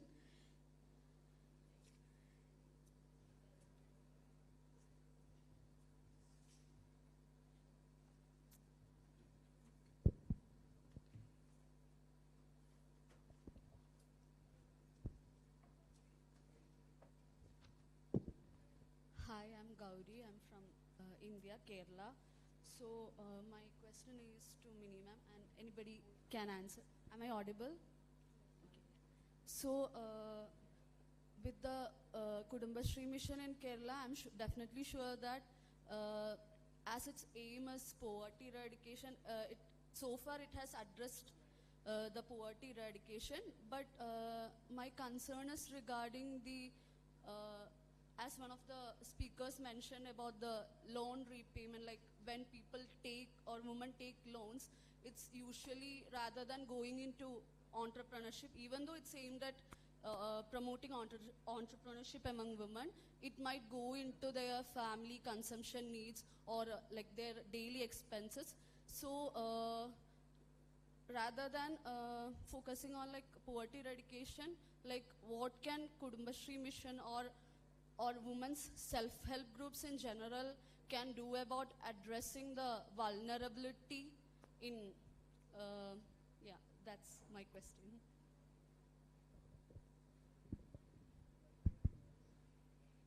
Hi, my name is Janaka Bianmiller. I finished my master's in the late 80s and came here and worked with a place called SSA, the Social Scientists Association. And I worked with Kumari Jayawardena, who's a well-known South Asian feminist. And then I did my PhD in Australia in early 2000. And I've written a book about the labor movement in Sri Lanka, sports in Sri Lanka, and the popular uprising in Sri Lanka. And I think in terms of this particular section, which is about poverty, it's also about politics of redistribution. So in terms of thinking through politics of redistribution, I think this goes to the earlier session too, which is about worker rights too, because generally politics of distribution is narrowed to taxes and distribution of taxes, but I think this is from Nancy Fraser's work. Politics distribution is about worker rights and also the welfare state. And thinking through that, I think in terms of the state and the private sector and the NGOs, these kind of three categories you normally work on, has become increasingly mutated into different forms. Particularly, state has become hybrid with private capital now. So we have multiple forms of state and private sector institutions, but also the state behaving like the private sector. The three examples I can give you is sovereign wealth funds, state-owned enterprises, and development banks. So the state is now behaving as the private sector. So we had to kind of rethink how to regain the public provisioning values of the state, because the state is now overrun by commercial values. So that aspect of public provisioning values, I think, needs to be worked out. So the question, I think I liked, sorry, the Sudanese presenter. I like the way you said these are like struggling workers as opposed to aspiring entrepreneurs. I think that's a really important point to rethink about politics of redistribution. The more we talk about entrepreneurs, we forget about the politics of redistribution. We're talking about workers. And the whole entrepreneur ideology comes with neoliberal ideology. So I think the term entrepreneur and entrepreneurship needs to be located much more firmly in social relationships of gender and class. And in terms of, I think the Kerala model we need to learn from, because the Kerala model shows how decentralization and devolution of power is important. And in Sri Lanka, this is a key issue in terms of reconciling the ethnic issue too, this notion of devolution and decentralization and the power to the local governments. So in Ahilan's case, you really didn't talk about the role of the local government in terms of these co-ops. But in the Kerala case, it's obvious the local government played a key role in guiding the whole local finance cooperatives in Kerala. So I think thinking through the state, private sector, and the commons, I think that's another category we need to start thinking about. Financial commons or communication commons, because finance is increasingly tied with networks of communication. How we talk about finance, how we promote finance and how we extract profit from finance. So I think the notion of financial commons and communication commons, I think the Kerala model possibly is touching on a possible model towards financial commons. I'd like to stop at that. Thank you. Hi, thank you. I'm Tilina. I found this panel quite interesting because it took me back to my own undergraduate dissertation on impact of microfinance on women-owned small businesses back in 2006. It was particularly NGO-based microfinance, so I think this shed light on the trajectory in Sri Lanka since that time to now. It's almost 20 years, how the commercialization of microfinance has had gendered impact. My question is particularly for the two Sri Lankan speakers, twofold questions. One is, how do you see the role of non-government NGOs, non-government organizations, both local and international?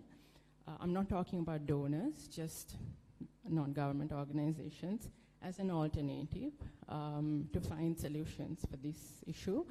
And the other question is, how do you see women's organizations as an alternative to push for law reforms? When I say women's organizations, not the broader ones, but particularly those who are also doing women's economic empowerment work. Yeah, that's it. Thank you.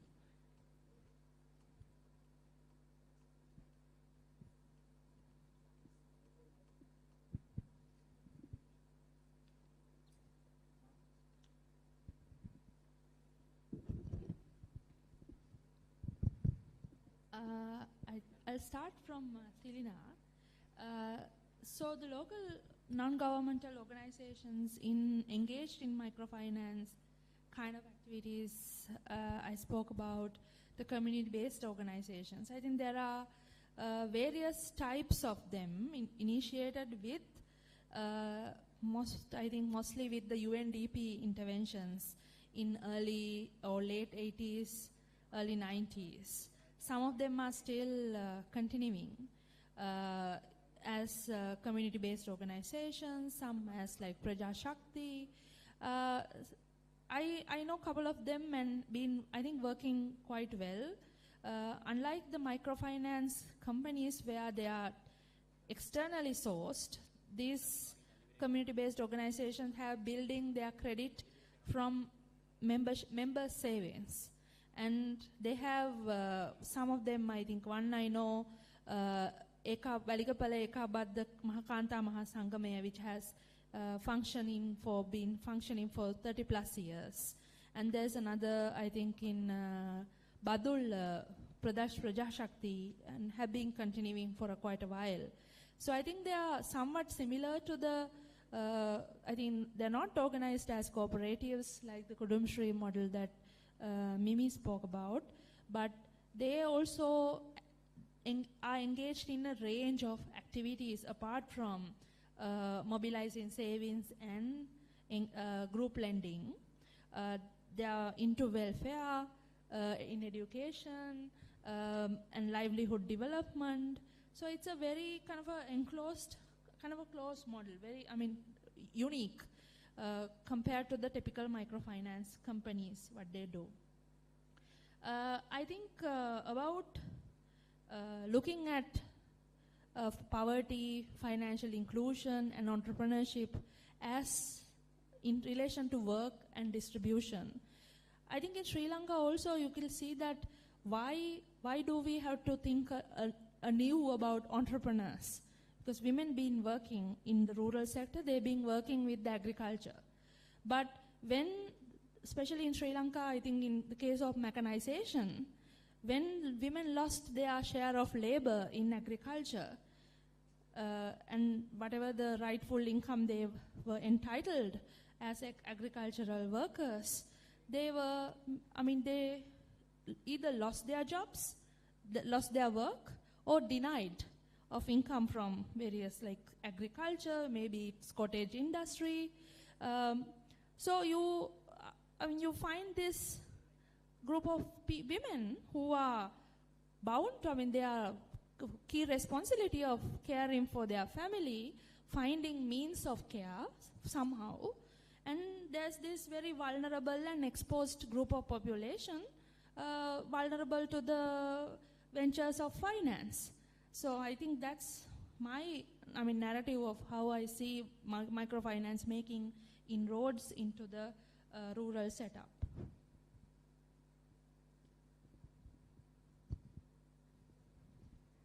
One specific question about the women's, where the women spend the money from the microcredit and all. And in Kudumbashree also we are observing like mainly the credit is used for consumption. Mainly it is for the consumption of the family. But there is one positive thing we can observe is that it is used for the education of their children, especially for the girls who are sending to the universities or sending for some job-oriented type skill building and job-oriented training. And most of the women, when the Kudumbashree started in the mid-1990s, the women who are coming to join the groups, the self-help group, these neighborhood groups, was their mean age was like 35 to 40, because they have some sort of education, but they're having no other job and they are not working outside the home. So they came to join the groups, and their major concern was they have no money to on their own. So they mainly use this credit for their consumption purposes and also for the education and other things. And not all the micro enterprises are successful. Many of them stopped halfway, and some of the micro enterprises are doing well. And mainly this agricultural, this group farming, and they are going out well. And some of the other, the small hotels and other things are going well. And some of the trainings given to the younger women, they start working like smaller groups in other sectors also. In general, it was like a help for women for meeting their needs and all. But the actual process of getting into the local leadership came from other activities, like which is beyond the microcredit. The community involvement and also working with the local self-government institutions and mobilizing women and mobilizing people into the Gram Sabhas, and also taking some sort of leadership in terms of many of the initiatives at the rural level. And during this COVID, actually COVID pandemic times, during the lockdown and all, the entire community was resorting on Kudumbashree and the Asha workers, who are these health workers at the grassroots level, and women from the lower strata of the medical profession, like the nurses, junior health nurses and all. Actually, they gave the support to the local community to get over the times of COVID.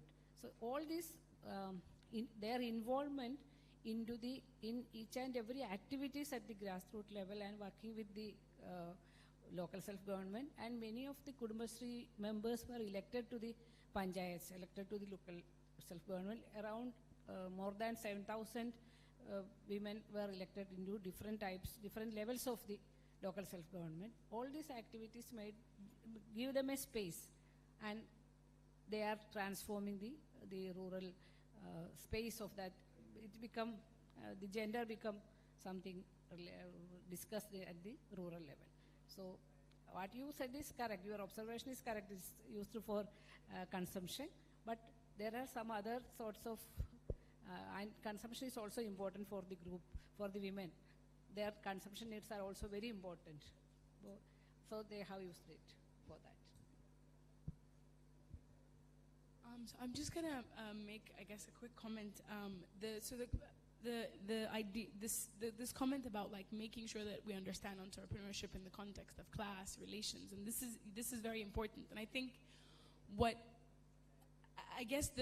this mystifying of the need of why this woman is doing this work is how this the notion of entrepreneurship can fly when we talk about these women.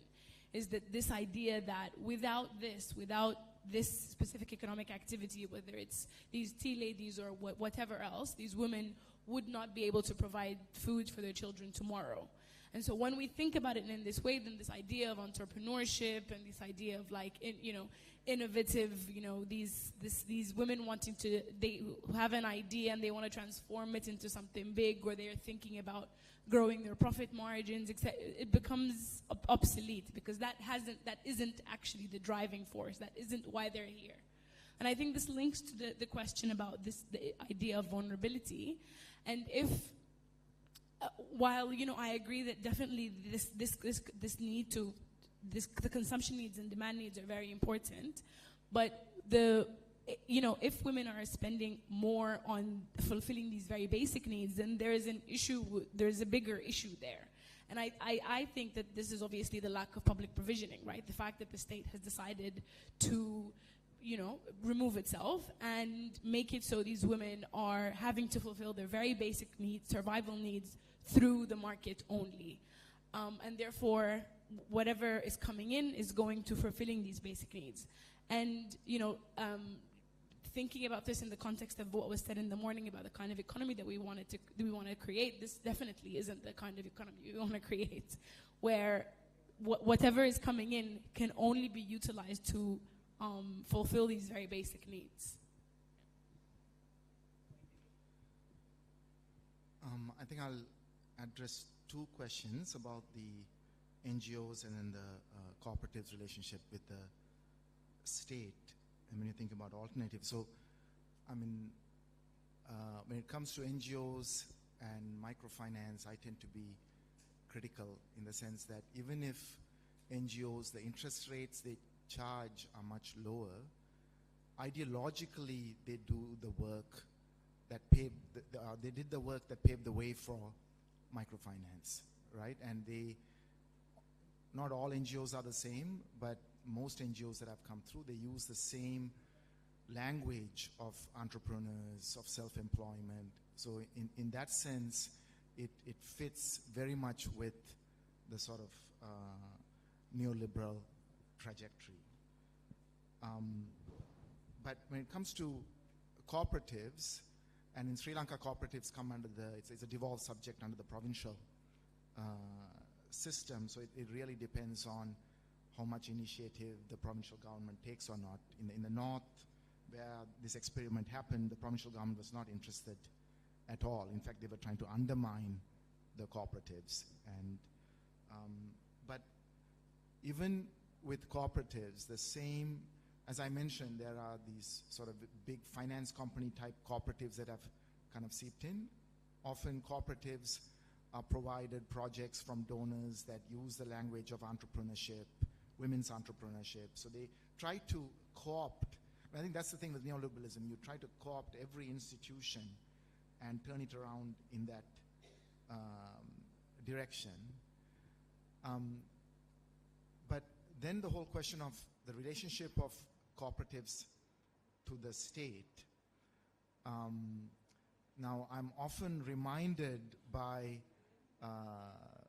senior cooperators in the north about the history of the People's Bank. The People's Bank, which is the second largest bank in Sri Lanka, was created wholly out of cooperative funds, the cooperative federal bank. And then, because the state thought they can use this People's Bank to develop the cooperative sector, and with liberalization overnight, the People's Bank was made a commercial bank, right? So all the cooperative funds were taken. So this whole relationship between cooperatives and the state is something that we have to really think hard about. And theoretically, I often, repeat this about what Marx had to say about cooperatives. After the huge defeat of the uprising or revolution of 1848, then 16 years later, when Marx is writing the inaugural address to the First International, Marx says, the working class has had a huge victory in terms of, despite his huge defeat in the revolution, he had this huge victory with the 10-hour working day, right? But then he says there was an even bigger victory for the working people, and that is the formation of cooperatives, where workers together, without working under capitalists, they produce. But then, I think 2 years later, he also cautions in the Gotha program where he says, yeah, that's fine. Cooperatives are good as long as they are not controlled by the state. So there's like a warning also about, but the problem in Sri Lanka is that the cooperative movement is a creature of colonialism and the colonial state. We are heavily kind of not just regulated, kind of almost controlled by the state, and how cooperatives would be able to create these kinds of alternatives also remain in question.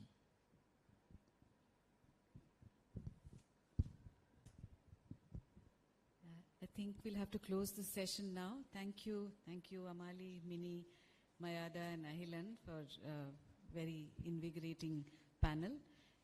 We'll take a short tea break, 15 minutes, and then come back for our concluding session.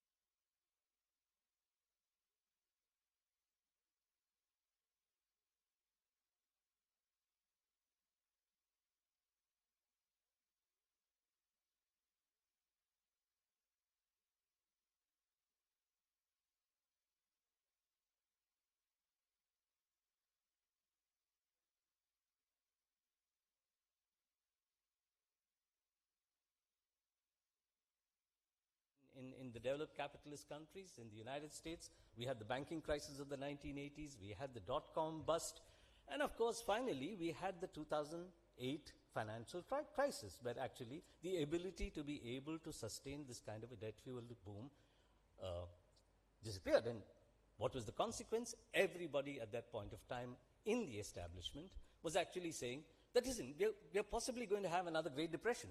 We are going to go back to the 1930s.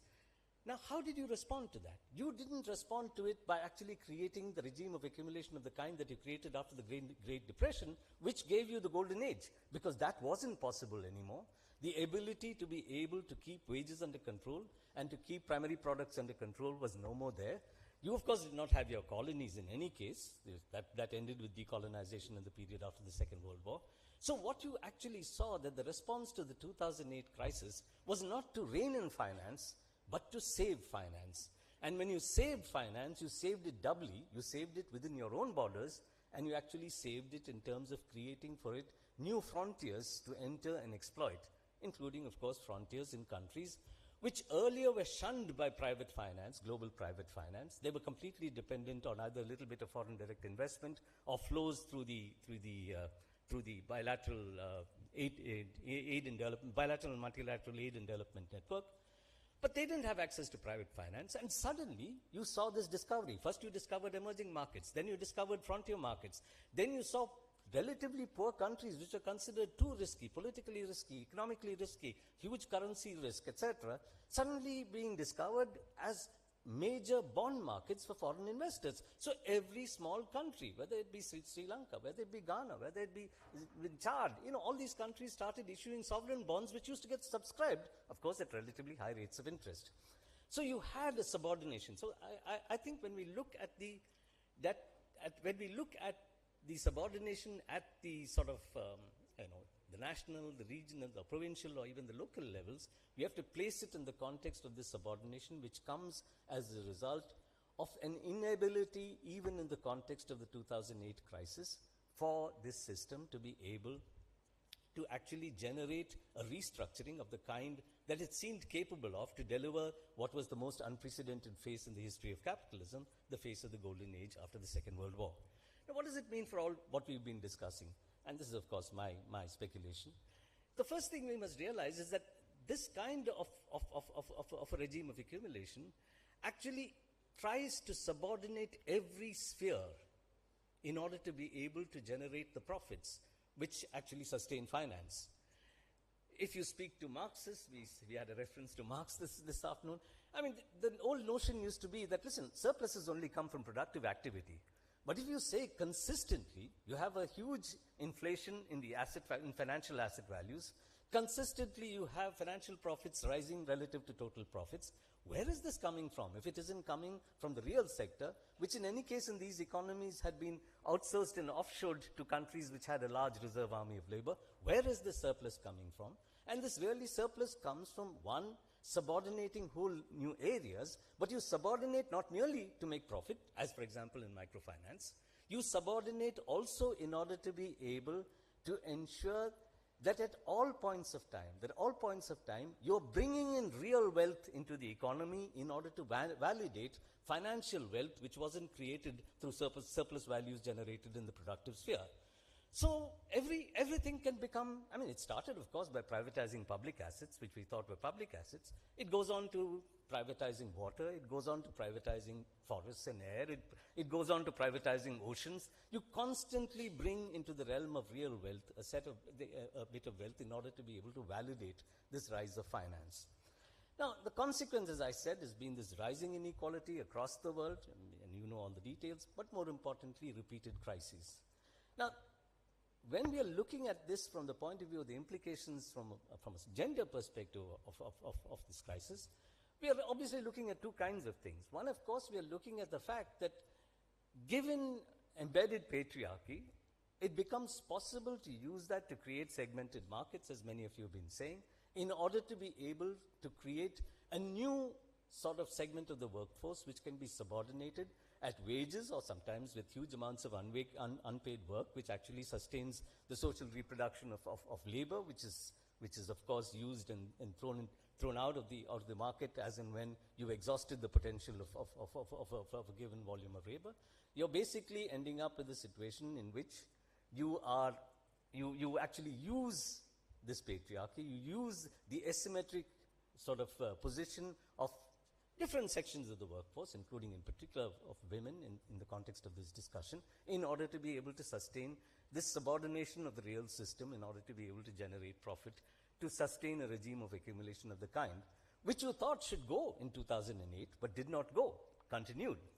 So in some sense, the madness that we see today is really because of the fact that you're actually seeing a system which has declared much earlier that it cannot be run and governed the way it had been run and governed, but has no alternative to find ways in order to be able to run and govern of the kind that it found for itself through the New Deal under Roosevelt, and of course theorized by John Maynard Keynes and others, that you did not have that, and therefore you're actually seeing a constant intensification. I mean, Marxists used to talk about the general crisis of capitalism, and people used to laugh. In fact, some of us also used to laugh. But there is, in some sense, a long-term general crisis of the regime of accumulation which was put in place by capitalism. Now, if there is in that this kind of an attempt to constantly find ways in which you could subordinate sections in order to be able to generate this, in which case what we are saying is that on the one hand, for example, if you look at the argument, at one point of time, people said that, listen, feminization of the workforce is a good thing because, one, you're bringing women into the workforce, it gives them a certain degree of independence.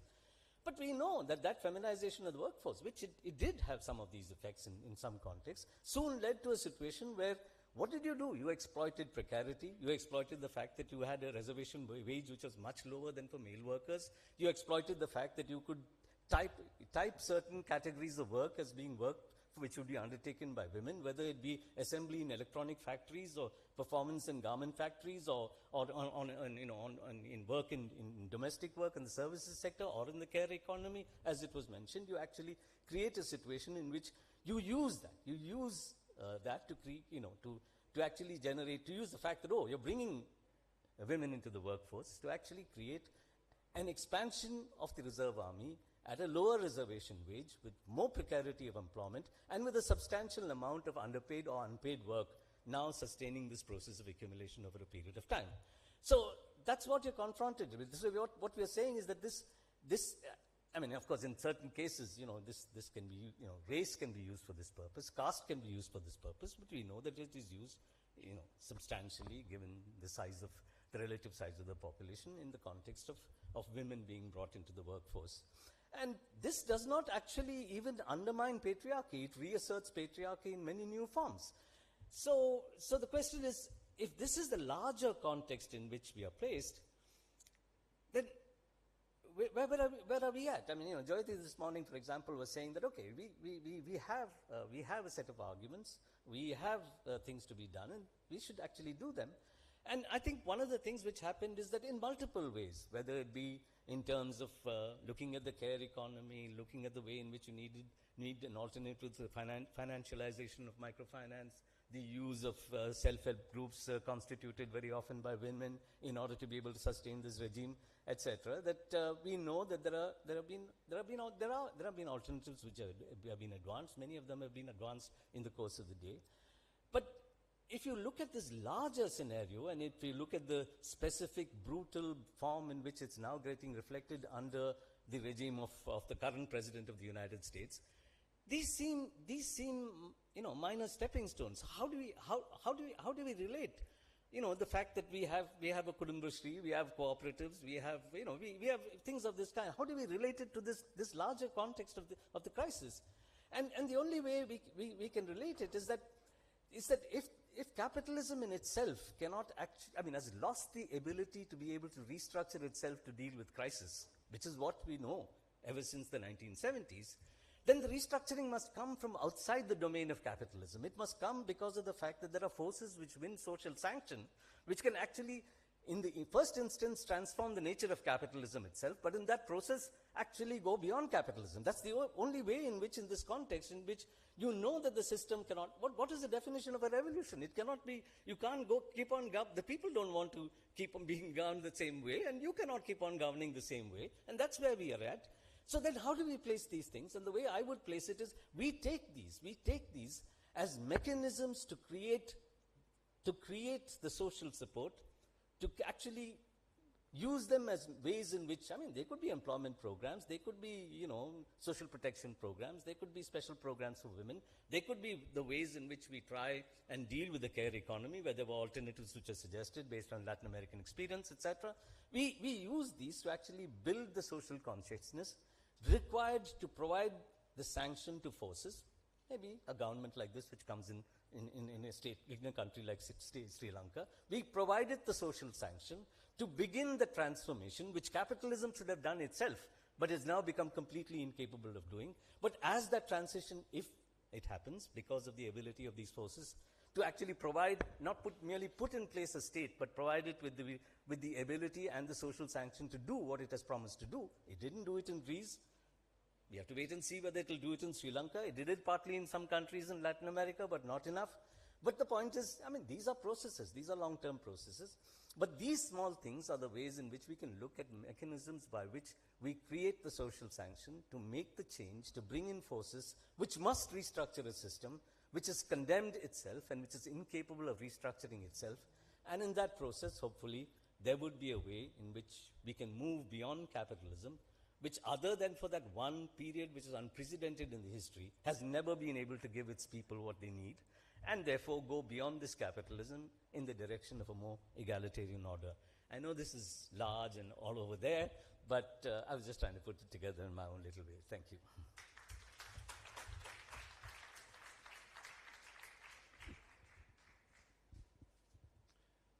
Thank you, Chandru. So next we'll have Lakmali. You want to go up there, or yeah, you'll speak from here. Thank you, Ailan and Professor Chandra Prakash. That was a great examination of what has happened since the Second World War, I guess. I think when we talk about, I think my topic was the global possibilities of progressive, let's say, gender or economic agendas. When we look at what's happening in, let's say, the West, in Europe, in US specifically, whether the global possibilities still exist for progressive agendas is a big question for me, personally. Because when a country like ours, which is, very small, economically not that developed, and indebted, coming out of a bankruptcy, what are the real chances that we have to finance progressive economic policies, whether they are about gender or whether they are about anything else? So this is a serious question that I think, as somebody who has worked really hard on women and labor, that I have been grappling with for the past, let's say, at least the past 1.5 years, because at the end of the day, while we understand the crisis of capitalism that, Dr. Chandra Prakash has so brilliantly put out, I think all of us can agree that there is a crisis of capitalism, and, there is a very brutal response also coming from certain centers in the world towards that crisis. Then what choices do we have as countries with not that much of power in the system to sort of bargain and negotiate these terms in our favor? I think that is the real, that should be also of interest to all of us when we think about how to enforce progressive agendas. Because ultimately, eventually, you need money. You need money to, you need financing capacity. You need to be able to implement these policies. Let's say care work, for example. For the past few years, there has been a labor or reform agenda in Sri Lanka which has focused on women's labor force participation and how to get women into the labor force in terms of making it more precarious and deregulating labor. So that has been the general focus and the direction of labor law reform. And then our criticism has been about, that's not the direction that we should be taking. We should be actually looking at what's preventing women from joining the labor. Because, as a woman and as a feminist also, I do think that women have to be in the labor force, in formal labor, making, there has to be paid work for women. Women should not be just doing unpaid care work and unpaid work. Women should be able to do economic independence is important, not just in terms of not just in terms of financial terms, but also in terms of political and more cultural terms. So I think it's important that women do take part in the formal labor force, and it's actually bottleneck in Sri Lankan economy that we don't have women participating in the economy. But then, how do we do that? Because our women are actually tied down to unpaid care work, and then how do we then get them to do not just jobs but good jobs, jobs that can actually give them a good pay, not exploitative work, but good work, decent work. Then when you think about that, you also see that you need so much of infrastructure that has to be developed by the state to support women to actually join the labor force. Even when we think about care work, daycare centers, schools, hospitals, community centers, even everything has to be, I think the whole economy in a certain way has to be redesigned and refinanced to bring more women into the labor force the way that we want to. You can always, deregulate, and you can always create more exploitative part-time jobs and get women. I think that is what has been happening. But then if you want to make it productive, if you want to make it protected, then you have to actually have financing capacity. What I think our governments have been in this global south, I think what we have been struggling with is this financing capacity. And I think whether the international global, the financial setup, the architecture is actually, whether there is actual space for that kind of financing capacity is a problem, because regardless of where you try to find this finance, these always comes up with conditionalities, and those conditionalities are not always designed to favor the economic policies that we want to put forward. They are not necessarily developmentalist economic policies, and countries like us, we need development. We need to have development to, to be able to finance. So I think in a certain, not to look at capitalism, but if you look at the, let's say 30, 40 years ago, let's say 50 years ago, 60 years ago, when you look at the global politics, there are actually, countries, political camps that finance that kind of development for other countries. So USSR, for example, was a heavy driver in industrialization across the global south. It was not conditional loans, not even loans. It was grants given to, global south to build their industrial capacity, build factories, bring more people. So we don't have that kind of supportive financial architecture anymore. And that is the global reality that we have, and I think it's getting tighter. It's actually not getting, because with the trade policy of US changing, I think global trade is bound to contract. Countries like ours are going to experience more shocks, and we are not in a favorable position when it comes to financing our developmental policies. And we are also restrained by our own, by the global, let's say, the economic rules, by all of these ideas about, let's say, this neoliberal economic framework of the economic regime. So we are also restrained by that as well. And I think something that I want to bring to the table as somebody who's, actually in government right now, I don't want to just be a critic of everything. I want to also bring, because for economic development, for progressive economic agendas, you also need to have political stability. You also need to be able, there has to also be political space to maneuver. It's not possible to bring forward an economic agenda if there is no political space to maneuver. And in countries like ours, I think one of the main problems that we have been facing, and if you look at certain progressive governments in the past also, what we have seen is that, let's say the United Front government, the Samagiparamana government in the 70s, which had relatively progressive economic policies, what you see is the political instability of the country and the class structure of our society can be a barrier in moving forward. And how do we address that also? Because we can't really look at the economics without looking at who is implementing it, how are they implementing it, do they have the capacity to implement it, and do we actually have concrete policies designed to implement. This is a problem that we have, I think this is a problem that we should always, as people from the left, we should see, do we really have policies do we really have enough policies that we can actually, ready to, because the neoliberals do have policies, whether we like it or not. They do have set of policies that you can, just implement, and we don't really have that kind of policies. Our policies are always contingent. They are not, we have to, there's a certain gamble, there's a certain risk attached to it, and it is attached to political stability, political futures of, our country. So I think it's a lot more complex than what we like it to be eventually, and we have to face that.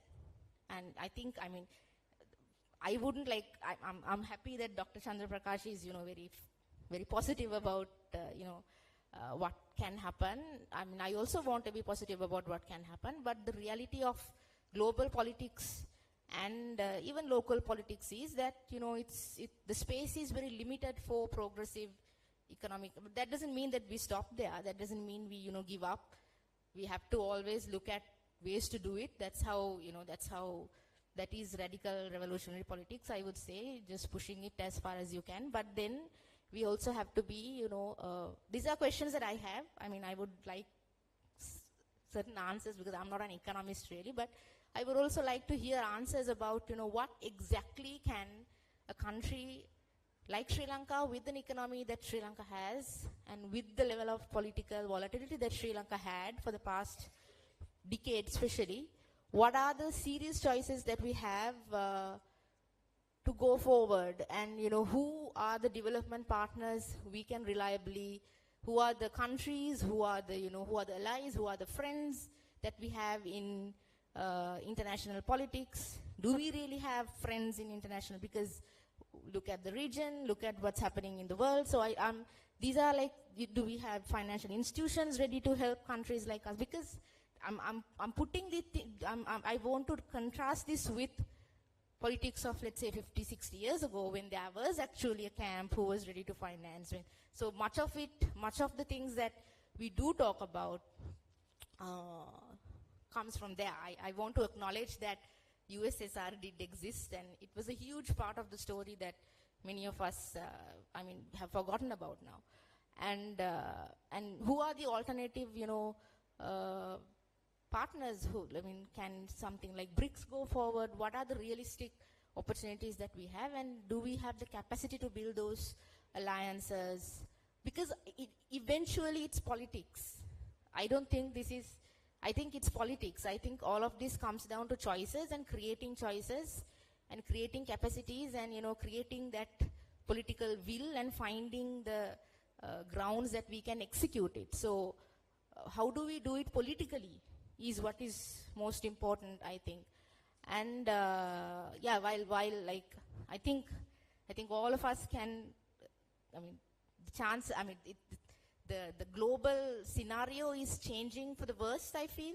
It's driving towards a further crisis, and it's creating further shocks for countries like ours, and we have to be very creative and careful in the way that, creative while being careful in the way that we maneuver, and that's the reality of it, I feel. So for women, I think, I just want to conclude with this, because I think for women, the Sri Lankan economy was structured, the only kind of formal employment that women have in Sri Lanka is in the garment sector, in the apparel sector, in the free trade zones. And for the past few years, it has constantly, not just with this, not just with the tariffs, but for the past few years it has constantly come under uncertainties. You know, it has slowed down and come under crises. So, and every time that happens, you see how women who are in the workforce taking a hit, and you know how they face these challenges, how they become impoverished. And every time, whenever this has happened for the past 5 years, because when COVID happened in 2020, there was one crisis, and then just as there was some sort of recovery from COVID, the economic crisis happened in Sri Lanka. And then now, just as we are coming out of that economic crisis, we have, you know, the global environment, trade environment changing. So then I think we also really have to think about what is sustainable for us as a country, and, you know, what kind of work are we thinking about. And yeah, so these are the questions that I'm interested in, because what actually are the policies that we can implement that are resilient towards those are resilient towards the global economic trends and changes that's happening, because eventually that's what counts. And we're democratic countries. We have to, you know, if we had a, you know, like a communist party ruling the country, I'm sure none of this conversation would have been possible. I mean, it would have been much easier, I would say, but it's not. So we are democratic countries. We want to be democratic countries. We want to have, you know, people contesting ideas and so on. And we also have to acknowledge the volatilities it brings to the table when that happens. And how do we maneuver all of that is a challenge, is a question, is a genuine question that I want to raise and pose at everybody. Thank you. Thank you, Lakmali. So the question of sort of political choices. I think next, the way the panel will go is maybe Sumati will make a short intervention, then Amali, then we'll kind of open it up to the floor. You know, so we'll try to keep the time. So just to kind of preface how we want to, you know, from the morning we've been discussing. I think Jayati started off by posing the question, you know, what would be a feminist response to the current crisis? So I think that was a good question to start with. Then we looked at what's happening in the free trade zones here in terms of the Human Rights Commission's intervention, then in Pakistan, women's labor, the whole question of female labor force participation, labor rights in terms of trade unionism. Then, of course, we looked at care work. And then this afternoon, we've had a series of discussions about microfinance and this idea of women's entrepreneurship. But it all kind of, Chandru has again brought it back to, so there's this sort of long crisis of capitalism, but there's also a certain shock that has immediately come that we also need to think about. And I think Lakmali has also posed the political question of, so what do governments do? What do people do? How do we put people, planet, and women in this sort of agenda? And if it's possible to respond in some way today, that would be, I think, helpful, just even for us to start thinking maybe in the form of a statement. So, Sumit. Thank you, Ahilan. I really don't know why I'm here, because everything that the two speakers said were very clear, particularly Professor Chandrasekhar, and my heart is with all that he said. So I won't say ditto, but I'll have a response to that in terms of what we may be facing today. I mean, he did create the long durée of capitalist economy and its development and its crisis from World War II, and how it survived, and how it survived in the metropolis is not by doing what it is doing, and in the that is post-depression and post-World War II. Am I right? Yeah. And then in the 70s, it survived by dispossessing the somewhat cushioned economies of the third world.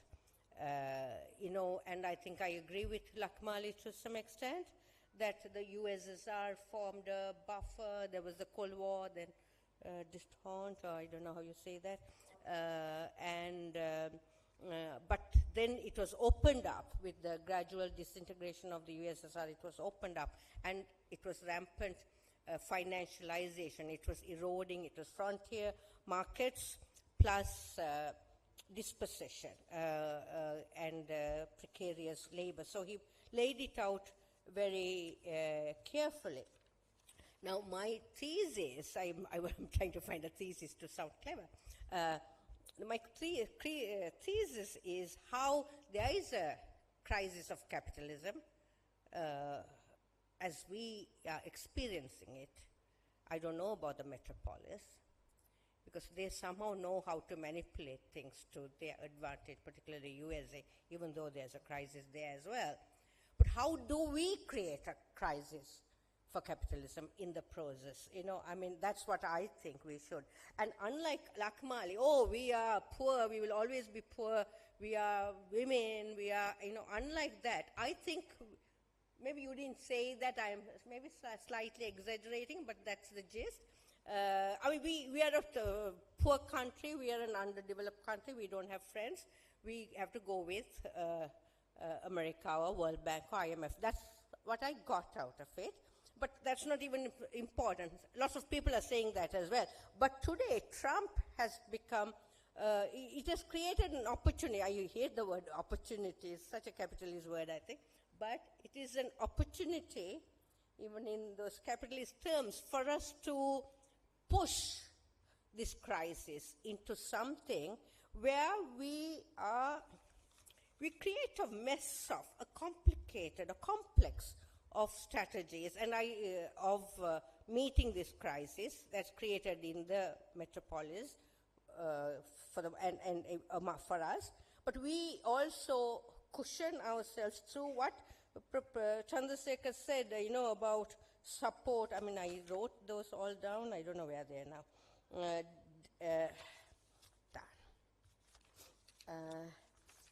You know, I mean, cooperatives or social support, creating, cushioning or buffer networks that will protect women's labor, working class labor, not kind of push our people into the to total precarity, and also then at the larger level, see, and in very concrete terms for me and for you and for everyone else in this country, say no to IMF. I mean, when I say no to IMF, I'm not saying, you know, hold a placard and say, I mean, we have been talking of renegotiating with the IMF from the time the IMF agreements were drawn. And everybody said, like, you know, many people said, you can't. One is drawn, you know, it's set in stone, and you can't draw. But today, you know, since Trump and a few people are redrawing, you know, all these agreements, we have to test our strength. Only a radical measure is going to save us, I think. Because the known and tested is not saving us. And we know we are going to go into a very difficult period. Are we going to just let it go like that? Are we going to just let it happen?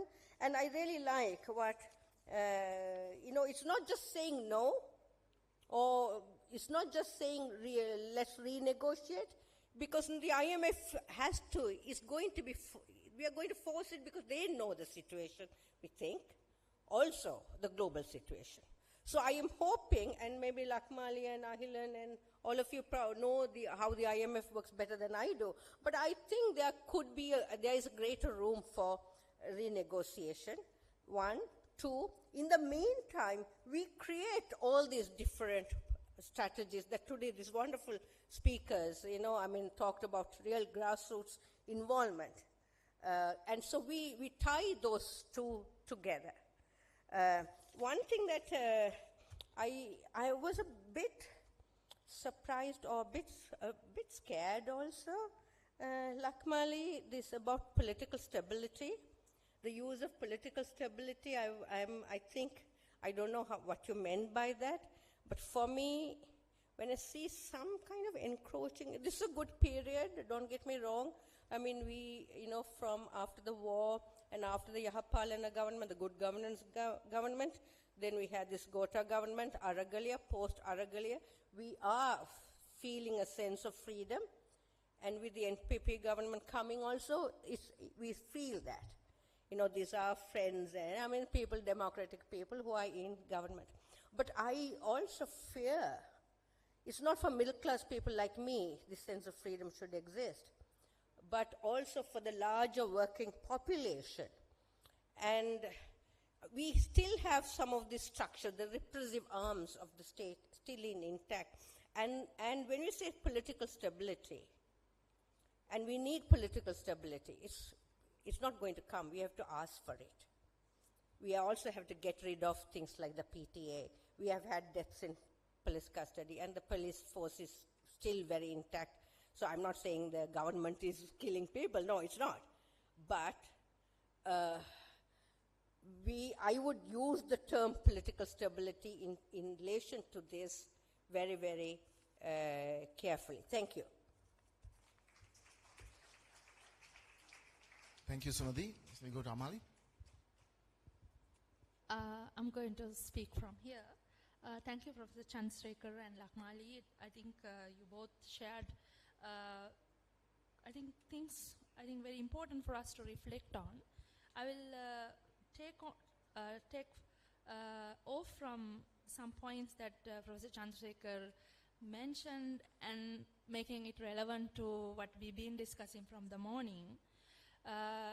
But today, I think in this conference on feminist economics, speaking specifically through gender lens, we've been trying to, explain and understand and analyze how the crisis of capitalism has been affecting women and the whole process of social reproduction. So the spatial fix that the capitalism wanted when it went to crisis around 1960s, the eastward push is what created the garment factories relying on the cheap labor, and now running again into the crisis with the unilateral imposition of tariffs by Donald Trump. The other kind of sectoral fix that the capitalism sought with the global financial crisis in 2008 was the boom and the bust in microfinance industry. And I think, so in Sri Lanka we saw that, Professor Chandrasekhar pointed out that the reining in finance that we saw in the Great Depression was not replicated in 2008. And exactly why there's a different class alliance. The trade unions, the working class people in 1930s were much stronger than in 2008 when the financiers and the financial class was in hell. And I'm trying to connect it to Sri Lanka, where we have now the National People's Power government in power. And I think we have our friends in the government.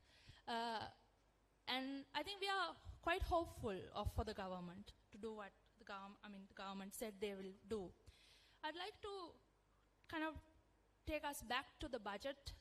There was this one kind of message reverberating in the budget, that the need to liberate the production forces. How do you do it? I think we were today talking about organizing the economy that works for the women, for the working people, peasant farmers.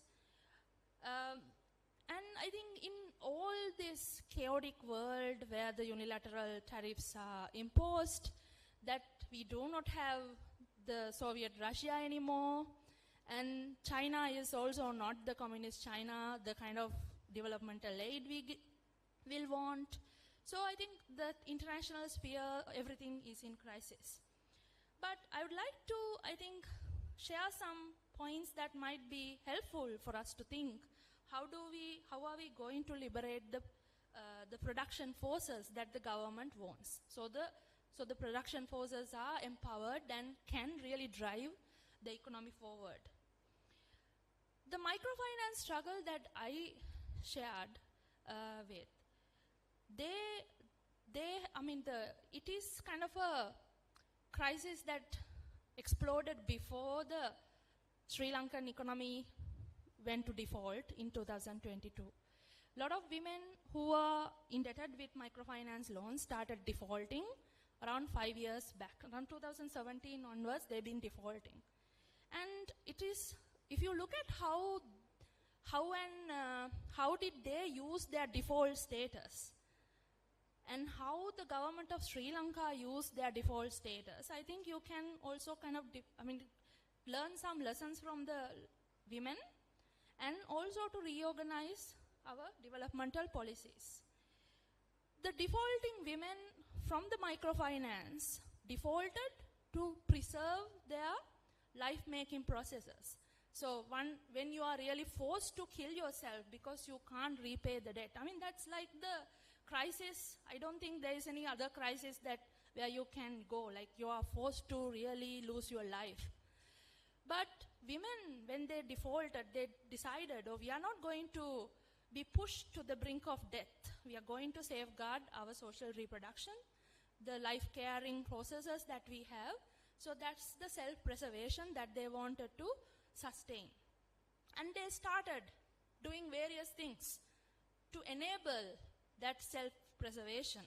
They started building the resources from the scratch. Unlike in the north, where there was a strong cooperative movement, in south, these women don't have a system to fall back. So they've been trying to mobilize credit like by rupee. From the scratch, they are trying to build up a system. I think Sri Lanka, we are also in a situation like that, where the 60 years of IMF reforms have really devastated our state, totally dismantled the state capacities, even to a point that we cannot even think that a different future is possible. But I think, the government, if you really, there are things I think we should do, the government should do.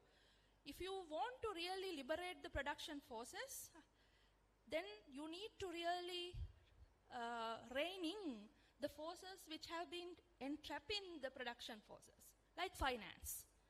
It is kind of unfortunate to see that the kind of financial reforms that we need in Sri Lanka is not happening, like the SMEs. SMEs is in crisis. The low income, like the microfinance, is part of also MSC, medium, micro, small and medium enterprises. So this whole sector, which encompasses the kind of bulk of our productive economy, is in crisis. How do we really liberate them then? Without having any, if the government doesn't want to go ahead with substantial financial reforms. Developmental bank is a good idea, but that is, I think, for the future. We need to really do something to liberate the developmental forces. They will do their job, because people they haven't, I think it's a myth to think that low-income people want handouts, want the government to do everything, like give them everything. They are trying to do that job for them. Like I see the indebted women are doing, that they're trying to build their resources from the scratch. They're not asking the government for handouts. The government only has to, create them some breathing space through some public policy reforms. If the government doesn't want to do that, then you have the route that Ranil Wickremesinghe government followed, which is to succumb to the forces of compliance. That we have been very successfully doing for last 60 years by falling behind the IMF and doing their bidding. Thank you. Thank you, Amali. We'll so now open up for questions. So I see one hand back there. Who's taking the mic? I think Professor Chandrasekhar talked about the subordination of all these spaces. Amali talked about unleashing productive forces. You know, just to throw out there, the idea of self-sufficiency, right? In the middle of this shock, and we've been talking about cooperatives, whether there is room for that rather than continue on this direction of just export-led growth, for example. Jayati.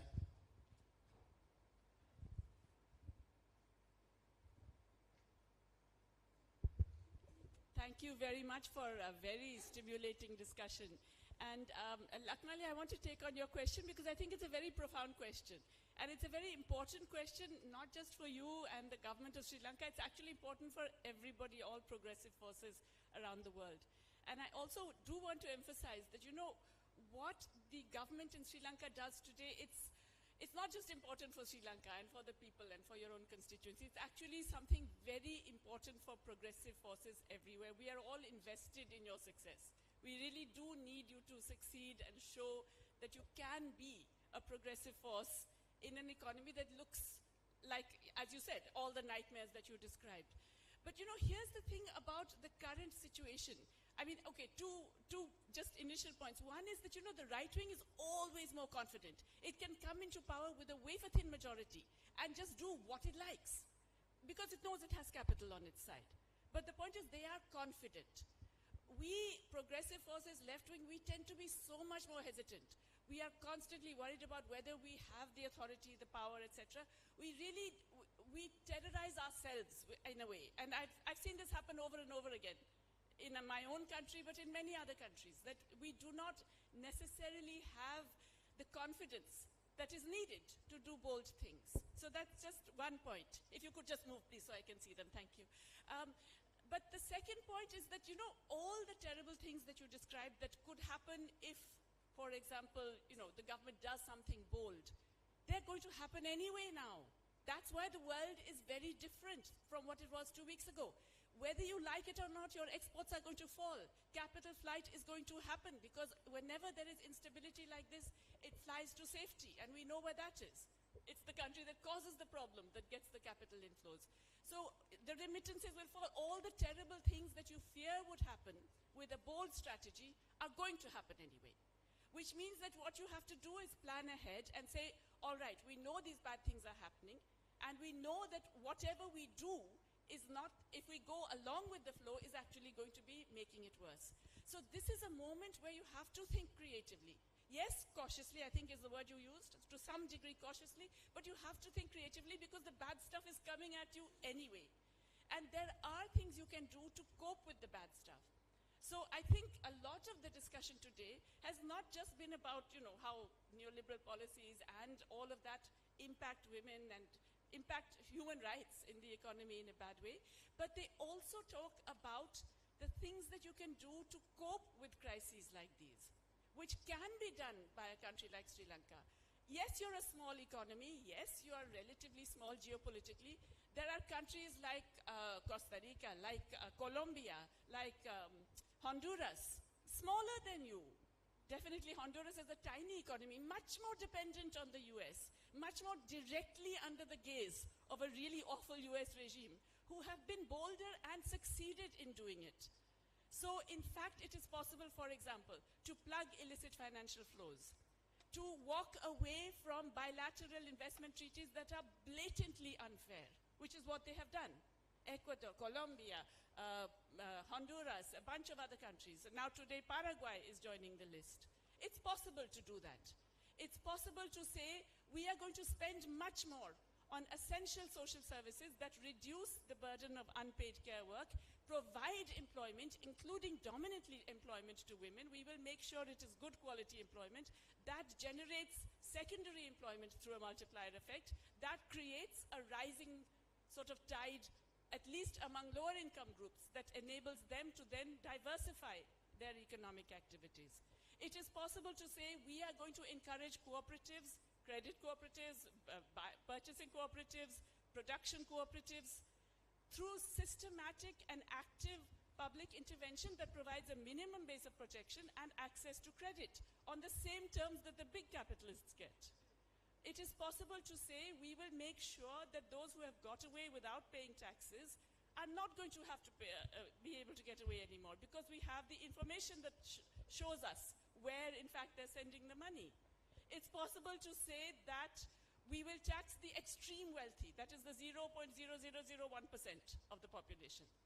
Let's say in Colombia, they did it for anybody who known to hold financial assets more than $50 million. And there are people like that even in Sri Lanka. It's possible, and if you tax just 1% of their known assets, you get a significant amount of revenues. It's possible to say we will impose a digital service tax on the turnover of all the multinational digital companies that operate in our country. Many countries are doing this, including India. There are about 27 countries that are imposing this at the moment. So all of these things are possible. And if you do that kind of thing, you can then do some of the things that you were voted in for. I mean, yes, you're talking about political stability, but you know, from the outside, it looks as if you have this massive majority. I mean, an unprecedented majority, I think, in Sri Lanka. You have a very popular president, you have an unprecedented majority, and you know, really, if you don't seize that opportunity now, it's not just the people of Sri Lanka that will suffer, it's the progressive people everywhere in the world who will suffer. So, you know, really, I'm telling you, as somebody who is deeply, deeply involved and wanting this government to succeed, that it is very important not to be cowed down, not to let the bureaucracy frighten you. That's what they're there for. They do that. Neoliberal bureaucracy is the bane of any progressive government, and I'm sure they're doing that. So, okay, sorry, I will stop. But I really do feel that, you know, you mustn't let them scare you. That's the purpose. And if you do get scared, then it's much worse for everybody, including yourselves, but also for all of us. Thanks.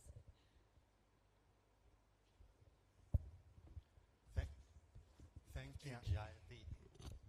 Thank you, Jayati, for those words of inspiration, because that's exactly what we need in terms of the present government.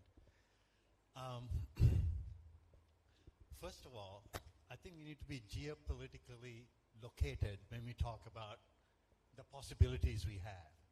So right now, Sri Lanka, as a little island in Indian Ocean, is played by 4 major hegemonic powers: China, India, US, and EU. These are our main trading partners, and we need to negotiate a new form of relationship with these 4 actors. So unless we realize who our major players are, I mean, Japan is also a key player in this thing, but these are the major players. We need to learn how to deal with and negotiate with these 4 players. Secondly, yes, Chandrasekharan, I completely agree with your trajectory of the economy, but also I think we need to kind of have a institutional narrative underneath that. The institutional narrative is the Bretton Woods project, those Bretton Woods institutions, also the non-alignment movement, and also in this present moment, having a vision of a multipolar world. And how do we construct that multipolar world? And this is where a regional imagination is important. So we need to think in terms of the South Asian context, how are we going to build that regional alliance that allows us to develop a regional development financial institution, that allows us to think regionally. But I didn't see that conversation coming through in these presentations. But most importantly, finance capital in South Asia, and this is so important for any kind of feminist politics in the future, depends on hyper-masculine, militarized state forms. If we don't talk about the military, if we don't talk about the surveillance state, if you don't talk about the police state, which is hyper-masculine in the South Asian context, hyper-masculine in the sense that it reproduces violence. Violence in the private space and violence in the public space. If we don't talk about militarization in South Asian context, we are missing a major part of this whole thing. Militarization, because the military is in the economy, the military is lined up with the ethno-nationalist cultural elite, and the military is lined up in global trade in military arms. So we need to really think hard about the militarization of state forms, and also rethink different forms of economy, the cooperative solidarity economies, and the commons. Rethinking how can we create spaces that are non-market and much more based on relationships of solidarity. Thank you. Thank you. I think maybe a couple more interventions. Yeah, Maida? Thank you to all the speakers. I really enjoyed this panel, very provocative. So my question is to everyone, but it was triggered really by Chandru's talk in the beginning, the final part of it about essentially trying to find alternatives from outside of the system. And I guess my question is then looking at history and when attempts to do this have happened, there's always a co-option of whatever, if they happen in the form of demands, in the form of campaigns, in the form of revolutions, however they can be. Obviously the military power is force is a part of it, but also there's just a co-option of so many of the essence of the demand and turned into something that can be palatable to the market and to the profit motive.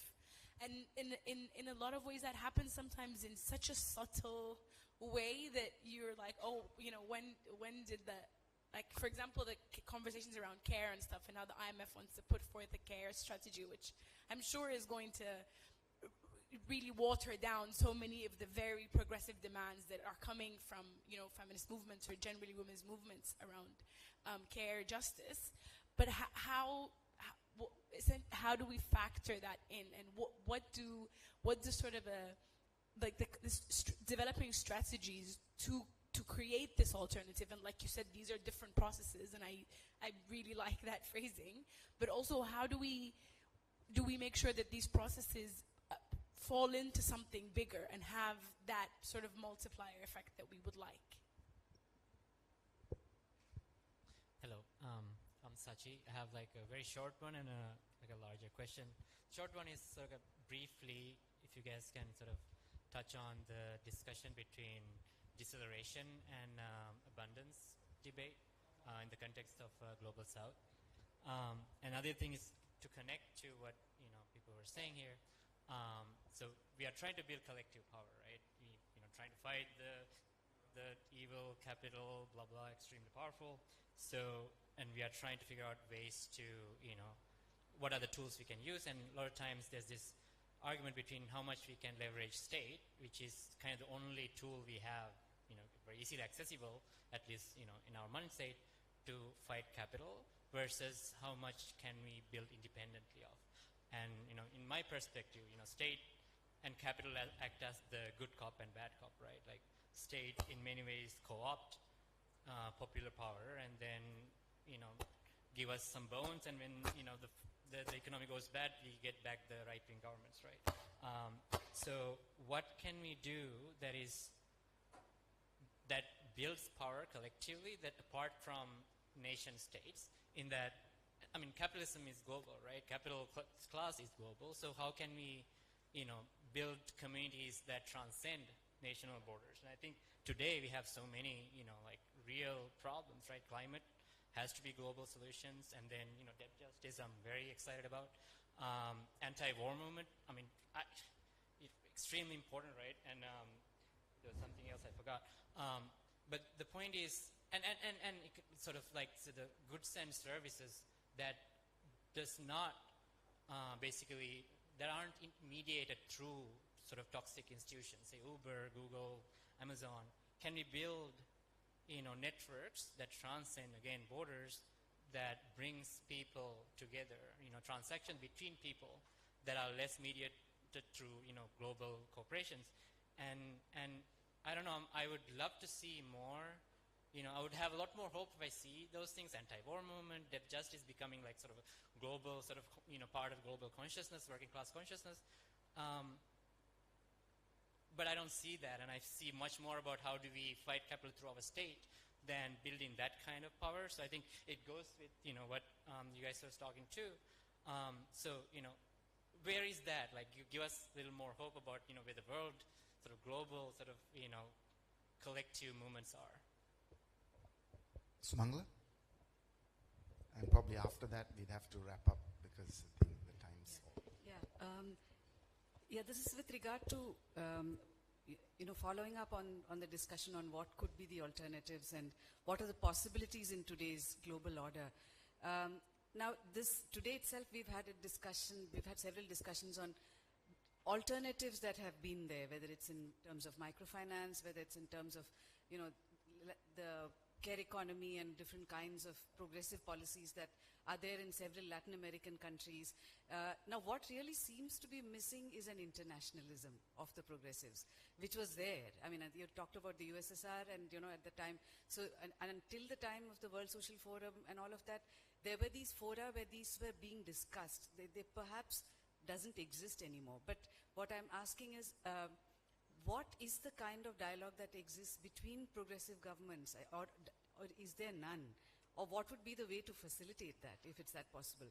So a conversation like, so Colombia, Mexico, Ghana, I think to some extent, Senegal also has I think, a more progressive kind of a government, Sri Lanka, but there perhaps is no conversation happening. So even if it's something that is specific about a particular kind of policy, I mean, one is to talk about the larger global issues and, and about taking positions. The Colombian president has been quite vocal in his, attacks on Trump and so on. So what I'm trying to say is there are these interesting alternatives that are there. So perhaps we need to be thinking of an internationalism of a renewed kind, and which could be strategic, which could be sector related, which could be policy related, and that might be a way in which the question that you're posing, Lakmali, that who are our allies, who's going to be, with us, that might be one way to address it. Okay, I think we have to, go ahead. One last comment and then நன்றி வணக்கம் மேடையில் அமைந்திருக்கும் ஐவருக்கும் நாட்டின் பொருளாதார சம்பந்தமாகவும் இங்கு பேசப்பட்டது நாட்டின் வரி சம்பந்தமாகவும் இங்கு இந்த கலந்துரையாடல் நடைபெற்றிருக்கின்றது நாட்டில் நிறைய இப்போ பார்க்க போனால் புதிய திட்டங்கள் நிறைய வந்திருக்குது அதுலேயும் QR அப்படின்னு சொன்னால் நலன்புரி திட்டம் அப்படின்னு நிறைய காசுகள் அப்படிலாம் போய்கிட்டு இருக்கு அந்த காசுகளில் இப்போ வரி அடைவிட விட அந்த காசுகள் வீண் விரயமாக்காம நாட்டின் அபிவிருத்திக்கான ஒரு சுய தொழில் செய்வதற்காக அந்த காசுகளை நம்ம அரசாங்கம் ஒரு கொள்கையை கொண்டு உங்களுக்கு கொடுக்குறவங்களுக்கு நாட்டின ஒரு சுய தொழில் செய்வதற்காக அந்த காசை பயன்படுத்தினால் நம்ம நாட்டில் பொருளாதாரமும் இன்னும் அதிகரிக்கும் வறுமை கோட்டில் இருக்கிறவங்க வரி செலுத்துவதற்கு இல்லாம இந்த வருமானத்தை ஏற்றக்கூடிய இந்த நம்ம நாட்டில் வருமானத்தை ஏற்றக்கூடிய ஒரு விடயமாகவும் அமையும்னு கேட்டுக்கொள்றேன் அது கருத்துகள் என்னது கருத்து அதை இப்போ வர எடுத்துக்கொள்றீங்கன்னு கேட்குறேன். Just to briefly translate, if you weren't using the headphones, her question was about how do we use the resources, how do we use the projects in the country, that these funds that are given as possibly social welfare schemes, whether that can be used for self-employment of the bottom sections of society to be able to, rather than taxing them, for them to be able to raise themselves up. What are the possibilities on that front to use the resources in the country? I think we probably have to wrap it up. We can, it's been a very engaged panel and a day of discussions. I think, ideas about what can progressive governments do, at least to start a dialogue and to start thinking about even on very specific issues. Chandru brought about the need for a new social consciousness in the context of the crisis of capitalism. And I think throughout today, I think we are conscious of a very serious crisis, but also looking at the possibilities of moving forward and trying to subvert maybe even this crisis towards actions that can address some of the needs in our that people are facing, as we've been discussing all day, whether it is the whole question of unpaid work, unpaid care work, in terms of the way in which people are undermined by the financial system and so on and so forth. So I think it will continue. Hopefully, maybe we can try to consolidate some of this into some kind of a statement, but also I think we would like to encourage everyone to write and engage also in terms of from Lakmali. Okay, Lakmali, you want to say anything, Lakmali? Respond to what she.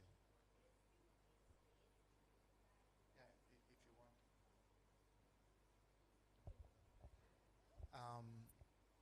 So I think we've had a great day of conversations. Thanks to Sumangala, who took the responsibility for organizing it.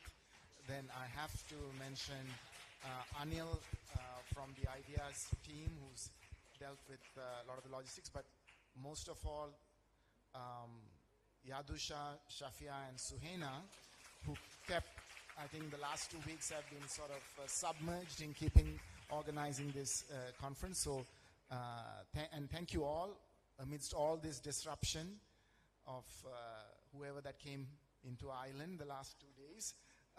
But we managed to have a great day of discussion. Yeah, discipline. And so thank you, everyone. And I think some of these conversations will continue. Hopefully, we would have more of these discussions, even if it's not with such a large international group on our own as well. Thank you, everyone. Good night.